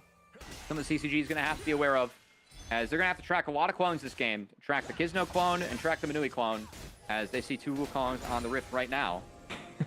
How many clones can you get? The double clone comp. It's we got to think of a better name for that. That's got to be a name. Some sort. The iRobot comp? No, that's. I actually think it's named Star Wars Episode 9: The Rise of Skywalker, because we also can't explain how we got here too. So. Ah, yes, I see. Nice tie-in. Nice burn. It nice happened Star off Wars screen, burn. guys. Don't worry about it. It is going to be the Rift Herald started up by Conviction here. They should be able to get this one. There's really no response coming out from CCG. That Seraphs has been upgraded for Dark Wings as well, so we'll have those big first item spikes coming across. Does that change anything across the table? No, and I'm going to assassinate that point the way that they assassinated Luke Skywalker's character off screen too. So. Oh my god. Anyway, trade of objectives coming on in. It wasn't even off screen. It was on screen. It was. No, it was. Luke Skywalker, his fateful trait was that he put too much faith into his friends, okay? That Oh, was what his are you trying to say? heel. Well, and then episode 8 comes up, and then all of a sudden he's holding a lightsaber and trying to kill his friend's kid. That happened. That development happened off screen. We found the way to get Cubby to Mall live on broadcast. Talk about episode the third trilogy. Oh, the hammer smack. Speaking of third trilogy, is Breezy Order down. finding the big play. Now you also get the double pick, and Dardoch's gonna get the pick on a Hoarder on the side lane here, but it is absolute chaos with no objectives on the map. Yeah, again, the objectives were traded. Conviction just kind of collapsed down, able to split up Array and Breezy, and also solo out Aojun as Hoarder, who's been the focus early on, still able to bring the hammer down with that Conqueror Jace in the side lane. Gosh, man, this is it's feeling as tense even in game number 1 as we left off that last series with, even though definitely a lot left to play in this series. If you see the Rift Herald still under tow for Conviction, how they want to play it is going to be important. Trying to take down some of the standing gold as first turrets are still up and available. Yeah, I will say we don't see feats secured yet in our scoreboard. I think that CCG for the first 3, I want to say, as Hoarder has, went down 3 times early on. So I think it might just come down to first brick or the next dragon here for CCG in terms of securing the feats, which, again, big deal. Feats definitely got buffed up on this patch. I do think that it's kind of significant. Just the extra 500 gold is really efficient now across the vast majority of boots. So securing that is kind of nice to have for the rest of the game. But as things are chill, I know we haven't really talked about the scaling too much, but so I think some of this game just kind of comes down to execution. Because if we're not able to execute around the Scion, I still feel like Scion owns. Hoarder able to walk his way out of the potential pick and play from Aojun and Dardoch, who been a little bit split in their last 2 attempts. But it really is just, can Conviction win big enough early on in the fight around the Scion or not? Aojun's flash gets burned. That's going to be a big flash. It will be Manui's burned as well, though, so it won't have that flash pop blossom play. They might still find Aojun. He has no exit strategy. They will get the TP in for him, but they are moving away from the Orianna lane. I'm going to give that turret pressure over to Darkwings, but here comes the setup from Conviction to get out of dodge as Breezy and Array coming around the corner, waiting for that bullet time. Here it goes. Unstoppable Onslaught in there as well. They don't get anything with it. Hoarder in trouble. They got the wave now. Turret's going to start pumping, but Hoarder is in trouble. Aojun gets that kill, and now Manui will join him in the dust. That'll be the 2 kills going over. The turret went over to Darkwings in the bot lane, immediately responded to. Yeah, that first brick, that was feats for Conviction, so that is quite nice, as I guess they were the first 3 kills. That's my bad on that. I got lost in the sauce up there. But hey, CCG, of course, they do connect with the play. They get their first turret of the game knocked down, but it is Darkwings getting fed on the side lane on this Orianna. And we did see the difference that Darkwings was able to make the first time that these two teams went up against each other. Leandre is going to be very important for dealing with some of the health stacking that you will see over on the CCG side. So Darkwings being set up here early on is, I think, relatively a positive, but was a good play and a good deterrent to CCG in the top lane to at least find something for themselves up there. And now we're reaching those second item spikes. Horizon Focus completed for Aojun. We have that Leandries for Darkwings. Going to be getting that as well for the top laners. We have a lot of damage being built by Hoarder, as well as the ADCs getting closer and closer. I think this 2 item spike for Chrome is pretty big. I'd agree. Vault Miramana, see what he can do. Doing a decent job of staying a little bit ahead of this MF. And once Ezreal gets to those 3 items, your ability to kind of play around the damage of MF can be very advantageous if you are the Ezreal. A little bit concerned. You can't see Conviction actually a little bit of a squishier comp. Pretty rare that you see a Talia not go second item Leandries, but that is the case this game for Aojun. I think it kind of speaks to how Conviction is a bit squishier. There is no true traditional tank or front line on this team. We're gonna have to figure it out with the Wukong being up front. Oh, Shockwave gonna be flashed out of. Yeah. Okay. Not too shabby there. I have 30 seconds till the dragon spawns. That does mean there's no Shockwave up for when dragon hits the map. So I think if CCG takes this on spawn, could be good for them. Conviction want to stall a little bit of time to try and get that cooldown back now. Yeah, it's going to be a big cooldown utilization in these fights for them to really set up the Wombo combo. Yeah, this is the wave where CCG could take Dragon, because again, there's no Shockwave. It's halfway off the cooldown. After next wave, that's where Conviction could look, as they're going to burn this Rift Herald. Interesting. Get a crash in. It's burned a little bit early, but it did pull Dardoch off the Dragon a little bit. Oh, no, he's kited it off. Again, Dardoch understanding if they do this before Shockwave comes up, this team fight will be at advantage for CCG. It's getting close, though. It is getting close. I don't think they can hit the timer. I don't know. They're going to back off. They're very hesitant. Crimson has a bit of an angle. This is a wonky setup from both sides. Look at Hoarder. He's got a massive flank right now. Pop Blossom going in, but Manui, it's a little bit wasted. Here comes the Wombo combo anyways. Dragon goes the way of CCG, and they find a big pick there. Hoarder trying to find Dardoch down too. Bullet time going a little bit wide. Array flashes and still dies. Look at Crow. Look at Darkwings. The collegiate duo coming in clutch, and Hoarder to round things out with a triple kill. Rome's got a barrier and see if he can get enough to get out.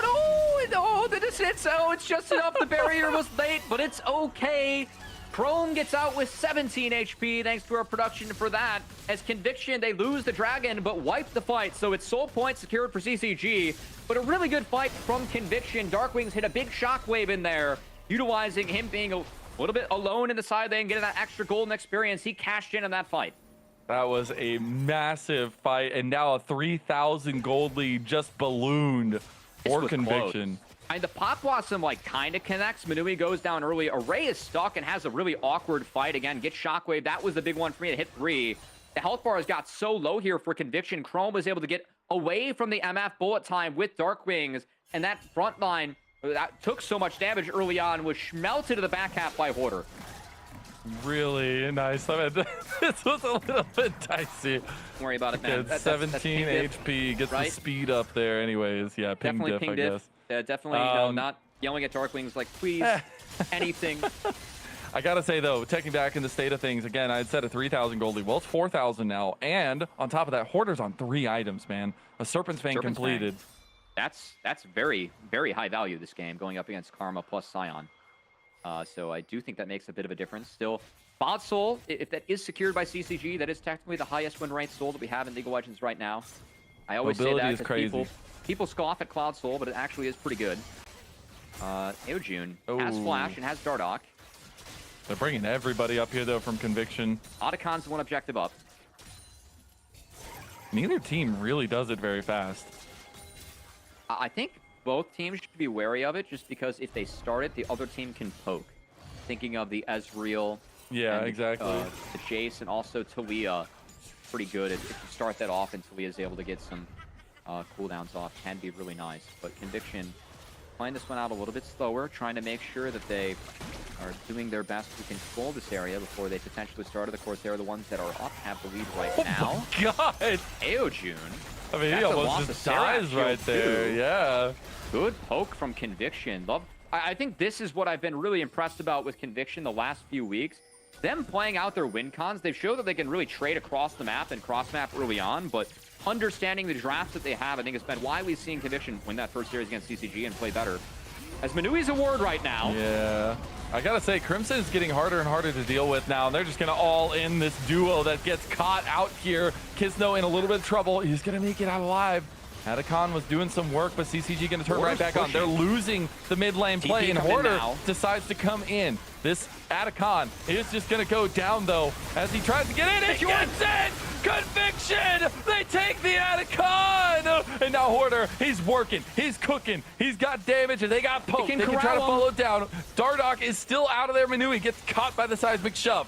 Darkwings is right here in front, trying to get the command attack on a Dardoch. The wave is still pushing. Dardoch wants to fight. He goes down instantly. Darkwings eliminates him. Now Hoarder looking for some more poke. Hammer swing in. Kisdo now rejoining the fight. Tries to find an angle himself. This is a little bit close. Chrome. He's trying to get no! He flies a little too close to the sun. They do get the trade back, but damage is done. That inhib turret in mid lane is gone. It is. It's even, but Conviction stealing away the Otacon, that's the big win for them in this. It'll also be a death cap for Darkwings when he gets back into the base. As I was concerned there for CCG, I think that if Conviction just plays the poke and plays the forever fight here, they're waiting on that shockwave to come back off cooldown to find a big fight. Because they almost get stuck. They almost get trapped. Again, Array, the bullet time over the top to help prevent a steal just wasn't enough. Kisdo was able to get in there, wins out on the Smite War. And it is a couple of good flicks from Aojun that kind of saves CCG from the scenario, but you're on the wrong side of the rift against a Jace, Orianna, Ezreal with low health bars. That can be a really scary scenario. Kisdo was trying to get that health bar back up a little bit or kind of preserve it as he was pretty low. Again, he didn't have ults available again, but waiting for his own. But look at that shockwave cooldown. If CCG don't find this quick and don't walk themselves out of this, I do think that a second shockwave could have hit CCG and been rather gnarly for them to deal with. So good they're able to at least escape with their lives before that cooldown came back up. We look back at the state of things, and almost 5,000 gold lead developed by Conviction, and they are cresting onto 3 items for everybody. Chrome's going to be very close. You thought 2 items was strong. Well, 3-item Ezreal is ridiculous, and now we get into that Dragon as well to deny the stacking from CCG. That Shojin really, really big for Ezreal. Also, I got to note, Pen starting to be available now for Conviction as well as Jace working towards that Serelda's. Will be necessary against the Sion and will definitely help chunk that backline. As CCG, of course, giving up that Dragon. It is their soul, but understanding they're behind right now, trying to use it to get a little bit more gold on the Rift. Aojun got a couple waves in top lane, but didn't lead to an inner turret. So we'll just be Conviction taking the Dragon and winning out on that cross map. We'll see when and where CCG really want to pick their point to go in. Crimson's the only one that is down Flash, and they have Darkwings, Manui, and Kisno all down Flash at the moment. So wondering if we see a potential power play coming out here with Aojun. I want to see how they can utilize that as well, getting a little bit of that response, the rebuttal with their own item completions. We still have a long period of time till another objective comes up on the table besides that Baron being up on the other side. So really, it's about these in-between moments. And Aojun and CCG, they're looking for a pick on a Hoarder. He's going to preemptively flash. There's the Weaver's Wall coming across. Manui is here, though. The knockback from the seismic shove, and Hoarder still goes down. A shutdown to Crimson. It's actually almost a really close attempt from Manui. Threw out the barbs, trying to get Aojun off the wall. Just barely missed. He escaped early, but with all that commitment down the bot side, it is Chrome and Conviction starting to sell TPs. Come out to defend from CCG. Aojun doesn't have TP yet. Just came off cooldown. Bullet time going through. They're using some of the damage profile. Breezy is the focus. One more Mystic shot in. He gets the heal coming through. Chrome gets the pop shot. Getting back in it. Kisto gets the Baron. And now Manui with the Pop Blossom gets one. Chrome gets a double kill on the back end of it, but now they want to try to get out with these Baron buffs, as they will make their way away. They do get the Baron. What a hectic fight. I like to focus on the Kisano to try and get him out, but when he escaped the pit, he had the blast cone to get back in. Gets back in, hits the smite, secures the Baron and Conviction. It looked a little bit goofy, but I think it pays off big for them. I think Chrome is absolutely smurfing at that moment. Even though if he dies, it still is absolutely incredible. And Dardoch might be on the other end of that spectrum, as now he gets out with a smidgen of health. Conviction try to answer. Not even gonna try and jungle privilege his way back up from that one, getting 30 HP. That was the tag on the Dardoch, but is able to escape with that flash. Still Conviction with that Baron secure. Gonna see what they can get done on the Rift. You can see that Serelda's coming in, somewhat changing that top lane matchup now, very much in favor of Porter, who's done a great job of absorbing any and all resources that he can. Level 17 and most CS in the game after that 0-4 start. I guess that is really just the reality of Jace Mazel. Doesn't matter how far behind you get in the game, you hit 2 items with the Thali Jace and you can hit like a truck. Yeah, and I gotta give props to Hoarder. And yes, you could boil it down to Jace pick is strong. The guy's been nuts. I mean, for really a rookie split, like, I mean, it's been absolutely incredible watching. He's one of my favorite new top laners in the league. I mean, he has been. He pulled out the Nidalee. He's been a real candidate for rookie of the split, which might just come down to him and TF Blade, frankly. Yeah. Who gets that one? I've been very impressed with Porter. We have seen some cold games for him, but also some really hot games. Oh, no flash. Get in the pull on Aojud, and he goes down. Chrome gets the snipe there in the end with the True Shot Barrage. This Baron buff is doing work. 6,000 gold up now, and Chrome is feeling himself. Unstoppable Onslaught's going to be used. Trying to whip around the corner from Crimson, won't find it. I think that trade in the Hoarder's okay. He's no TP. And so I actually think taking the Jace out, it means that Conviction can really only play one lane effectively with his Baron setup, as Manui is the one currently escorting in the next round of creeps. But I'm watching them try to kill Crimson. It's just, he's landing every shot. Chrome is like dashing all over, but he's running. It's like the Mountain versus, what's his name in Game of Thrones.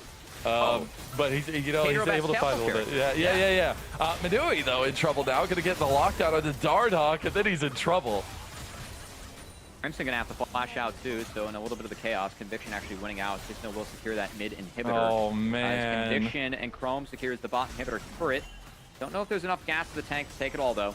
There's just gonna be one inhibitor falling in favor of Conviction, but the eyes are still intact. We're good. We're fine. Everything's all right.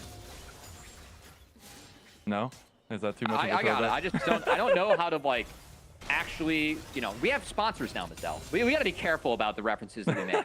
I don't know if I can further get into that one. Come on, it wasn't that bad. It wasn't yet, but if I further it, it could be, and I know myself. Well, I know what's about to happen next. It's going to be the Dragon Focus right now, which is the perfect segue, because Conviction are already around that point. They're 7.5 thousand gold in the lead, and they're going to look for their second Cloud Dragon in a row.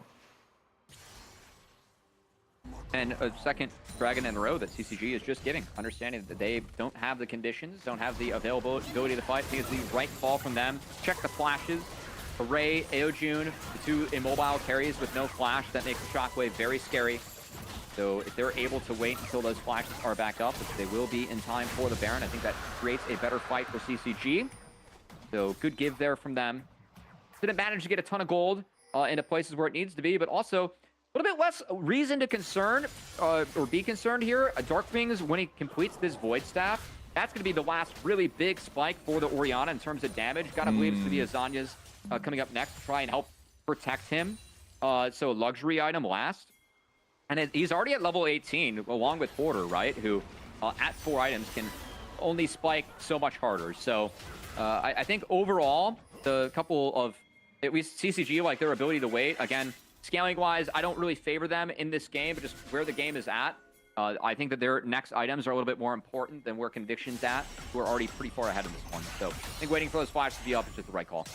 Yeah, and just buying a little bit of time if you can in these kinds of situations. It's a tough one. I mean, I expect this series to go the distance. I expect it to be a back-and-forth affair. I gotta say, Conviction is coming out with the strong first hand here in this best of 3. Again, I mean, this is a really close matchup. Before, or I should still say, the records like showing from the regular season, these two teams, they beat everyone below them in the standings and lost everyone above them in the standings. With, of course, the Conviction playing CCG in the last week, that win decided really side select for this series. Those were the only stakes that are on the line so far. Conviction cashing in on their first game blue side selection here. Mazel. True. What they got for themselves, you know? The payoff. It matters a lot in the LPL, you know? It does. Like you had mentioned earlier, not as much in Tier 2 as well. Yeah. But still see some influence in that, especially in the first couple games, trying to get like the big meta picks that are still available. As big meta pick onto Hoarder is going to get the flash out from him, so definitely something to respond to as well. But now Conviction looking ever present. Manui trying to go for the play, gets two, but right into the bullet time is now Kisto able to help clean up the rest of it with the help of Chrome, and now they are just in a singular point being run down by Conviction. Chrome finds the angle there. There was a choke point they were playing through, and Crimson will not be able to do anything on the other side of that. Fourth item completed for majority members here, and can be the setup around the Baron for Conviction. I know it's small, but really like how Kisno played his way out of that one too. Just understanding that if he stays alive and is able to jungle privilege back on up, they can actually hit this Baron. So that health that he got from the Krug is going to be enough to make sure Conviction can easily secure this Baron. And that Baron will be on their shoulders for the upcoming Dragon spawn again. Trying to deny that soul point and deny that Elder from spawning. Really the goal of Conviction, who find themselves with a 10k gold lead and control this game. It's just been slowly and surely building time and time again. And feels like a little bit of a cliff edge that CCG need to try to get themselves off of, but it's not going to be any easier anymore in this game. They might be looking at a potential game number 2 setup. Third item is complete for Dardock, so it's a little bit of something to hold on to. But really, Conviction have the say on what they want to do. Chrome even almost stopping Aeojun's back there. That would have just been the nail in the coffin, it feels like. But with these pushes, with this Baron buff up for another 215, they have plenty time to make this work. Kept playing those 2 lanes narrow. I think Hoarder can only go so far as he is down flash now. You could see both Aeojun and Dardock setting up a trap if Hoarder were to play another wave. They actually swapped out where him and Darklings are at. As Darklings with that flash up, maybe a little bit safe from the side. Will be on Hoarder and his focus, see what he can find. It's a good chunk on the Manui. The 2024 C-LOL champ duo coming in clutch. Yeah. That Rocket Bell from Oh Manui my God! Kind of saved him. As that Hoarder shock blast, that's sending a message before you leave. Again, Hoarder a player, I had a GM earlier on in the year just kind of ping me like, so how good is Hoarder actually? Because we have seen Hoarder have these solo queue climbs where he gets high rank in NA. He's been top 50 in Korea. He's had multiple boot camps over there, but we haven't really been able to see him put it together fully on stage yet. I think with this team, he's played a lot of carries this split of NACL, and he's had some up and down games, up and down moments, but as a rookie, we have seen more good than bad. And it's definitely had chances to show off the hands of mechanics, and especially on this Jace, a champion that he has always played well throughout those solo queue climbs. So, again, some reason to be excited about Hoarder moving forward. See if he can continue to kind of clutch up in this game, as he has Flame Horizon, his opponent, the Scion. Yeah, that's actually insane. Well, if it wasn't in the Scion and just how this game is gone, I would say it's insane, but that is kind of how the cookie It's still a feat no matter what. It is a feat no matter what. Not bad for an 0-4 start, you know? Yeah, a 1-4 start. Not too bad. But now it is the seed. Yeah, just Jace thing. Just Hoarder Jace thing. Or Jace in general. It is the top lane that is the last remaining bastion for CCG as they lose another inhib in mid again. The siege is present. They aren't able to get the turret as easily. I think the siege is a little bit more difficult to execute. You don't want to overextend against this comp, especially against some of the bullet time setups that they can have. So a deadly flick could be really big here for CCG. As a deadly shock blast is going to send Aeojun back to base for this wave, but should be back out in time to defend the next one. Could be just fine, but when you're losing half your health, when you're losing half your health with shock blast, it's difficult. True. And now Crimson just wants the engage. Bullet time onto Hoarder. They try to take him down, but they can't get him. Dardock already popped the Crescent Guard as well. He's trying to buy time here. Big Pop Blossom onto 2 and finding the 3rd, but is going to go down immediately. Now CCG find a double kill with Array, who is going to get their fight going here. Kisno, the next one to fall here potentially. Going for the blast zone is going to go back on Aeojun. They get the big shutdowns across the board. That's a 3-for-0 in favor of CCG. Good E from Chrome. He forces the flash from Aeojun, but it was an E from Chrome that actually got Hoarder killed. I think the double up actually followed through from him onto the Jace to connect with that kill onto Hoarder. That was kind of a goofy moment, but A good team fight for CCG is that bullet time got a lot of damage down to the Hoarder, and we never saw that shockwave get cast. So no big influential shockwave in the fight. Ends up being CCG that were in their base and able to find the right fight on their terms and their lines to find the win. Taking a pretty decent chunk out of the gold deficit there as well. About 3,000 gold grabbed back in that play for CCG. A nice little setup for them as well as they'll get Dardoch back out on the Rift. We'll take a look back at that one. Overextended play from Conviction. Again, Kisno split. Keep your eyes on Darkwings just to find a shockwave moment. Darkwings is stuck over the wall. CCG did a good job playing back on their line as they punish an overextended Manui. That's the flash from Chrome. They got Hoarder. As yeah, that double up followed through. Oh, that feels bad. Bit of a bummer. But hey, a good cleanup for CCG. They take down 3. They do indeed, and really good capitalization to get some of the shutdown gold also to Aojun. A little bit more setup in the spacing tools that Aojun will have. And now, and has the Seeker's Arm Guard. Again, I think CCG banding together in their base. We've gotten to the point where Conviction can't really scale anymore. So it's been CCG catching back up as their carries get more items completed. And this MF build, you got to be careful. If you overcommit into MF, she does do more DPS. Of course, the ability to really outrange MF and out-interact with her outside of the bullet time. But we'll have to see Conviction have a better, more convincing fight. As Array, at full build, has, again, very quietly gotten very, very, very fed in this game. Oh, they might catch Dardoch. Okay, really nicely timed on the blast cone. Conviction tried to collapse onto him. Won't end up finding it there. But still, control of the map is definitely in Conviction's favor. You have Dragon in about 2 minutes. Until then, they're looking for picks. You have Baron up in about 30. It was a very good E coming out from Dardoch as he got to the other side of Kisno and got to the other side of the blast cone. Got him out of there, because if he falls, got to believe that Baron would have been going down to Conviction in about 15 seconds, as that is when Baron gets back out on the map. Conviction's a great job of getting control early on. And Dardoch, well... No? Oh, goodness! Gonna hit that shockwave that time. Aojun goes golden, but will go into the dirt as he is taken down. Baron should be the way of Conviction. And they don't overcommit into the bullet time, too, which was cast, so that's enough for Conviction to start off this Baron. This is really tough for CG to get into. Dardoch now spotted. Hoarder's going to try and zone him out. Dude, Crimson is so big, though. He just wants to walk in here as much as he can. Find those angles here as well. As, oh, goodness. Big pick on the side, though. Manui gets chunked in the end. Kisno finding Array. Is it going to be enough? They both go down. Trade back forth as Hoarder finds the other pick as well. Crimson is still a massive mountain to take down, but slowly but surely going to try to take him out. And there you go. Crimson healing so damn much, but after that, they also try to find Breezy in the end, and they should be able to run him down as Crimson makes his escape. There's 15 seconds on Aojun. Conviction going to try and end. Aojun has a chance to actually have an impact on this fight, though. Will be Hoarder basing and TPing in. So 4v2. Okay, can Crimson take down the wave? He's focusing on it. He has the zombie form, but the turrets are already going down low. And Conviction looking for that final push here as they get this last Nexus turret down. The Hoarder's coming around the angle, gets pushed into the turret, gets pushed into the Nexus, but it doesn't matter. Conviction holistically controlled game number 1, and they will find a game 1 win. Good try there from Aojun again. Had a chance to have a base defense, but was not enough as Conviction.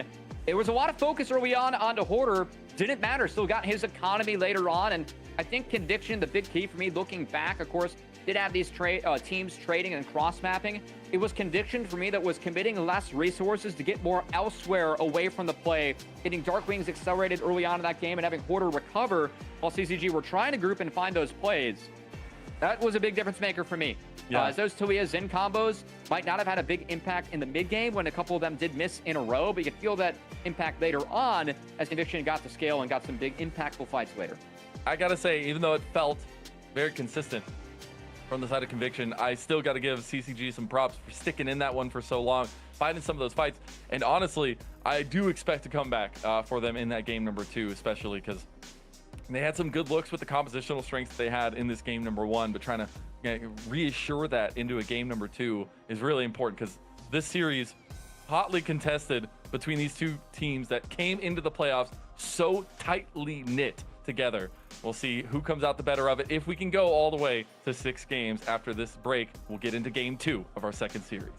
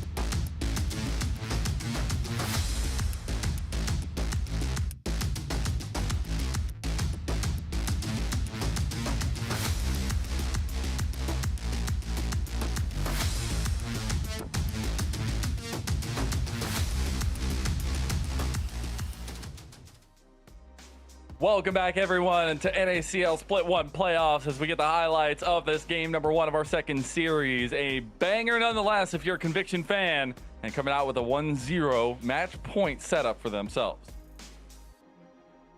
Yeah, and again, kind of a back and forth game early on, but I feel like a couple of the plays missing for CCG ended up being a Conviction win later on. As the shotgun comp of, we really didn't see that Pop Blossom into the Shockwave. It was more so the Wukong spin to win into the Shockwave that really landed true on the CCG, but they don't really have a way to defend or keep Conviction out of doing that. And I think that's one of the troubles of taking the Karma into the Nico, because again, you are able to match lane push, but you cannot deny those big engages later on. And we really saw Kizno and Manui be able to find the angles that were good enough to secure them the win.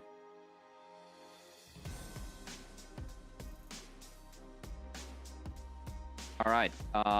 Well, they used a lot of their team fighting strength to press through a lot of the compositional strength from CCG. And I think we saw that the setup wasn't easy. I mean, it took like, what, 15 minutes to really get a lead, burst it open. But once we did, it was like a 3,000 gold lead for Conviction.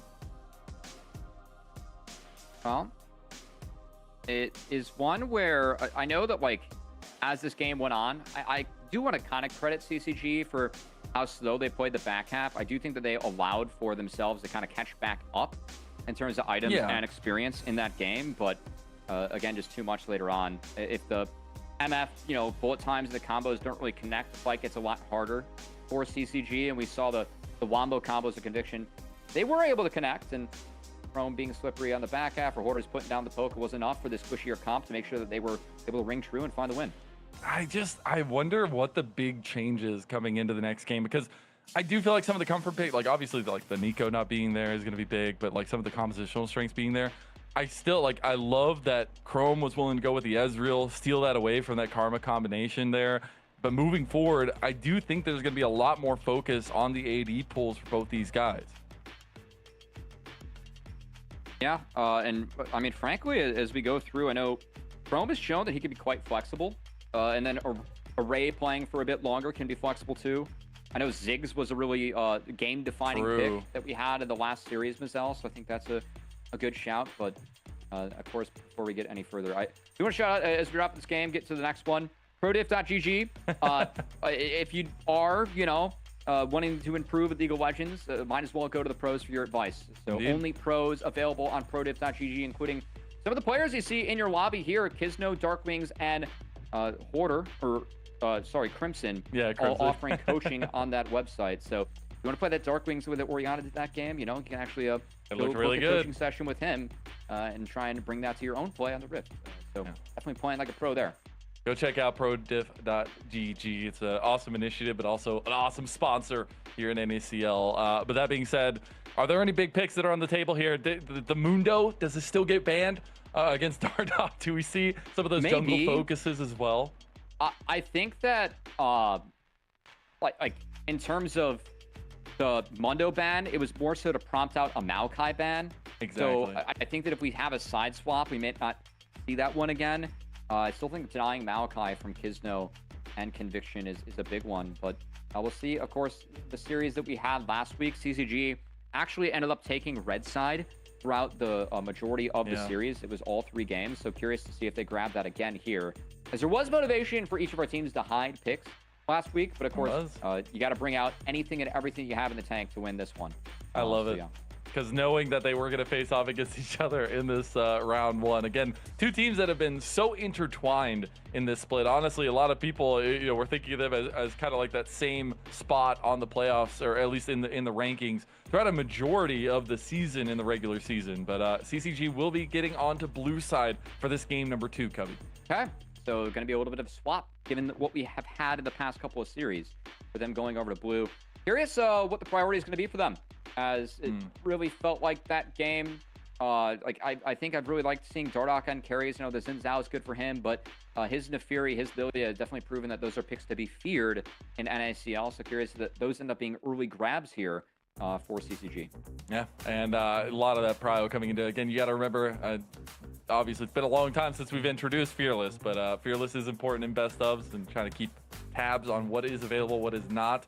especially against these compositions and teams that like to go with a lot of comfort picks as well. See if there's any flexibility in some of those picks. We're getting into draft number 2 of our second series, so we'll see exactly what CCG want to prioritize on that blue side and what counter pick Conviction is going to be wanting to go for. I was curious if we're going to have our Heroes bands pop up here as we are in that game too. So it'll be interesting to see if we can, what ends up happening as we move forward. So I know that, of course, the side swap is going to be new between these two teams in last, at least the recent series. And looking at these bans again, I don't think we're going to have a Maokai ban from CCG or a Mundo ban from Conviction. I think we're just going to take away some power picks as Conviction. Also removing Azir on this red side, definitely a pick that we think is really big for this series. Yeah, I think you kind of have to. On both sides of things, a lot of comfort coming in on that pick. The Manui Poppy is going to be banned away there. A little bit of flexibility, obviously, with the jungle for Kisno as well.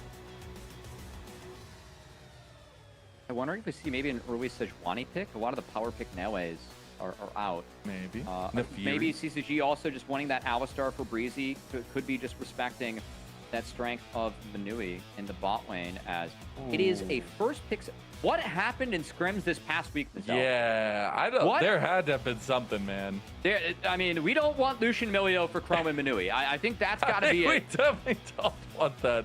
It is the Rumble pickup, so I gotta say, if you're B1 and you're grabbing Senna, this better be the biggest payoff of all time, because you gave over some very powerful picks, not only in the Rumble here, but there was a lot of possibilities still on the table, and the Tristana is going to come in to assert dominance in that 2v2. That's a flex pick too, as it can be played by both Darkwings and Chrome. It's been mostly played by Darkwings on this team, but what the hell? Oh, it's Senna buffs went through. That's what happened. They did.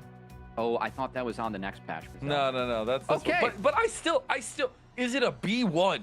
Like, no, but it did get a lot better. Again, for Senna, the soul drop rate on monster minion kills like almost doubled, and you get more crit chance per 20. Yeah. They nerfed the AP ratio on the Q. That doesn't matter if you're playing Carry Senna. Speaking of, Annie, of course, a really big power pick that we have seen. A couple squishies showing here for Conviction. Going to be locked down.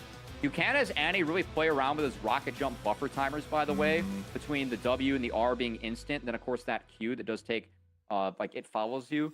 So I want to see if Eojun's able to kind of play around with a couple of timers there to maybe catch Darkwings, who I expect to be on this Tristana off guard. But, of course, chance for that Tristana to be flexible.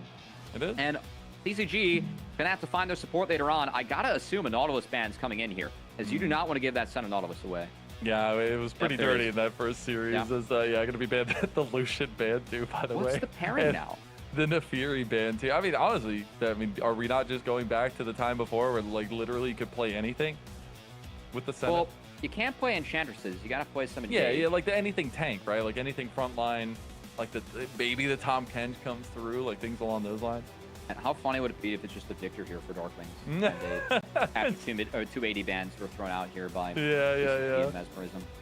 It's going to be the Corki. Okay. Going to be a Corki. I will say chance for flexibility there between the two, as I do like the Tristana a little bit better in mid if possible.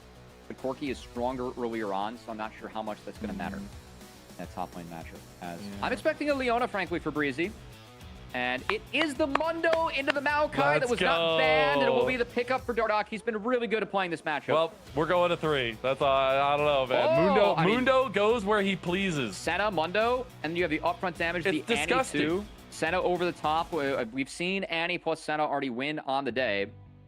As, of course, I was expecting a Leona. Going to be the Alistar, as Manui has that choice of last pick. Chance to flex that Maokai to support if Manui wants to dig deep in his pool.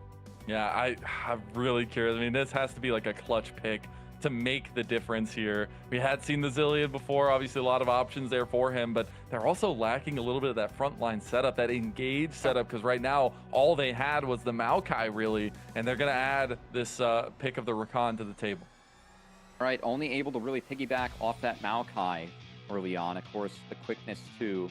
First CC that Mundo catches does go to the wayside, given the passive. I think the Annie combos with Senna over the top, and Bessa too, the one-shots could be really big out of CCG. And do want to see that top lane matchup. I know that Hoarder for me. Both him and Crimson have been a little bit vulnerable on the side lane playing the Rumble. So we have seen a couple of Rumble games from Hoarder. That's We want to true. make sure that he has a stronger side lane matchup because the ability to hunt in the side lane when you have the Ambessa and the Annie, very real if you are CCG.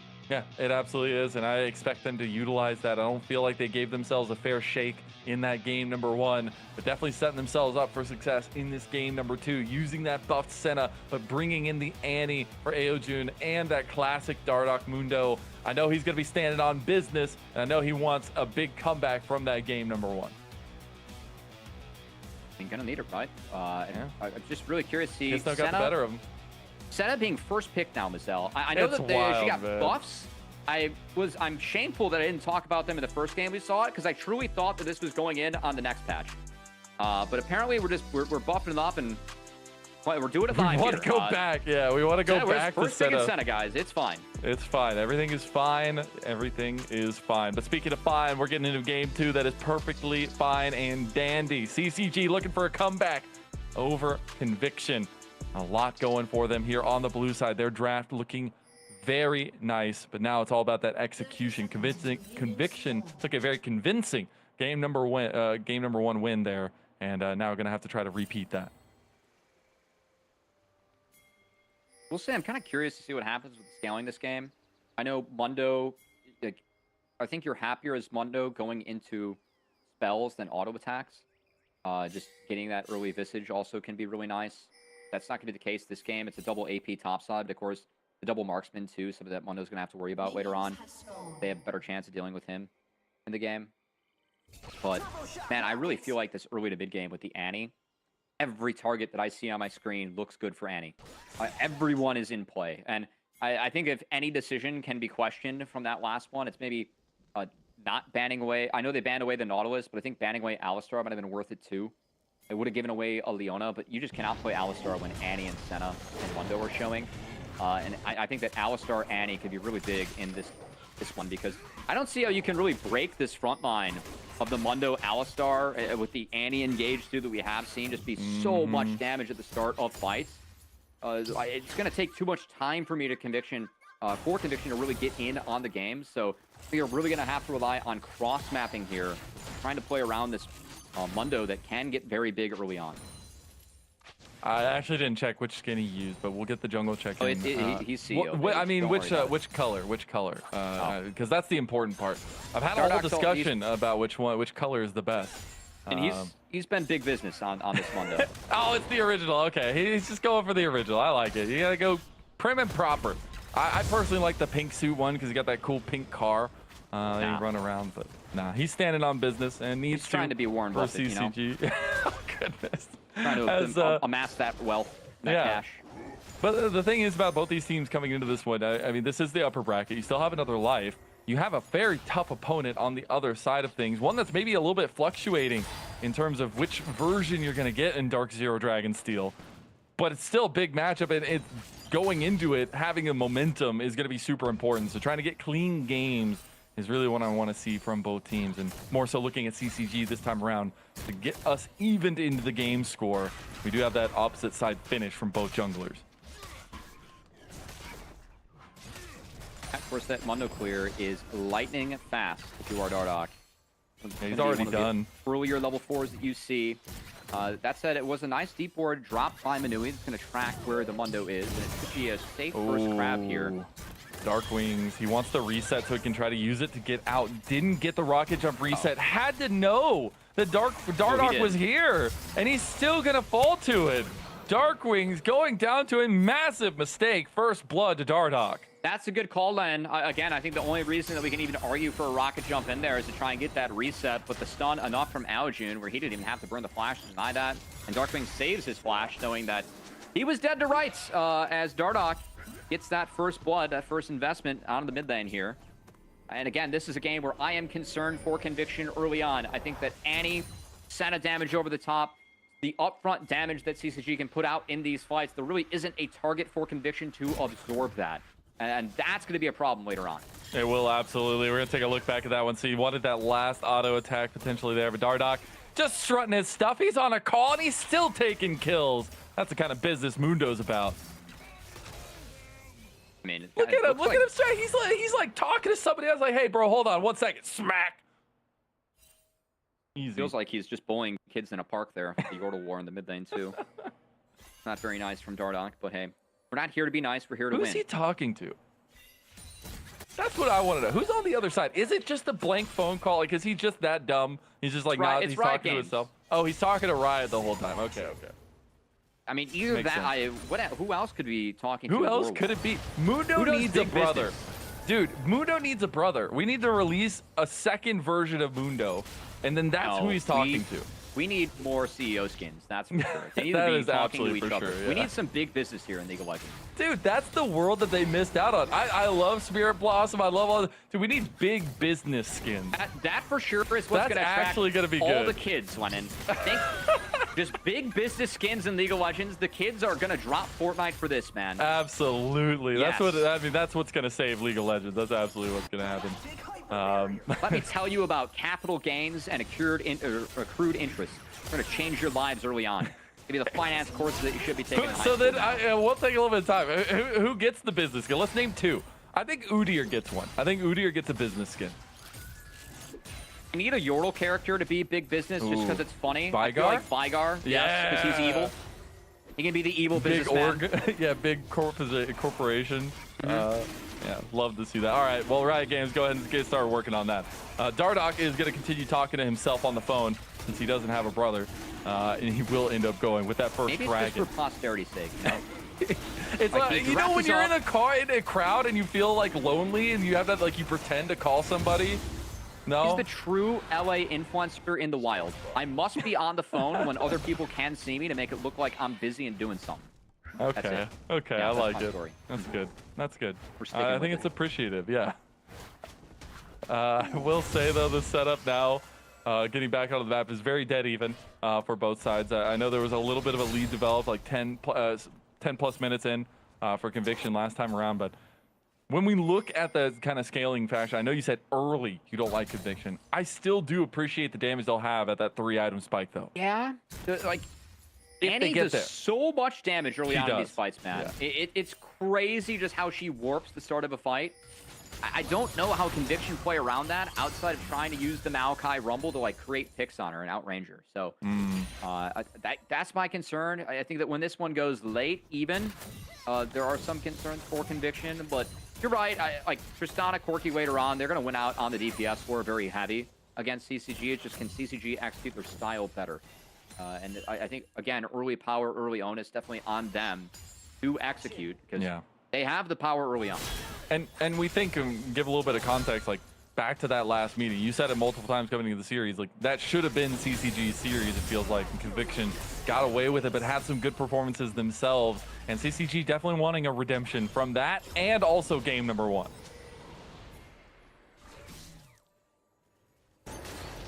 And last week, you know, we're going to keep on That's what I was talking about. on the factors. Oh, order. They do have ultis? Ult at his feet, not needed. Cannon minion missed by Crimson as Dardoch denies some big That's business the real for a top dub. laner. Yeah, -1, unfortunately. Hey, the Tibbers has a suit. Yeah, so some old tech when thinking about Annie is you drop Tibbers to find the chunks mid before objective spawn. And we have that here, but flash on Annie. Oh, They're they trying to found him. They actually got him in the end. A Buster shot with the explosive charge. Not enough. Now in the top lane. 1v1. Crimson in trouble. Hoarder going in, but he gets publicly executed. One more auto with the flame spinner. Hoarder throws up the thumbs up, and he gaps Crimson. That was a close one. Live with 40 HP, and the scrap shield gonna help him win out on the scrap between our two top laners. That said, with all that going on, will be the grub secured here for the Maokai, as of course Darkwings did survive, or did go down. Mundo. No, he survived. Yeah. He survived. He survived. Let's take did. a look at this top lane. Hoarder's just killing the wave. That's enough for Crimson to try and take this all in, but the overheat, Hoarder gets a lot of work done. I think Crimson canceled an auto or something in here. The It's just the Harpoon hit auto too time. while overheated. That was big. But Yeah, like that- right that here, Harpoon right? hit the tank. Like, I think he was slowed. It was tough. Scrap shield came out, caught it's it. very close. Yeah, and that's big because again, with the build that Crimson's going for, that electrocute, you don't get as much health on you as the grass. An electrocute definitely a stronger rune early on. So I think Hoarder getting a little bit ahead now in this matchup. Does have the steel cap. Going to have some safety up here. Should be able to continue to melt Crimson and push him around. I will say, though, Crimson's avenues in the later parts of the games, though, is so good, right? Like, he has so many targets that he can just absolutely catch out in terms of Darkwings and Chrome with that public execution getting the back line. For sure.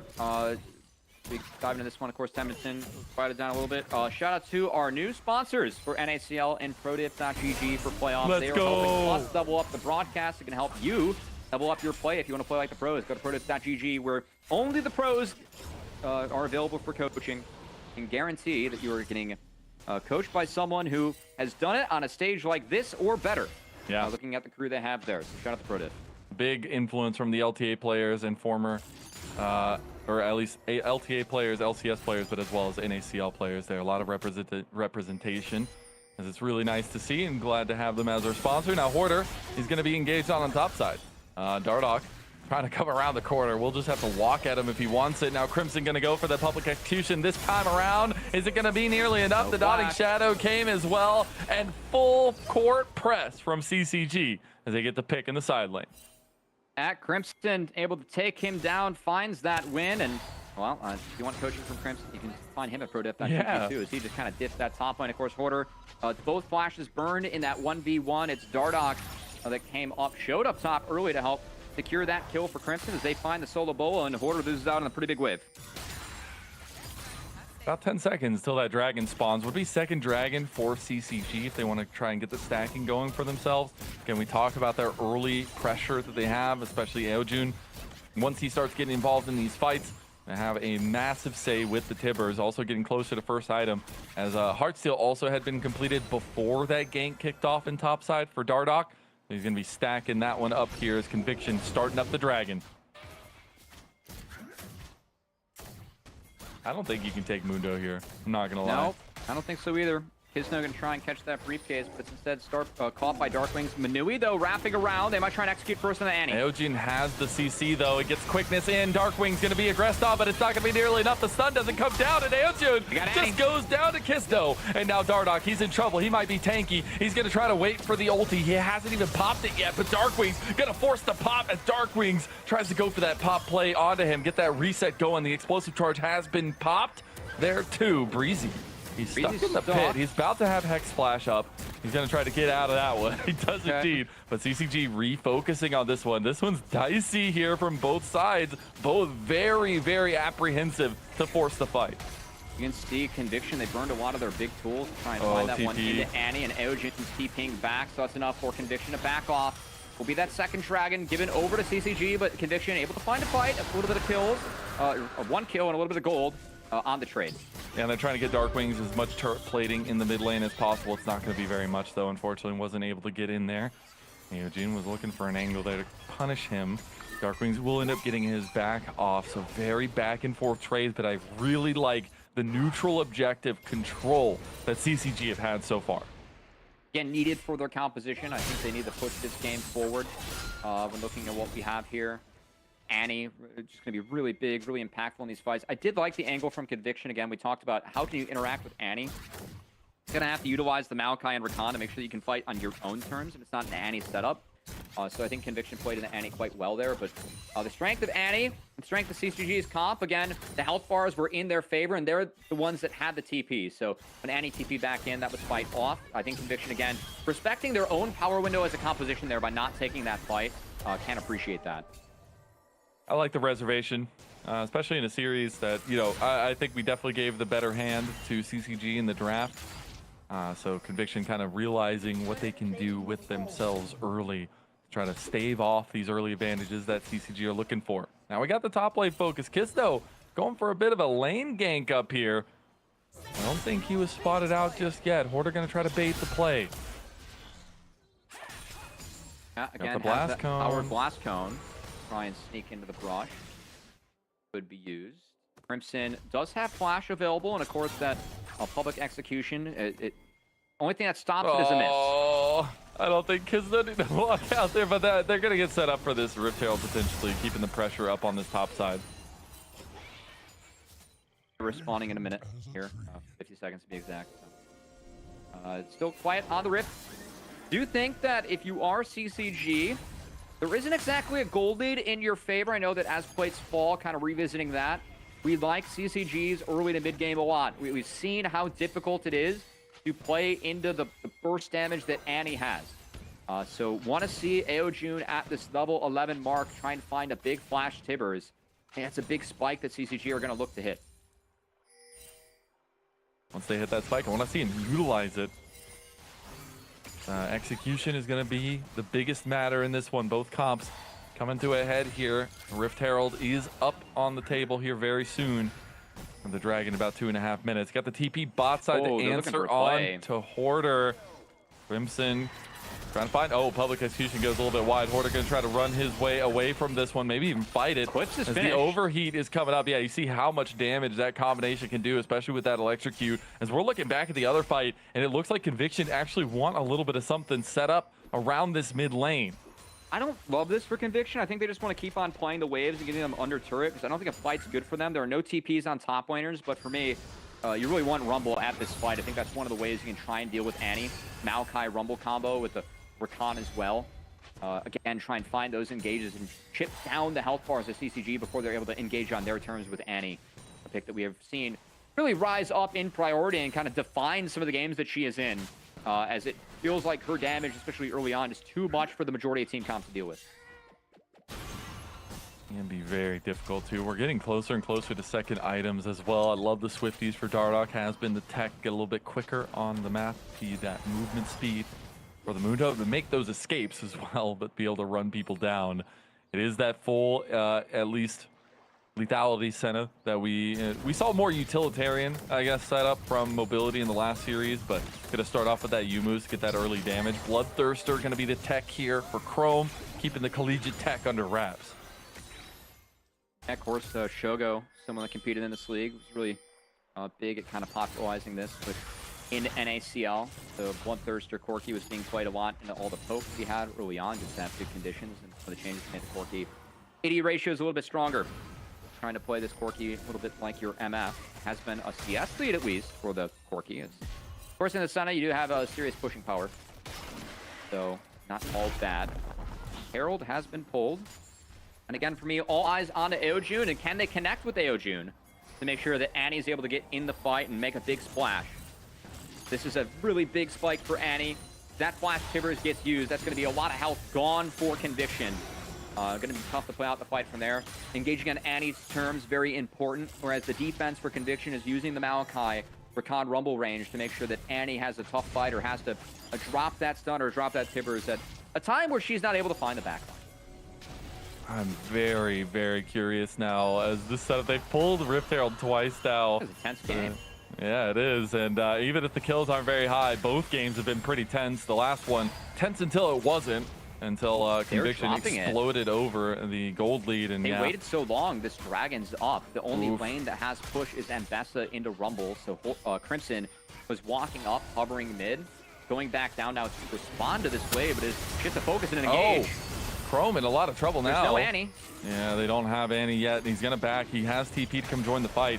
This is sole point. Manui goes for the double. Chrome trying to get some damage in. Goes for the flash. Public execution will be on the other side of it if they get the feats of warfare for CCG. Now this body meatball is working. Equalizer not nearly gonna be enough. You saw that pop from Aojun on this Annie. He will end up falling down as Darkweed's getting the resets now, but will Buster shot to safety, trying to get out from under that turret. CCG take a holistic fight though, 4 for 1, and they will get the Dragon. Yeah, that engage from Manui, you can see the damage from Chrome just not there yet. I think that at this point of the game, again, you really have to rely on your range if you want to have any hope of winning. Alistar Mundo way too big at this point of the game to deal with, and then when Aojun joined, it wasn't the biggest flash Tibbers on the planet, but it did ensure that it is a 4-1 victory. Dragon secured for CCG. That is sole point. So it is only a 1k gold lead, but that soft power of threatening the soul for every Dragon spawn could be big for CCG, who again have the much stronger composition early on. And we already get that second item, Void Staff, completed for Aojun in the mid lane. Gonna feel really good, and the power is gonna be aplenty there as first turret does end up going the way of Conviction. But the feats had already been secured for CCG. still going to be a really tough game here for Conviction. It's like, for me, it's it gets better at some point, though, but it's not easy. But you can't get to that point in this game, and that's really my concern, is who is going to deal with this Mundo? There was no chance of Chrome getting through Mundo with just the break point that he's at with only the Bloodthirster. It does feel pretty bad into Mundo, as there's no chance that you're going to out-sustain him, and you're only out one item. I think that IE is going to be really important. Frankly, I think Conviction just have to drop everything on the map until that upcoming Dragon. Even an early Otacon start for CCG, I would like if they pulled that, just because A, Mundo can rest and respawn, and B, you could find an Annie fight where flashes are down for Conviction. They don't have Infinity Edges in their inventories yet. So I just think what we have on the map right now, CCG, is the much stronger team comp. It is indeed, as Conviction it's a risk. Anacon here. It's not the worst risk in the world, though. They just took Rift. This would be a hell of a sneak and a big win for Conviction if they got this. There's pings coming down over here as well. Some assist They're gonna pings, get it. But that Atacon will go the way of Conviction and buy into their late game scaling here, as they will get their first neutral objective of the game. That is a great pickup. I really like that call. Again, I don't think you can fight, so just cross-mapping with that Herald timer that was taken late in this game. Well done from Conviction. They get something on the map in a world and a game state where I feel like nothing should be theirs. So the fact they just traded that even, and then a bonus points, they kept that mid-outer up, and if mid-outer falls, who cares? I think that, again, getting the Otacon off the map for free is a giant win. They've got a timer, though. 3 minutes. I mean, I love all that. I think an Infernal Soul to CCG feels real bad. It is scary. We do want to credit that play, though. Yeah, no, absolutely. And you have to make those plays. And it goes back to what Hoarder was saying. Because a lot of teams will just sit defensive, play defensive the entire time, but Conviction willing to go for something aggressive. And those are the kinds of looks that make a championship team. Yeah, I mean, what Denethor was saying after their win, right? We need to be proactive, not reactive, even if we are behind on the map. It does feel like, though, at the moment, Conviction can't really do anything proactive. I think the best chance they have is to punish Aojun, but they are the much weaker team at the moment. So, if Aojun shows his face here, Manui is not shown on the wave. No flash available, but looking for a combo. Waiting, holding, hold. Tippers play, buffer into it. Darkwing's low, but there's the engage, and Dawning Shadow will not nearly be enough. Tippers going to go Super Saiyan mode, and Darkwings has to take him down. That's just a great play and a great read, though, from Manui and Conviction. I really like that. Again, oh, this is greedy. Early Void Staff. Yep. Oh my That's the God. The IE completed, and all of a sudden, he can make him pop like a balloon.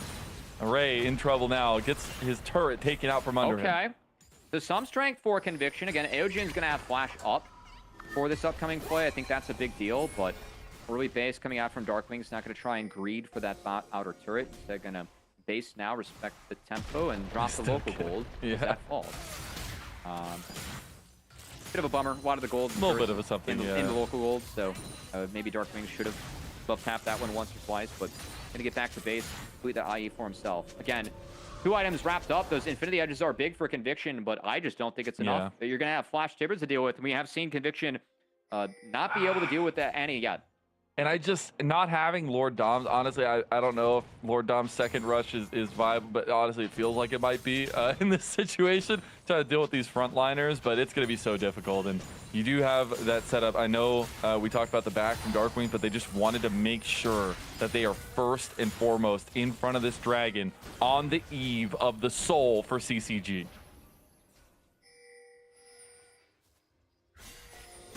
Trying to find any bit of control they can. Again, Aojun has that flash up, and Annie is where my eyes are at, because wherever Aojun decides to enter the fight, it's going to be that big boom damage being dropped. As he is sitting at a rather comfortable break point with his early Void Staff, and potential to blow up the carries of Conviction, who I think importantly were able to pick up some levels from that Otacon being secured too. A level advantage for Chrome Darkwings. That's going to matter a lot to have those extra stats to try and avoid being bursted down by Annie. As Manui at the moment's found. He is found. Will be aggressed out of, though, as now CCG waiting for the reset of the dragon. I love Dardog's position here. He just knows that they have CCG in a place, or at least Conviction in a place that they can't really do anything. Ooh. Now they're going to get a little pressure. Glacial Path got Breezy out of there. Would have had to blow the ultimate, I think, if Pisno gets in. Oh, Darkwings. Just going on to Breezy really there. Trying to get his ult. Yeah. He really wants to put some pressure on him, realizing that's one of the crucial frontliners. Manui waiting for an angle, going for the pincer maneuver. Hoarder on the other side has the equalizer available. Here goes the Nature's Grasp into multi. Equalizer should come down. He's going to use it across the pit now. Kisno in the pit there with Dardock, but now they're going to go for the fight after, though, as well as Darkwing's getting recessed now. Kisno has to run away, and CCG have just gotten the better of it. Crimson going to try to run down Darkwing. We said how all those squishy members. Oh, he almost goes down in the end, but that will be the infernal soul given to CCG. A 2-for-1. Objective control paying off for CCG as they secure that bonus power for the rest of the game. And Dardock, he's walking at him, bro. Down order. He's walking at him. Gets a speed boost He's from walking Ray. Ray at looking for the him. Q-slow. He's got business, and I think Hoarder might be on the other. Okay, he's got back over. Thought he was going to be the one on the other side of the phone. Yeah, doesn't connect. But hey, that fight did connect for CCG. I know Aojun went down early, but that anti-damage, it was enough to get a good start off to the fight. And Conviction just not strong enough as a comp to fight back yet. And now you're on another timer. One for Elder Dragon in about 5 minutes and 20 seconds. But this Infernal Dragon will do permanent pressure damage on the Rift itself. And I think that's something that CCG knew they could get for themselves. I really like that they played around that. We said how powerful they are in the earlier parts of the game, and being able to utilize that is a level of execution we need to see from the CCG team if they want to try to make this series even up, but also keep their upper bracket hopes alive. And so far, so good on that home front. Expected a close series between these two teams. Nice to see CCG bounce back in this one, utilizing that. Oh, Crimson. He's just going in. I mean, he's got 2.5 items, and Kisno's just going low, going down. Double TP coming in from Conviction, but they don't need to fight right now. We said this is not the time, and now Hoarder is getting in trouble here. Dardock gonna run him down. He owes him some money. Better pay up that business tax. And CCG gonna go for the Baron. I mean, it was catching the cash dollar and all that, catching those briefcases on the way out. Is that top side? Hoarder, Kisno fall in the briefcases and Dardock, and with no fight on the board, this Baron gonna fall for free in favor of CCG as well. Mundo truly goes where he pleases, and so does Dardock. I've never seen Dardock and Mundo in the same room at the same time. That's all I'm gonna say. Well, given that League of Legends is a fictional game, I'm just gonna stop you there, Lennon. Wow. This is when you turn serious? Okay, I see you. Always, killing the vibes. Again, Conviction, not big enough yet to get a fight on their terms, and frankly, we have to start questioning if that's even going to happen at all in this game. As I thought it was a little bit early for Crimson to send himself flying in there, but that was the perfect time. As they chunked out that back line, isolated them away from the front line, and Mundo was able to chase his way through that fight. And the Infernal Dragon just makes things so difficult for Conviction. You have so much extra damage on top of everything that CCG are throwing at them. Now you're getting the third items completed for this squad, and specifically for Dardock, over 200 Heartsteel stacks, but also has his Spirit Visage and his Randuin's. Gonna be an absolute menace to deal with, and that sustained damage, those Lord Doms, they could not come soon enough for Conviction. I mean, again, we expected a close series, but it's been kind of a quiet game, too. As this has been all CCG from the start. Had a draft where onus really on them to make plays. It hasn't been like the killing Annie performance we have seen. But Aojun has done his job. Serviceable. Yeah, sending the tippers in there to make sure that these fights are one-sided in favor. They're losing their base, but they get a tier 2 turret on the bot side. It's good Baron defense from Conviction. Again, Darkwings is going to have to come back now, but we're able to at least trade out the inners. Kisno's going to get the bad news, though, that this flank is very well covered by CCG. Oh, they're going to send it. Okay, Manui decides TP coming in, although Manui's already lost half his health. He has to back away immediately. Chrome is the one they focus on after that. Now Crimson joining the fight now. It's going to be a 5v5, trying to get this turret down. They're using this Baron up cannon minion. Get some siege damage down, and Dardock just gets to walk around and still be on that phone. They got a TP out. That's not too bad. As Conviction, again, trying to amass these items. Important that they're able to hold on. As you can see, the RFC from Array on the center. We don't have a exact count from Ray, but I am going to assume it's over 100. I mean, look at that. It's ridiculous. As Equalizer coming down. Manui goes for a double knock up, but the turret's already got him. Manui's going down too. Public execution hits on the Darklings at CCG. They've cut to play game 2. It's going to be evened up just like it was just last week. In the rematch in the playoffs, we get the delivery of CCG into the series. It's going to be a quick finish here, and CCG are looking for the end. I like the Mundo response into the Maokai. I like the pairing with the Annie. It felt like Dardoch got ahead early off that first kill and never looked back as CCG they make good on their words that we had early on in the day, Mazel, that this is going to be a close series. Great bounce back from them, as that was a pretty well-handled game, too. I'm glad that Dardoch's business meeting of 30 minutes was one that ended up in paying dividends for him. I mean, coming out big on the Mundo. Obviously, a lot of respect there. In the first game, it was banned away. I think Conviction are going to realize they probably needed to keep that ban going for more games here, but they will end up suffering that defeat. And now it means we got an even game going into a game 3, and our first day of the NACL playoffs going all the way to 6. He was just sticking to his Google Calendar, right? 30-minute meeting into the next one, whatever calls next from Dardoch. Of course, speaking of calendars, shout out to our sponsor in ProDiff.gg. I know the victorious support in that series and top laner, or I say series game, Breezy and Crimson, 2 of our professional coaches on that website. Of course, our new sponsors helping us level up for playoffs.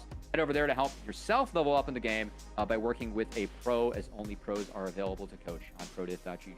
So excited to have them help out, and Mazel excited to get a chance to talk about another game 3 on the day. Yeah, another one. It's going to be a lot of fun. We will see you on the other side of this break for that game 3.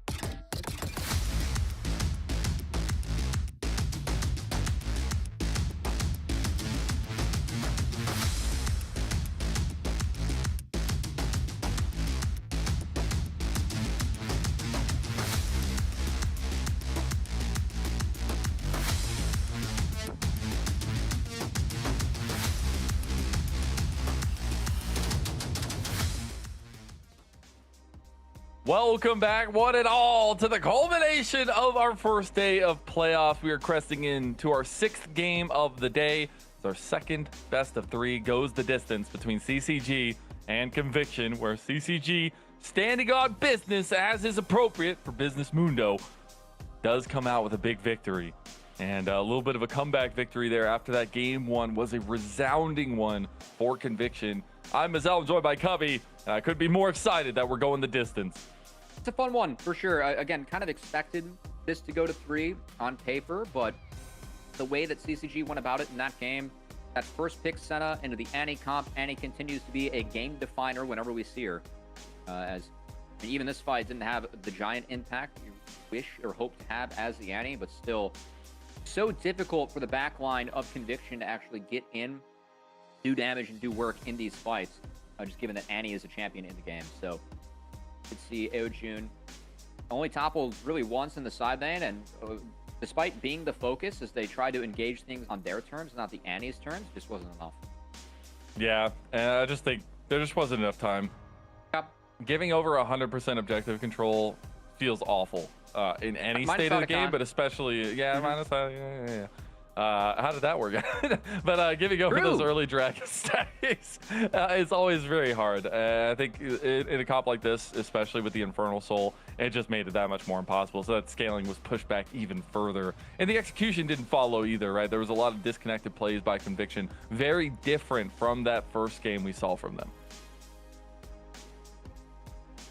Yeah, definitely Conviction. I think that, again, the comp is not really able to get into the game this time around. Big difference for me. Expecting to have a different draft in the next one. Of course, it is Fearless, but I do feel like Conviction, just with the Maokai and the Rakan with the Rumble topside, really no way to find a big engage outside of the R-keys, and that ended up hurting them in the end. That no one could really tank the Annie, too. Yeah. Which is a big problem. It's not like you have a Sejuani that can really be that pest in the front line going up against Annie, because Annie's damage doesn't really affect a champion like that. Like, Annie's damage was relevant against the vast majority of what was showing for Conviction. So definitely was a problem throughout that game, and led to, again, good game 2 win for CCG as we go to 3. Yeah. And that means that now we get the setup. Maybe we saw some saving of some picks in their last series, right? We let that up. Maybe we saw, maybe this is it. The first round of playoffs, maybe they want to make it over that hump, keep their second life on the line here. You got to remember, yes, they're still the lower bracket, but you definitely want to be having a little bit of safety moving forward, especially with near airport now going to be in that lower bracket as well. Be scary. Of course, we do have a red side select here for Conviction. So between the last 2 series we have had against these teams from last week and this one, that was the only swap of sides we saw. There's been Conviction blue side with CCG red for the rest of it. Or, sorry. The other way, yeah. Because Winthrop also chose red side in game 3. Yeah. So, yeah, now, okay, we're good. Yeah, we get Conviction there. we got it. Anyway, I'm trolling. If you guys want to contribute to the conversation better than I just did, go over to social media at WatchNACL on Twitter, also NACL on YouTube and Twitch with the hashtag NACL to join the conversation wherever. Appreciate all the support we've had throughout the split. Definitely fun. More fun hearing from you guys back home. So yeah. And I want to hear some takes on the NA lot. The upset there. Insane. Don't worry. Head over to Reddit, Mazel. Yeah, there you go. Oh, no. Oh, funny. Oh, no. Goodness. I already saw a thread. Why is some random school in South Carolina beating the airport too, like 2 weeks in a row, you know? Because Winthrop is definitely a random school if you follow esports and collegiate, you know? Definitely a bunch of random. rands. Yep. Definitely. No scholarships over there. Scary. Definitely not. Yeah. Anyways, let's talk about this series a little bit more, though. Getting into this game number 3. See what picks are going to be left on the table as well. The Mundo doesn't have to be feared any longer. Maybe that's a little bit of the plan, at least for Conviction. But I definitely want to see some cooking from both sides. A lot of comfort maybe coming through as well in a pivotal game 3. Yeah, and I think draft really dictated the pace of the game in game 2. I do want to give each of these teams credit. I do think that they have a decent idea of how to cross map and play out the compositions. We have seen them pilot in all 5 games we've had of the series so far. But the big difference, keep in mind, in that game 3 was CCG rocking the Tristana for Array. he got fed. They fought without him. They threw. Definitely a couple of cleanups that I want to see from CCG in that. Has not much to say about that last game because, again, they drafted a composition where it felt like it was going to take a long time for Conviction to be able to fight them on even terms, and they never really found that time. Never found it in the end. They're still looking, it's said, in the history books. Now going into game 3, we're going to be looking at something a little bit different as well. But big shout out to both teams really putting everything on the line. I'm glad that we've gotten the full 6 games at least to start off our playoffs. I think it's absolutely deserved. With the way that the last week went down in the regular season, the drama's at an all-time high in the NACL, and it's been really fun to kind of follow along with. Again, if you guys missed our first series, talk about drama at an all-time high. Having Winthrop win a second series against Near Airport. Crazy, man. That's pretty ballistic there over at the Near Airport thing. Definitely not what we were expecting coming into this one, as the only player with competitive experience over on Winthrop, of course. Only 35 has played internationally, and then Coach Artemis. Everyone else has only been at this level between CBL and NACL. To have them take those 2 games off Near Airport, or 2 series, I should say, pretty significant. But of course, have a 6-game day here in Mazel. It's a game 6 poggers. We've got Conviction versus CCG. And you see all those bands on the right side of your screen with the new setup. It is all of the Fearless bands. We've got Conviction on red side this game, right? Not super. Okay. We're getting verbal. So Conviction, currently, we're going to have to switch UI we have real quick, because Conviction is on red. Yes. So their team's going to be on the bottom. Yeah, So the names and stuff are right. Yeah. But, yeah. But when we get into that, it is going to be a couple of the very normal bans, I guess. The Vi actually making it all the way through after being banned earlier in the series is going to be banned away this time, as well as the Gwen and the Jax. It is also the Yone and the Azir, those comfort bands being banned. Well, we dive on through. Lucian taken away. I mean, Varus is up and on the board. You got to believe that's the first pick, yeah. So that's going to be locked in here by CCG, who, of course, are on that side of the map. Might just be a Chrome Jhin for game 3. Definitely been a big pick for him. True. Big pick and a big player. See if they can go ahead and grab that one in. It's a little bit of a bend and break situation against the Varus as well, and see exactly what they want to go for. They're going to go for lane dominance. I like it. We're going to get that classic combo, something that's worked out time and time again for Chrome and Manui, and it's going to be the Kalista Renata. Gotta say, there's a lot of motivation to play an Enchantress into Renata, as she really suffers from range. She wants teams to overcommit into her. The hostile takeover showing this early. I'm wondering if CCG can really pick and play around that. Yeah.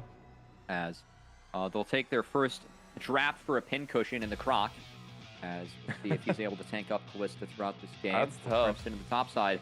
Might be a Hoarder. Let's say Hoarder's pool has been narrowed up quite a bit so far. So kind of curious to see what he grabs. This is a top lane where, with Jax banned, there is a Hoarder Olaf special in there that we might see. Usually Cassante is what you'd expect to have grabbed, but I could see it. It could be a Hoarder Olaf special. He's only played it once this split, but his Olaf is damn good.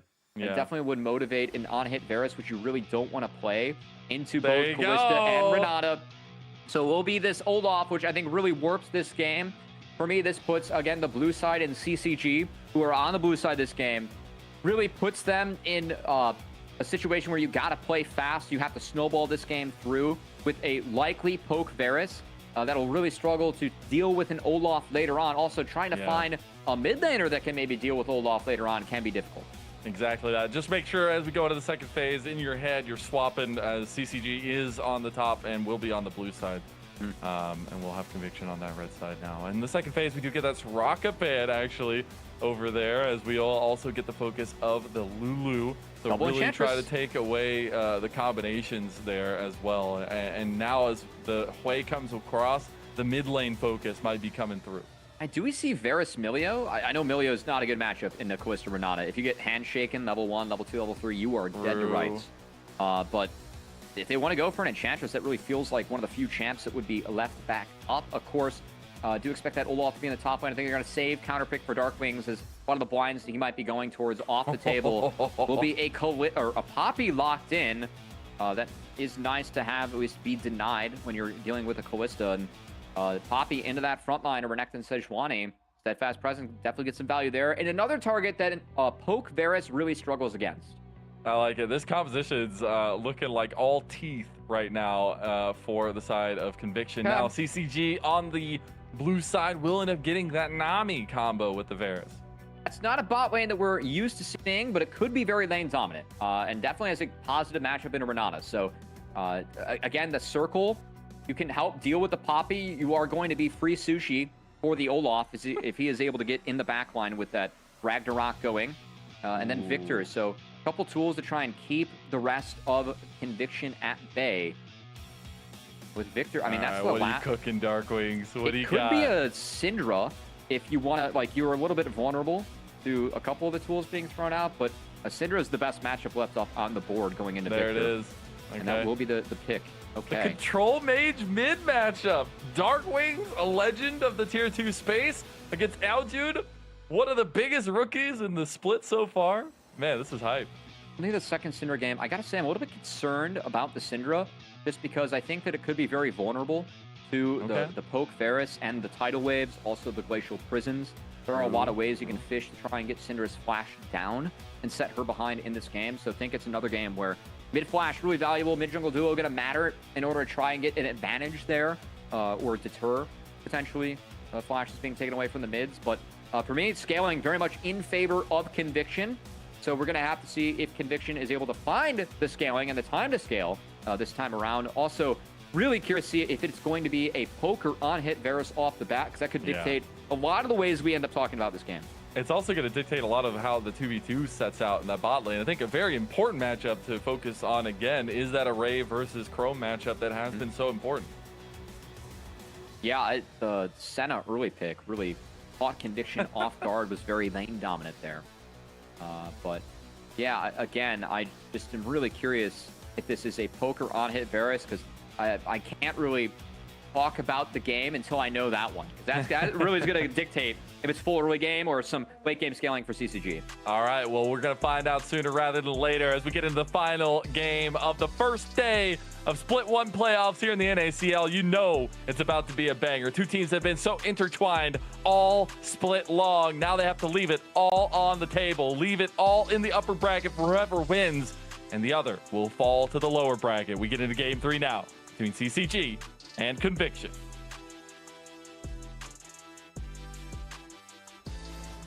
An upper bracket date with Dark Zero Dragonsteel on the line here. We dive into the last game. Whichever version of it is. And the day.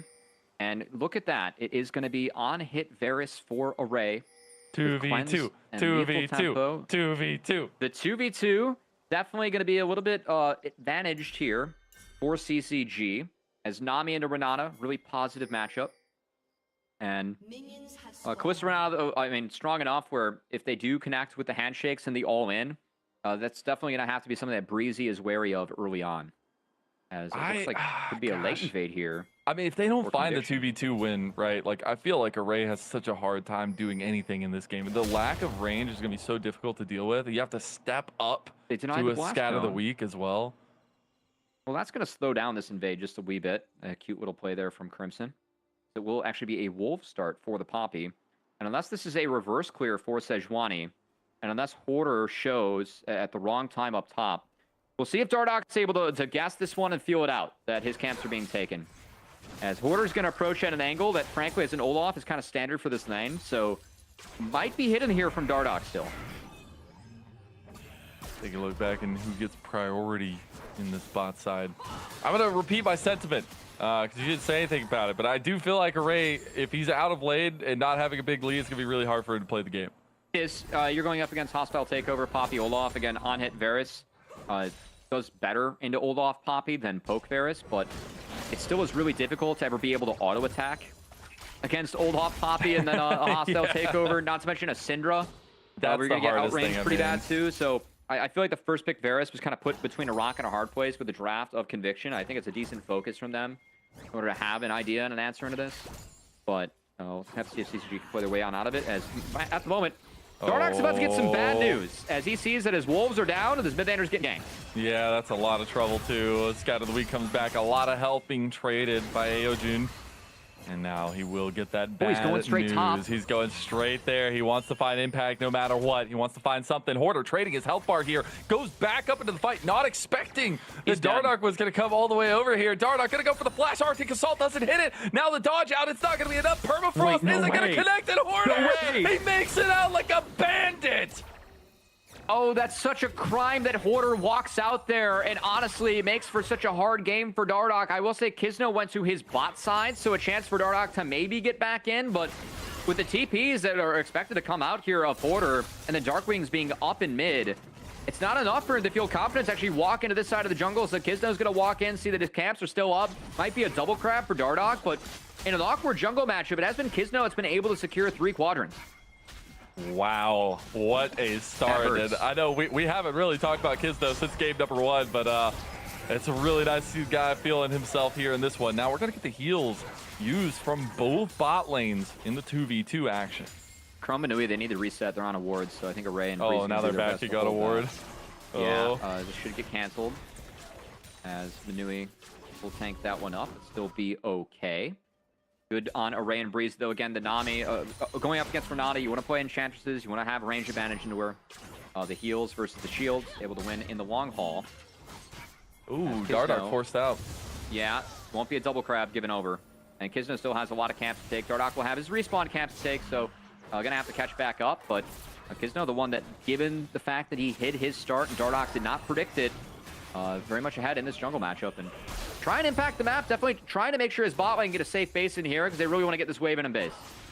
They've been trying to for the last little bit. This wave's too big. Array's too low. They definitely get this one in. Breezy ran out of mana, so no more infinite health pool for Array. And if Dardark shows here, will be spotted. So Manui's going to walk this wave in. Conviction going to finally get their base. And that is the Callista Renata surviving this early lane pretty effectively against the Varus. That is pretty nice. And that being said, it's going to be something to deal with as we move forward as well. I know Chrome really loves the Callista pick, something he highlights all the time, not necessarily pulling the trigger on it all the time, but has played it at least 2 times this split, but also in his career history, finding a lot of strength on it. So I want to see if they can lean into that. I know we put a lot of focus on the bot lanes here, but I kind of do want to return to this top lane conversation, even though we'll have dragon spawning now. The impact that both these guys are going to have is very different, but both have massive impacts into the game and how the team fights are played specifically.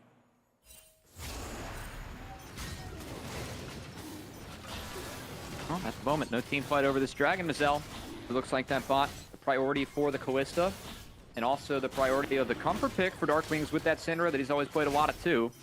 Going to be enough to make sure that this Dragon goes over into their pockets for free. Do you want to credit Dardark? I think he's doing a decent way of getting himself back into this game. There is an interesting window, like when you make the choice that Kizno did, where all your camps are up on both sides of your map, right? But none are up on the other, because those are the camps that were taken early on. Dardark was able to secure all of them, so Kizno will kind of slingshot back in, as he has camps to farm and are available for himself. But at least Dardark on the second clear was able to recover a little bit.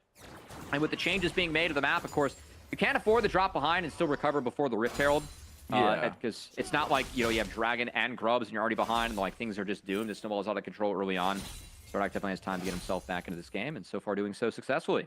Yeah, we'll get the reset now, obviously with the early double Giants belt as the focus for the Sejuani. But we have about a minute and a half, a little bit less so, till that next neutral objective comes up in the Grub spawn. Do you have a favorite, at least if we do get this adaptation from bot lane up towards that objective? Ooh. I think it's kind of tough to fight Callista Renata at 6. I think so too. Both of these bot laners going to be bringing some circles at support and some CC at AD. But the trickiness of the Fate's Call and then the bailout can be tough. I do think, though, that the top side of CCG is stronger in Renekton Sejuani, so I actually don't want to swap. Like, I would love to fight with a Renekton 6 going up there, and hope he's strong enough to burst down the Olaf at this point of the game, because Olaf does need some time to get going. He scales really nicely into this matchup against Renekton, and it's something we know Hoarder plays really well. Oh, they want the play. They got level 6. They did. They got the level advantage. And look at all those spears.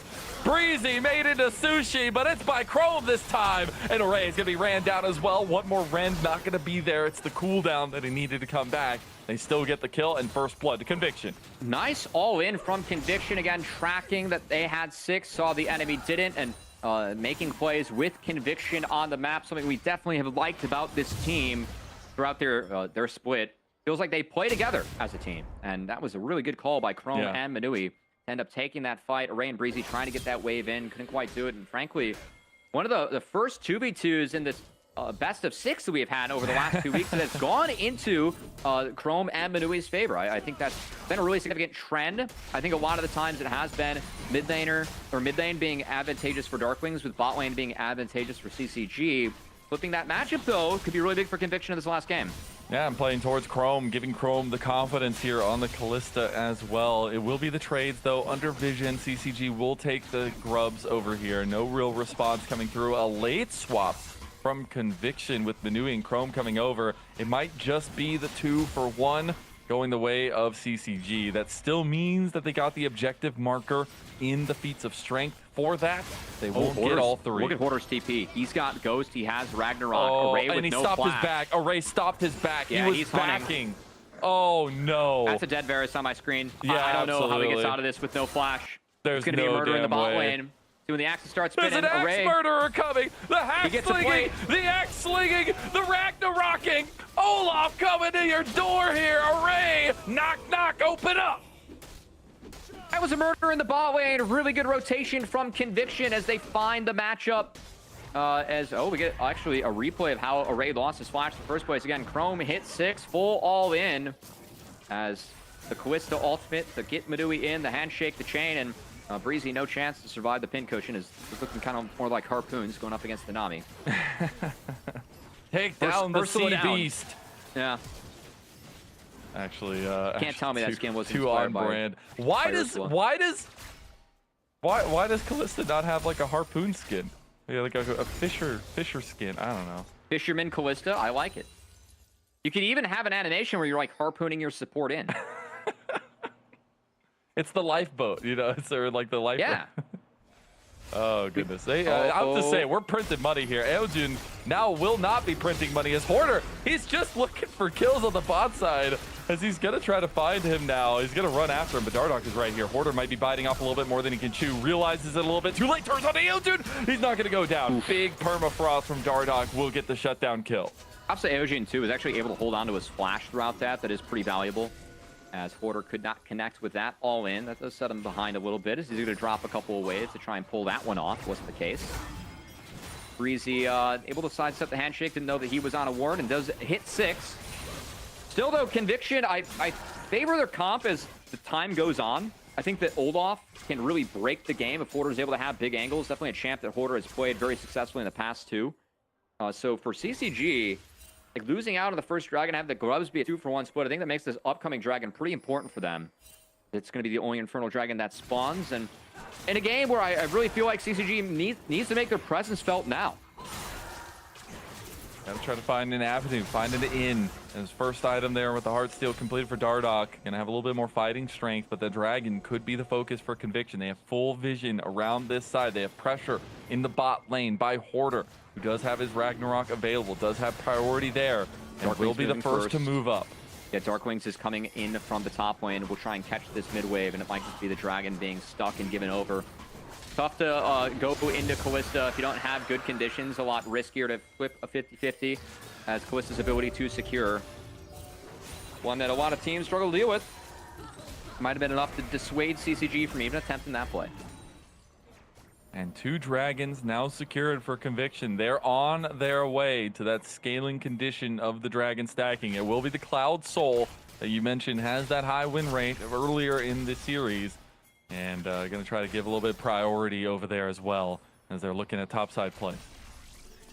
Yeah, and of course, if you want to play like these guys, shout out to prodiff.gg. Yeah. You can get coached by the pros and only pros. The coach is available on that website. Actually co-founded by a pro himself in Armeo. So definitely go tune in over there. We have some players in this game you can pay to get coaching from. So if you want to play, maybe secure some objectives like Kisno. He's one of the coaches available over there on Conviction side. So definitely check it out and try and level up your game with the pros.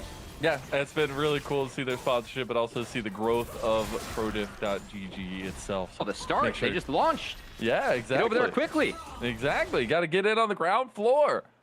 Shout outs to prodiff.gg. But now getting the shout out to all these 10 players. Speaking of those coaches intermingled between them, we are on first items for a majority, as Ludens are both completed for Aojun and Darkwing's gonna have a little bit more say in some of these fights, but still a little while till these next objectives come out. About 2 minutes for the Rift Herald too. Still think that time is the friend of conviction in this game.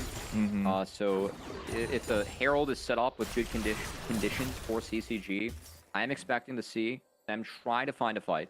At the moment, Crimson, of course, pretty big on this Renekton. It's going to be Breezy helping him get that wave in, but no plate's going to be available. So Order picks up the majority of this, and the map continues to be pretty quiet. Our high-stakes game 3 here, Mazel.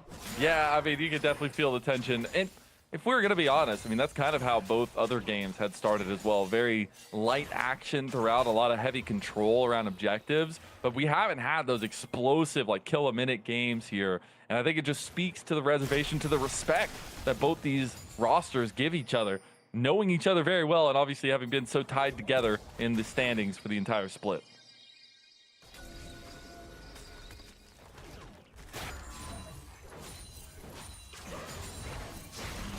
Oh, okay. Cleansed by Array. Chains of Corruption going to be used there, though. Yeah, I mean, just helping to try and deal with this wave does so successfully, but still, he's going to have to base. Does have that Vamp in his build. Of course, it is the on-hit Varus this game. But something I'm concerned about later on is Array's ability to interact with this one. The range, you know, it's just going to be so difficult.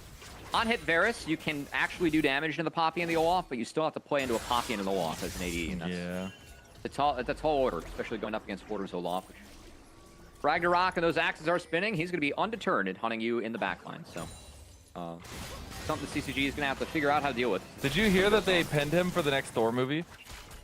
Olaf? No, Hoarder. Oh, Hoarder? He's got a cameo in there?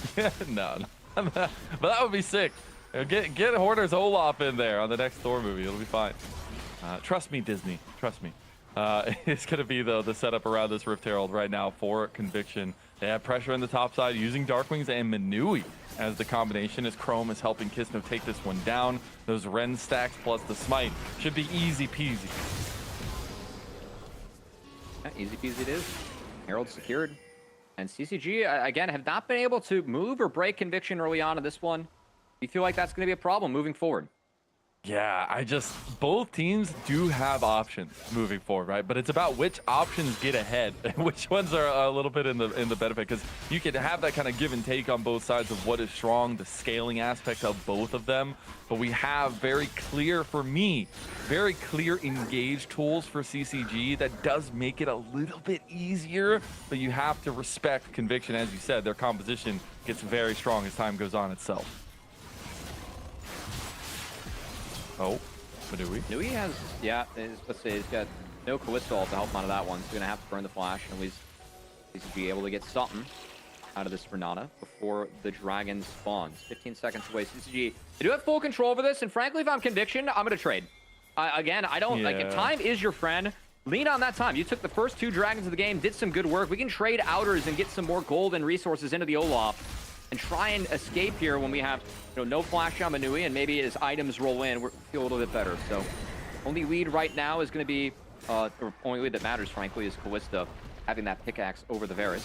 Wait, the Richard got popped in bot lane. I don't know if we want to do that. Unfortunate there for Kisto, yeah. I'm not going to lie, as they do end up getting a lot of pressure on the top tier 2 tower here with Hoarder being unanswered in that side lane. They're also having Manui and Chrome push up that mid lane. You wonder if he's going to get that whole tier 2. No, looks like he's going to have to walk away. Rift Herald still gets the charge off at the end, and now the tidal wave coming across. Breezy rips out the spears from Chrome, and Breezy goes down. As now see actually Conviction looking for a potential fight. Dardark, the nice buffer there as the handshake just a little bit behind. Yeah, I had the flash out of the Keeper's Verdict as Kisno was able to knock him up and get the Sedge burn flash. That a TP attempt coming in from Crimson. Order found it, was able to zone him out of the fight and keep him out as, I will say, feet secured by Conviction with that kill that went over. That's going to be a little bit of extra power for them throughout the game. And a 2K gold lead with that trade. I think Conviction perfectly happy to drop that dragon crash a Herald and keep things kind of slow as they continue to scale. Yeah, and I mean, you're going to be perfectly fine in the side lane as time goes on. I mean, they have to deal with Hoarder in some way, shape, or form, but he's just going to be a thorn in their side moving forward.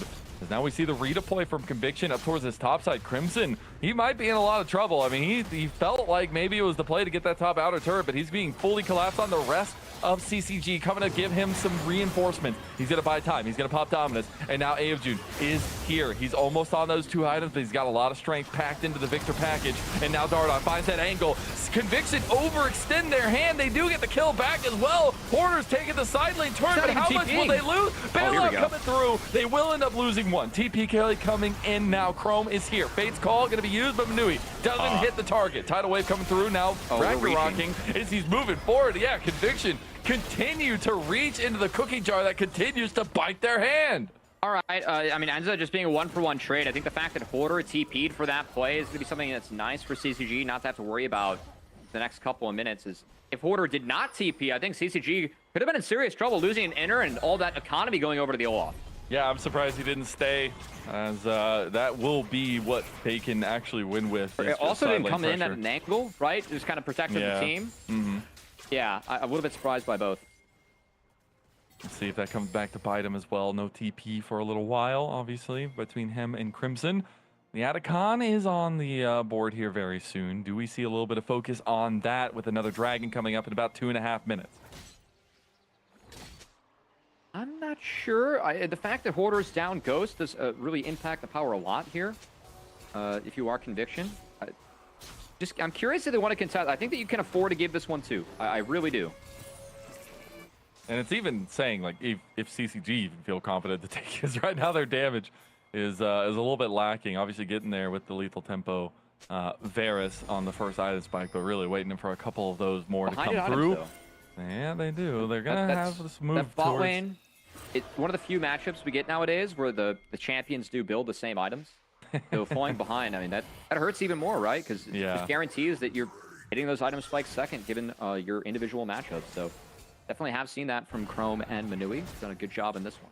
I will say, though, Aojun on 2 items now has that Shadow Flame. That's going to be really good. The Victor is a crucial pick to the compositional strength of CCG moving forward in this one as he starts to scale. He is the big scaling option, at least the forefront of that for CCG. They're going to get Hoarder. They get him now. Try and take away Ragnarok. All right, Ragnarok is popped. They're going to wait it out, though. Yeah, they absolutely can. He didn't spend enough time running away, and he gets the setup now. Permafrost is going to be there. Ragnarok finally falls, but the Permafrost is no longer there. Under turret they go, but Hoarder falls. As now that Keeper's Verdict going to be used to try to separate the fight, but now Kisno is all by his lonesome. Gets locked down. The Chaos Storm and Aojun and Dardoch combine as they take him down. They are losing side lane pressure right now with Dark Wings on the tier 2. He'll get a response there, but it's a payout for CCG. Manui's getting frisky too. He's trying to stop some bases because if Conviction can reset fast enough, they can still play this Dragon. At the moment, Otacon's the look. But Conviction can be here. If they want to use it, he's going to come back on the safe side of the fight. The Atacon down about half health. Aojun getting a little bit low here, but does have a lot of damage. Darkwing goes for the Scatter of the Weak. Won't hit it. Trying to go for the kill onto the Atacon. It should be smoked away by Dardoch as they will take it. They trade Crimson's life for it. Now Fate's Call in, but Chrome immediately gets chunked, has to back away. Otacon secure. That chunk onto the Callista. There's no wave available for Chrome to heal back up. So actually going to slam the base game. We'll see if that means the Dragon can be contested. It is CCG on the reset. I don't expect them to walk into this side of the map. They have some waves to fix on top side, but as you called out, Mazel, heavy trading coming in for both of our teams here. Taking inventory, I do think it's Conviction winning out in the end. I know they dropped the Otacon, but getting themselves a soul point and then some more gold, especially over the Darkwings in that side lane. And of course, the overall trend of scaling this game, us favoring Conviction, quite nice. It is quite nice. They will end up getting that second dragon, or third dragon rather, soul point rather, to get that decision-making prio to them in that next 5 minutes. Buy themselves a little bit more time. Get to these third items potentially for multiple carries, but that will potentially also be the case for the other side of things. As I will say, the Atacon secure gives them that powerful team fight buff, and once that Chaos Storm starts pumping, Aojun, he will be the star of the show. And got to watch what that influence from Conviction is going to be, if they can execute some of these fights, because that is the biggest question remaining. I gotta say, Kisno going for an Iceborne Gauntlet here on the Poppy. Yeah, a really strong item for Poppy, but just don't always see this out of the jungle Poppies. Kisno's cooking. He is. I mean, it's strong. I like it. We'll see if he's able to wrap it up. Schofield could be big against Immobile, Victor, and Varus, who do have to survive a Ragnaroking Olaf coming down. We haven't seen a big angle or a big fight from Hoarder yet, but you know it's in the tank, as he is very close to getting that Sterax available and will beat Crimson, who did take a pit stop to find an Executioner's Calling along the way. Honestly, probably needed. Yeah. Just get that heal cut going for him, because it's going to be hard to deal with, and especially once you start getting some healing coming through from Chrome as well. Can be very difficult to deal with. Kind of surprised we don't have any other heal cut or any other pit stops coming out for CCG, because you got Callista healing to worry about too. Chrome thinks he's got safe. around that. Yeah, Chrome thinks he's safe here. Kisno's going to be spotted. Okay, he's going to snuff it out, but almost a good angle there for CCG again in this game. Very close. Conviction has a 3K gold lead, and we do favor them at the moment, but anything can happen as we wrap this one up. Of course, it was CCG throwing a Game 3 over to Conviction last week that got Conviction side select for Game 1 in this series. We'll see if Side select Conviction can paid hold off strong, too. as the Victor did TP out early on. Just trying to get away from the collapse. I think it's a good call. You just cannot risk giving any more of a lead over to Conviction, because the serious thing has been this 2,000 to 3,000 gold lead that Conviction have had the entire game, it feels like. We want to see a little bit of readaptation towards this mid lane, though. There is the Baron coming up in 25 seconds.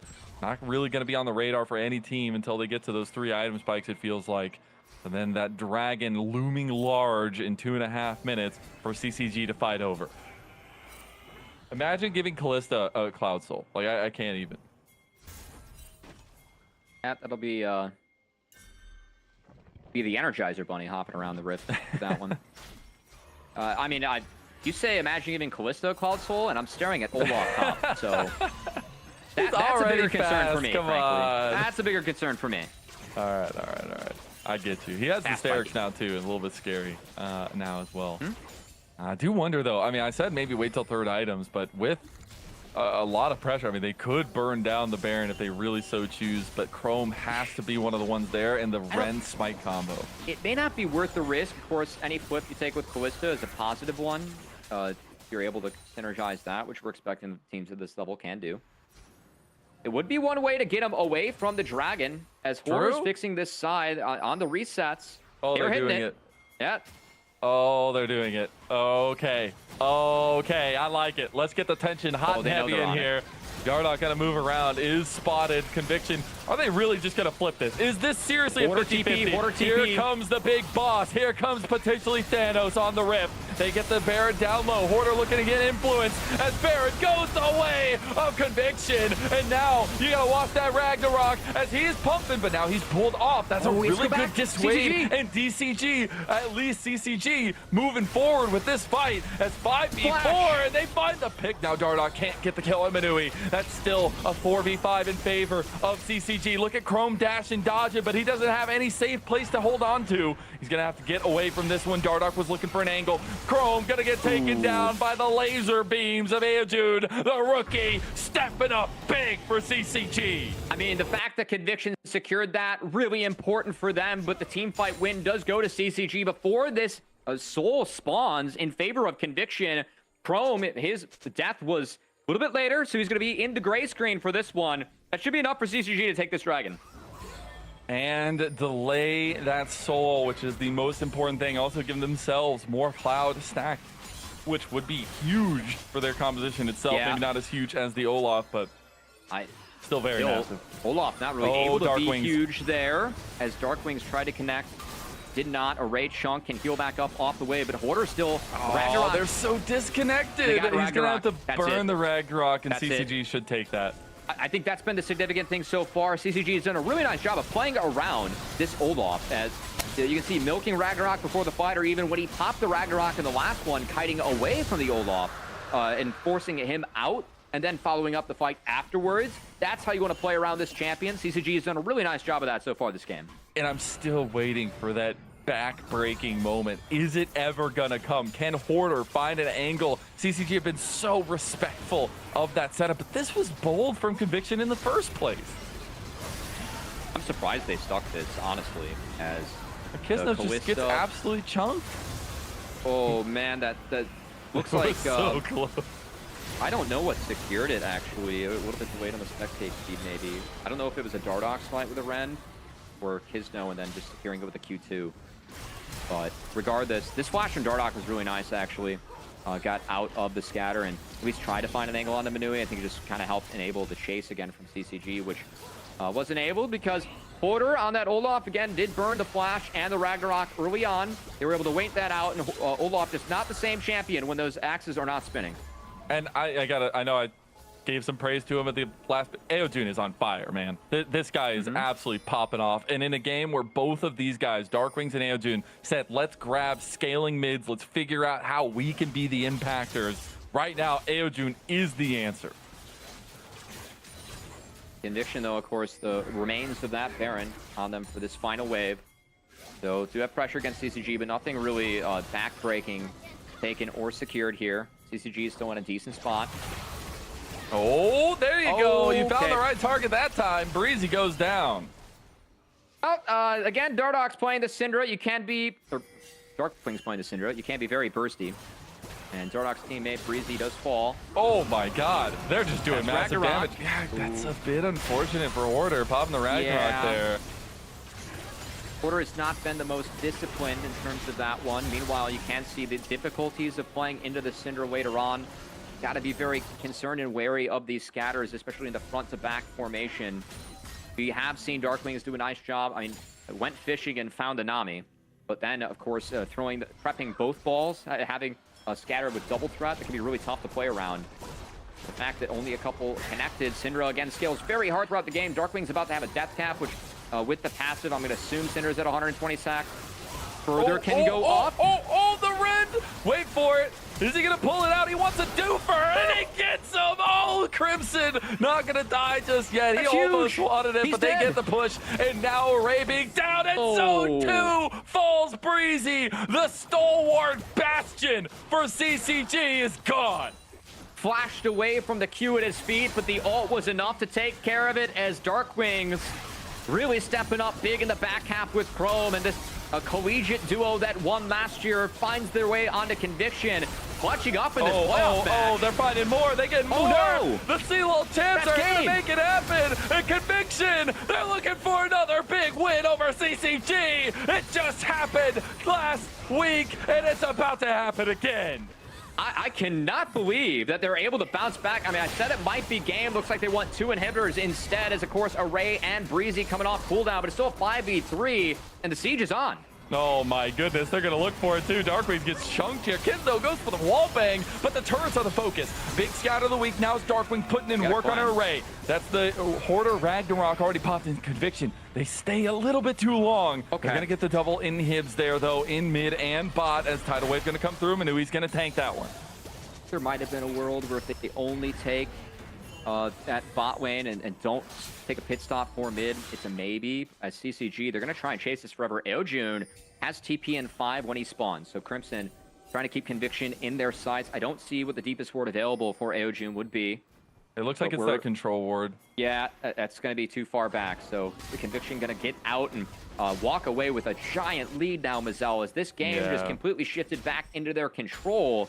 8.5k gold lead for Conviction, and that death cap now completed on the Syndra. Hoarder as well with a death dance. These items are starting to come in, and things getting scarier for CCG. And just massive praise to Darkwings and Chrome, a duo that I've really enjoyed watching come together on Slew. And then now, obviously, afterwards, you had a lot of the setups around AoE and things along those lines. But back together on Conviction and finding a lot of promise here. I think Chrome has been a massive presence in the ADC pool of NACL, and now he's clutching up yet again. Can it happen one more time? One more fell swoop could just mean Conviction end up taking yet another series against CCG and knocking them into the lower bracket.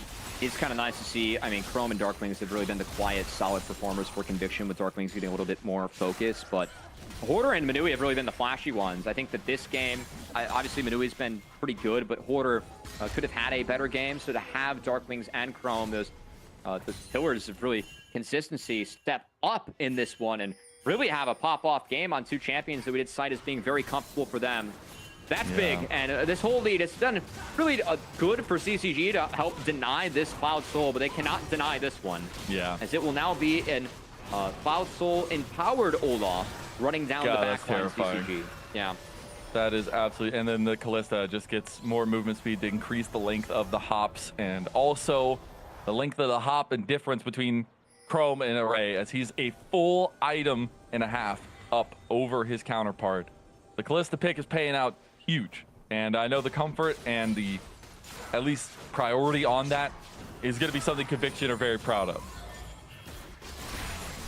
Well, I'll be proud of it if they can wrap up this game, because this is game 3 of a playoff series. Again, you win here, you got a date with Dark Zero Dragon Steel tomorrow. You lose, you have a date with Double Lift near Airport next week. So yeah, that buy went by real fast, you know. Yeah. Okay, wall bang from Kisto as the engage from Hoarder, and he's super speed. Call him Sonic on the rift if he's running around with those axes, and he's laying waste to the entirety of CCG. That's a 4-for-1. Darkwing's the only one that falls, and Conviction looking for the final push. In a slow game, it's Conviction that manufactured a Cloud Soul for themselves off the Callista pick early, and then Strength later on.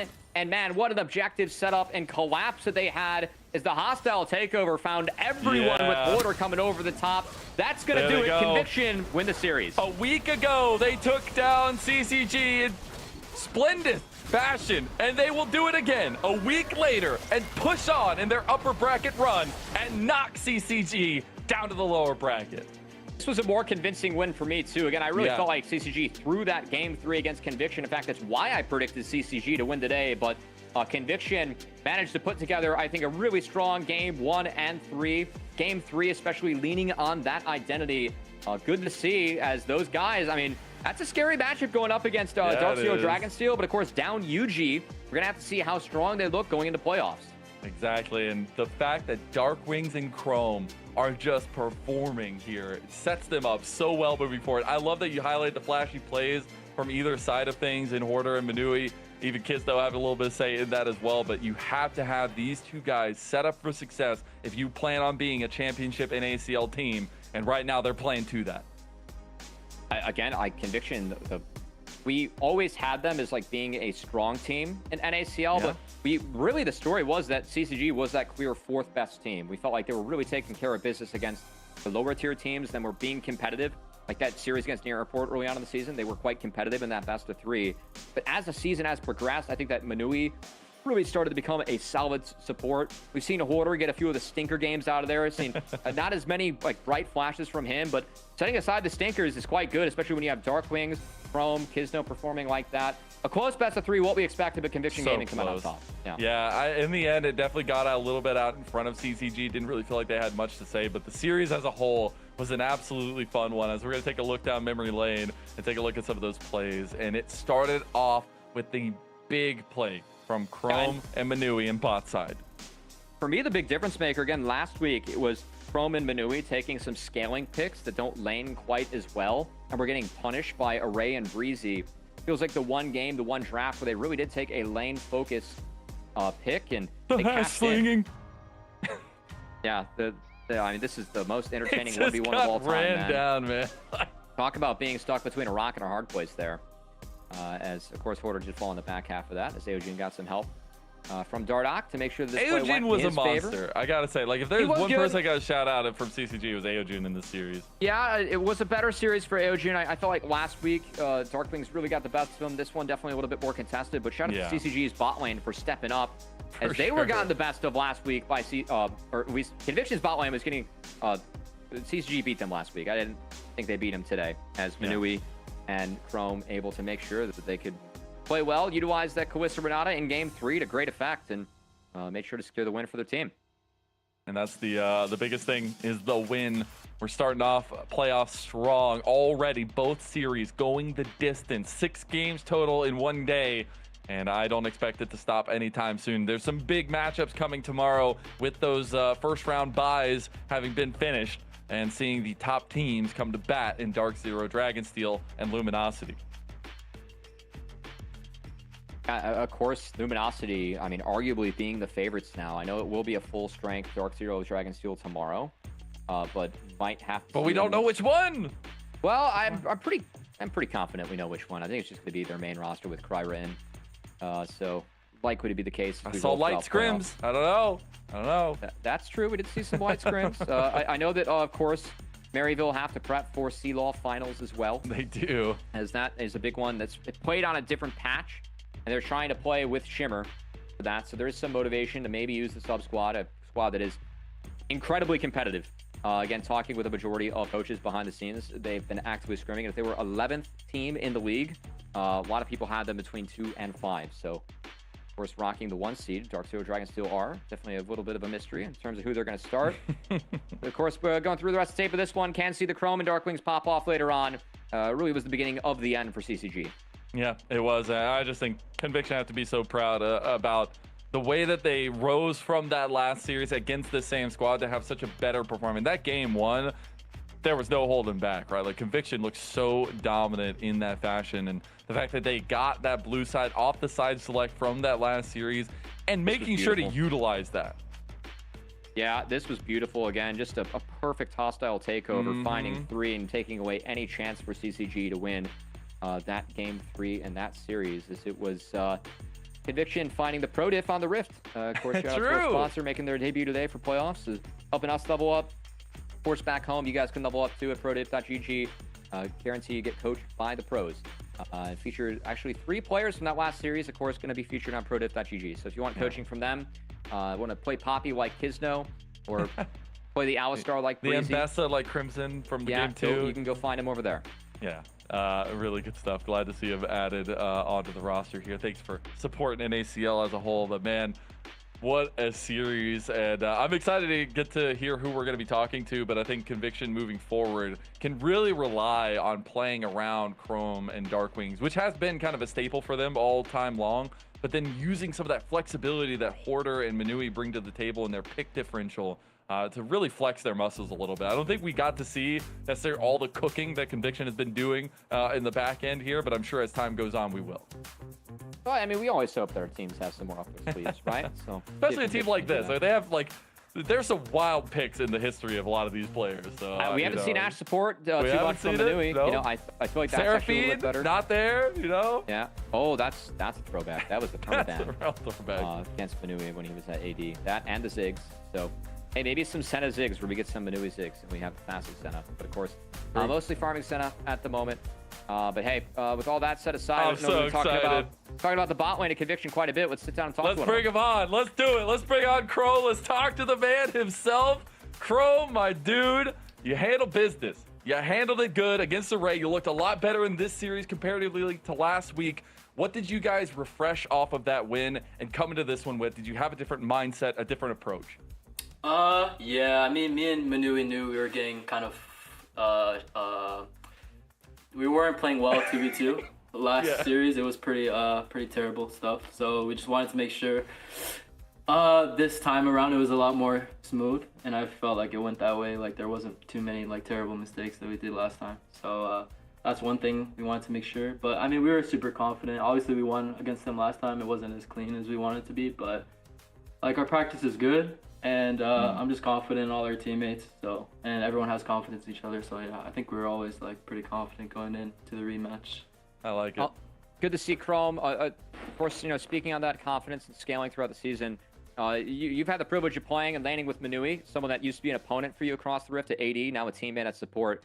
I really feel like in the last few weeks he has really scaled up at support. What's that been like for you working with him?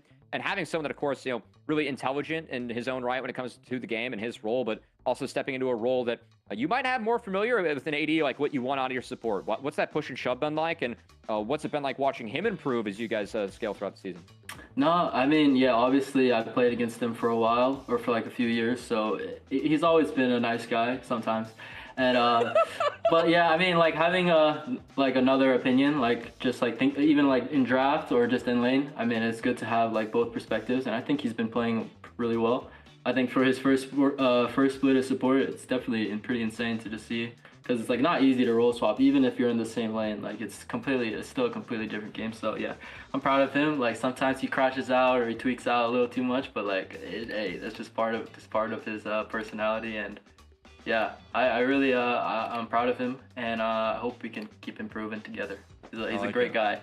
Yeah. Great fella. I gotta ask about you a little bit more. I mean, I gotta say there was a lot of pride from last split as well. A lot of good performances from you, but I feel like you built on it a lot this split.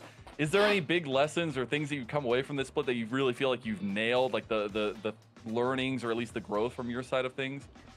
Yeah, I think just like, well, obviously I was playing with like my team from last, like Winston, Skytech, and Dark Wings. I was playing them for a while, so it's a little different to play with like a bunch of like a group of new players. So I mean, I feel like I've learned to like just be more calm in the games. Like sometimes it can get pretty crazy. So like just having the experience. I mean, I played like for a while, like I played in high situation, like the lower bracket of CELO last year, or like CELO finals. So like those were like high stress for us. So like playing in these like NACL games, obviously they're stressful, but like, you know, you just learn to like be more calm during these situations. Yeah, I'd probably say that's cool and collected. I like it. It's been good to see Chrome. I know that you know, you've had to balance a lot this season. Been a boba server on the side, you know, barista. Like how's that kind of impact you? You know, having a job with that practice regiment, and has it brought any positives to your play when you come back home and decide to log on and get some games? I mean, honestly, it has. Like before, I was just like. Just straight playing League like 24/7, so it was like pretty degen. But like now, like I have to go to work. I mean, it's pretty like I work from like 10 to 11 at night, like 10 in the morning to 11 at night, so it's pretty hard. But I mean, I think it's good. Honestly, it's like a good breather from just like straight playing. Because if you just like some people like Gorilla Jones, they just playing 24 hours a day, but like sometimes you gotta take a break because it's not gonna be like effective all the time. But shout out to Gorilla Jones, man. Shout out to Gorilla Jones. I appreciate you, man. I gotta ask, is this only the start of the cooking for Conviction? You guys still got a lot left in the tank? You don't have to tell me. I just need to know if your pockets are full. I mean, you know, we're just trying to play what we're good at, obviously, and sometimes there's gonna be some good picks. I think, you know, sometimes we just try to cook too much and first-time champs like Shen support. But I mean, no, I think Madui has a deep champ pool. He can play a lot of champs, so. Yeah, I think, I like it. Definitely, yeah. It's good to see you go back to a champ that I haven't seen a ton from you this split, but I know you can play well in the Callista, secure that game 3 win. Great plan there, Chrome. Before we say goodbye to you, opportunity goes to you. You got the floor. Any thank yous and shout outs you'd like to give? Just shout out to all my teammates, obviously. Shout out to my coach. Shout out to our managers. Shout out to just the org owners. We have a big announcement coming up, hopefully, before our next game, so you're going to see that. And yeah, shout out to everyone. Shout out to the viewers. Shout out to you guys. Shout out to, never mind. Yeah. Shout out to shout out, you know. Shout out to you, Chrome. It was a pleasure to get to talk to you. I'm sure we'll get to see more of you in the playoffs. Thank you. Play, man. Thank you. Appreciate it. All right, we'll take it back from him. Break down the day. What a performance from Conviction. I'm glad that he feels much more satisfied with this one than the last one. Me too. Definitely some good looks on the Rift there for Chrome and Conviction as they find that win. And man, I gotta say, Conviction, it really is. Can they topple that 3-headed Hydra? Those are the only teams they've yet to beat all year. Of course, we'll see what kind of look Dark Zero Dragonsteel has tomorrow with the rosters, but we'll see if Conviction can have the look that they need in order to actually, you know, break through that glass ceiling and emerge as a front runner here in NACL. A win tomorrow will just put you one best of 5 away from finals. It's pretty big. That's just so crazy, man. So we have our MVP that we'll be getting to here as well. Getting into that and specifically who ends up getting it. It's Dark Wings. What are the fists to the double CLOL champ of Dark Wings and Chrome. And on the Syndra, I know we were a little bit hesitant about it, but I loved it. Oh, I mean, it's a Darkwing special going way back. Obviously a pick that scales really nicely, and Darkwings was able to cash in pretty well in the back half as once the Syndra got those shards, got the evolution, and we saw an early death cap from Darkwing, something that he always builds early on, and I wish more mid-laners would follow suit. Absolutely. Yeah, that Nami kind of doesn't even stand a chance. The flash away from the Q on the ground, not even enough. Making making sushi with spherical objects is next level. I'm just gonna say, get any sushi chef Usually, to do yeah. that. All Really right. sharp objects. Yeah, exactly. Like the making them spears. with blunt objects is crazy. But I will say a little bit of a focus in like Conviction. We've talked about it. They go on to face Dark Zero Dragonsteel, whichever version of it is. We'll say a little bit of a tougher decision. Honestly, I couldn't write the script better. It's Dardog versus the Legends of Near Airport in the lower bracket. How exciting is that? I feel like a lot of fans were hoping to maybe not see that one be the first elimination match, but that is where we're at. As it will be Near Airport that has side select for that one. And again, those are going to be best of fives. We have to play next week. So best of threes, our last week of best of threes is going to be this week, Bazell, as after that, all best of fives. And the true chaos of Fearless Draft ensues. That's where it gets all fun, getting into the thick of things with best of five, full Fearless. So a ton of bands going through as well. But I got to say, it delivered on the first day, and I expect a lot more deliveries for the NACL bangers here to move forward. We're going to take a look at the bracket and how things panned out after this first day. Obviously, a lot of big matchups on the horizon. First and foremost, tomorrow, that round bye is already over for our top two teams. Dark Zero Dragonsteel taking on Conviction, and Luminosity Gaming taking on Winthrop University. And in that lower bracket, the run has to start now for either of these teams. Near Airport get upset by Winthrop University, find themselves backs against the wall against CCG Esports, who also are joining them in that really tough setup. Yeah, again, do or die. I got to say, the surprise of Winthrop versus Near Airport again, Again? was, yeah, 2 times in a row. Maybe it's not a surprise moving forward. We'll see if they can take down the other Titans in Luminosity Gaming tomorrow, which will be a fun one. I know God, the momentum, some big games. man. Excited to be a fan and watch Tune On In tomorrow, Mazel. I gotta say, usually I would be co-streaming those, but I will be on a flight to head back home. Better buy Wi-Fi, brother. Yeah, you better be tuned my again. friend getting married. Excited for that one over the weekend, but I'm glad that we have some big games going into the weekend before you guys enjoy your LTA North series as well. Always popping over here at NACL. Yeah, always. And honestly, the last week and a half has delivered so much in terms of the storylines, but also all the drama you could ever ask for. The fact that Winthrop beat Near Airport 2 times in a row. Actually just wild. I know Winthrop and co are going to be extremely excited, but they got to buckle in. They got to get ready because that Luminosity Gaming team is going to be no joke on the other side. Yeah, and of course, before we say goodbye, I have to give one more shout out to our new sponsors in ProDiff. If you guys want coaching and have that ProDiff experience yourself, head over there, prodiff.gg, guaranteed to be coached by a pro, and features a lot of players that you see here in NACL. So that's popular streamers. I know Doko's on there. Yep. Maybe a big ticket item. Some LTA experience coaches on there too. Shout out to Armeo, who of course the alum here from LTA and NACL, co-founding this one with had some help from friends. So shout out to him, and definitely thank you for the helping us, and hopefully you're able to head over there and have them help you when it comes to playing better on Summoner's Rift. Yeah, be as good as some of these players that you see. Maybe be the next NACL player. Who knows what the possibilities are with prodiff.gg, but I know what the possibilities are for the rest of this show, because we're going to be finishing up here. That is it for the first day of playoffs. I cannot believe we went all the way to 6, but it was a little bit expected. But the way we got there, absolutely incredible. The stories write themselves, and there will be more of it tomorrow. Same time, or at least a little bit later, an hour later, but same place, absolutely. And we'll see you for day 2 of the NACL Split 1 playoffs. Getting caught out, has to burn the Crescent Guard, and now he's just left out there. Meganar from Pobelter, can he be enough? No, only 35, gonna flash down, tries to go for the re-engage now. Can't play, is the tank, but Sword goes for the flash, Timbers play. Breath of Life just not gonna be nearly enough. Kelpo used it way too late, and Winthrop white. They do indeed. Kelpo's getting a little bit caught. He's going to pop the Unbreakable Will, though. He's very tanky. And now the rest of Near Airport are here. Look at Pobelter. He's chunking him down. Misses the bait sealed in the end, but Double It has also come online. The Enchanted Crystal Arrow will be used out of, though. They get 2 picks now as well. Wilson and only 35 is down. Near Airport can push this mid lane. Good fight for Near Airport. But if Undisciplined showing his 2-man sweep, that's huge. Oh, that's big. Lilty Lullaby. He's swinging sweet nothings. And we're singing a game 3 and knocked him in to get this rematch. Like, this is because of Winthrop. And And now TF Blade first to flash, the Elder Dragon flash. They do get the trade. They ended up getting only 35, but you take that all day. Multiple inhibs are going down. It's a trade-off, but we have to see how important Rakan is defining these engages against they want it. Tristana. They want it. They want the end. They feel it now. Is this going to be them going up against an impossible wall? Kelpo's gone, and Kelpo's down. That means your front line is gone. Double it. Can you be enough? Is this the moment? Winthrop, they've done it! Where were you when the collegiate legends? They can't get him. Dardoch already popped the Crescent Guard as well. He's trying to buy time here. Big Pop Blossom on a 2 and finding the third, but is going to go down immediately. Now CCG find a double kill with a Ray, who is going to get their fight going here. Kisto, the next one to fall here potentially. Going for the blast cone. Is going to go back on AOG.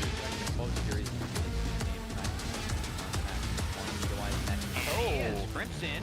He's just going in. I mean, he's got 2.5 items. And Kisto's just going low, going down. Double TP coming in from Conviction, but they don't need to fight right now. We said this is not the time. And now Order is getting in trouble here. Dardoch cannot run him down. He owes him some money. Better pay up now. Okay, wall bang from Kisto as the engage from Order. And he's super speed. Column Sonic on the rift as he's running around those axes. And he's laying waste to the Makeover found everyone with Order coming over the top.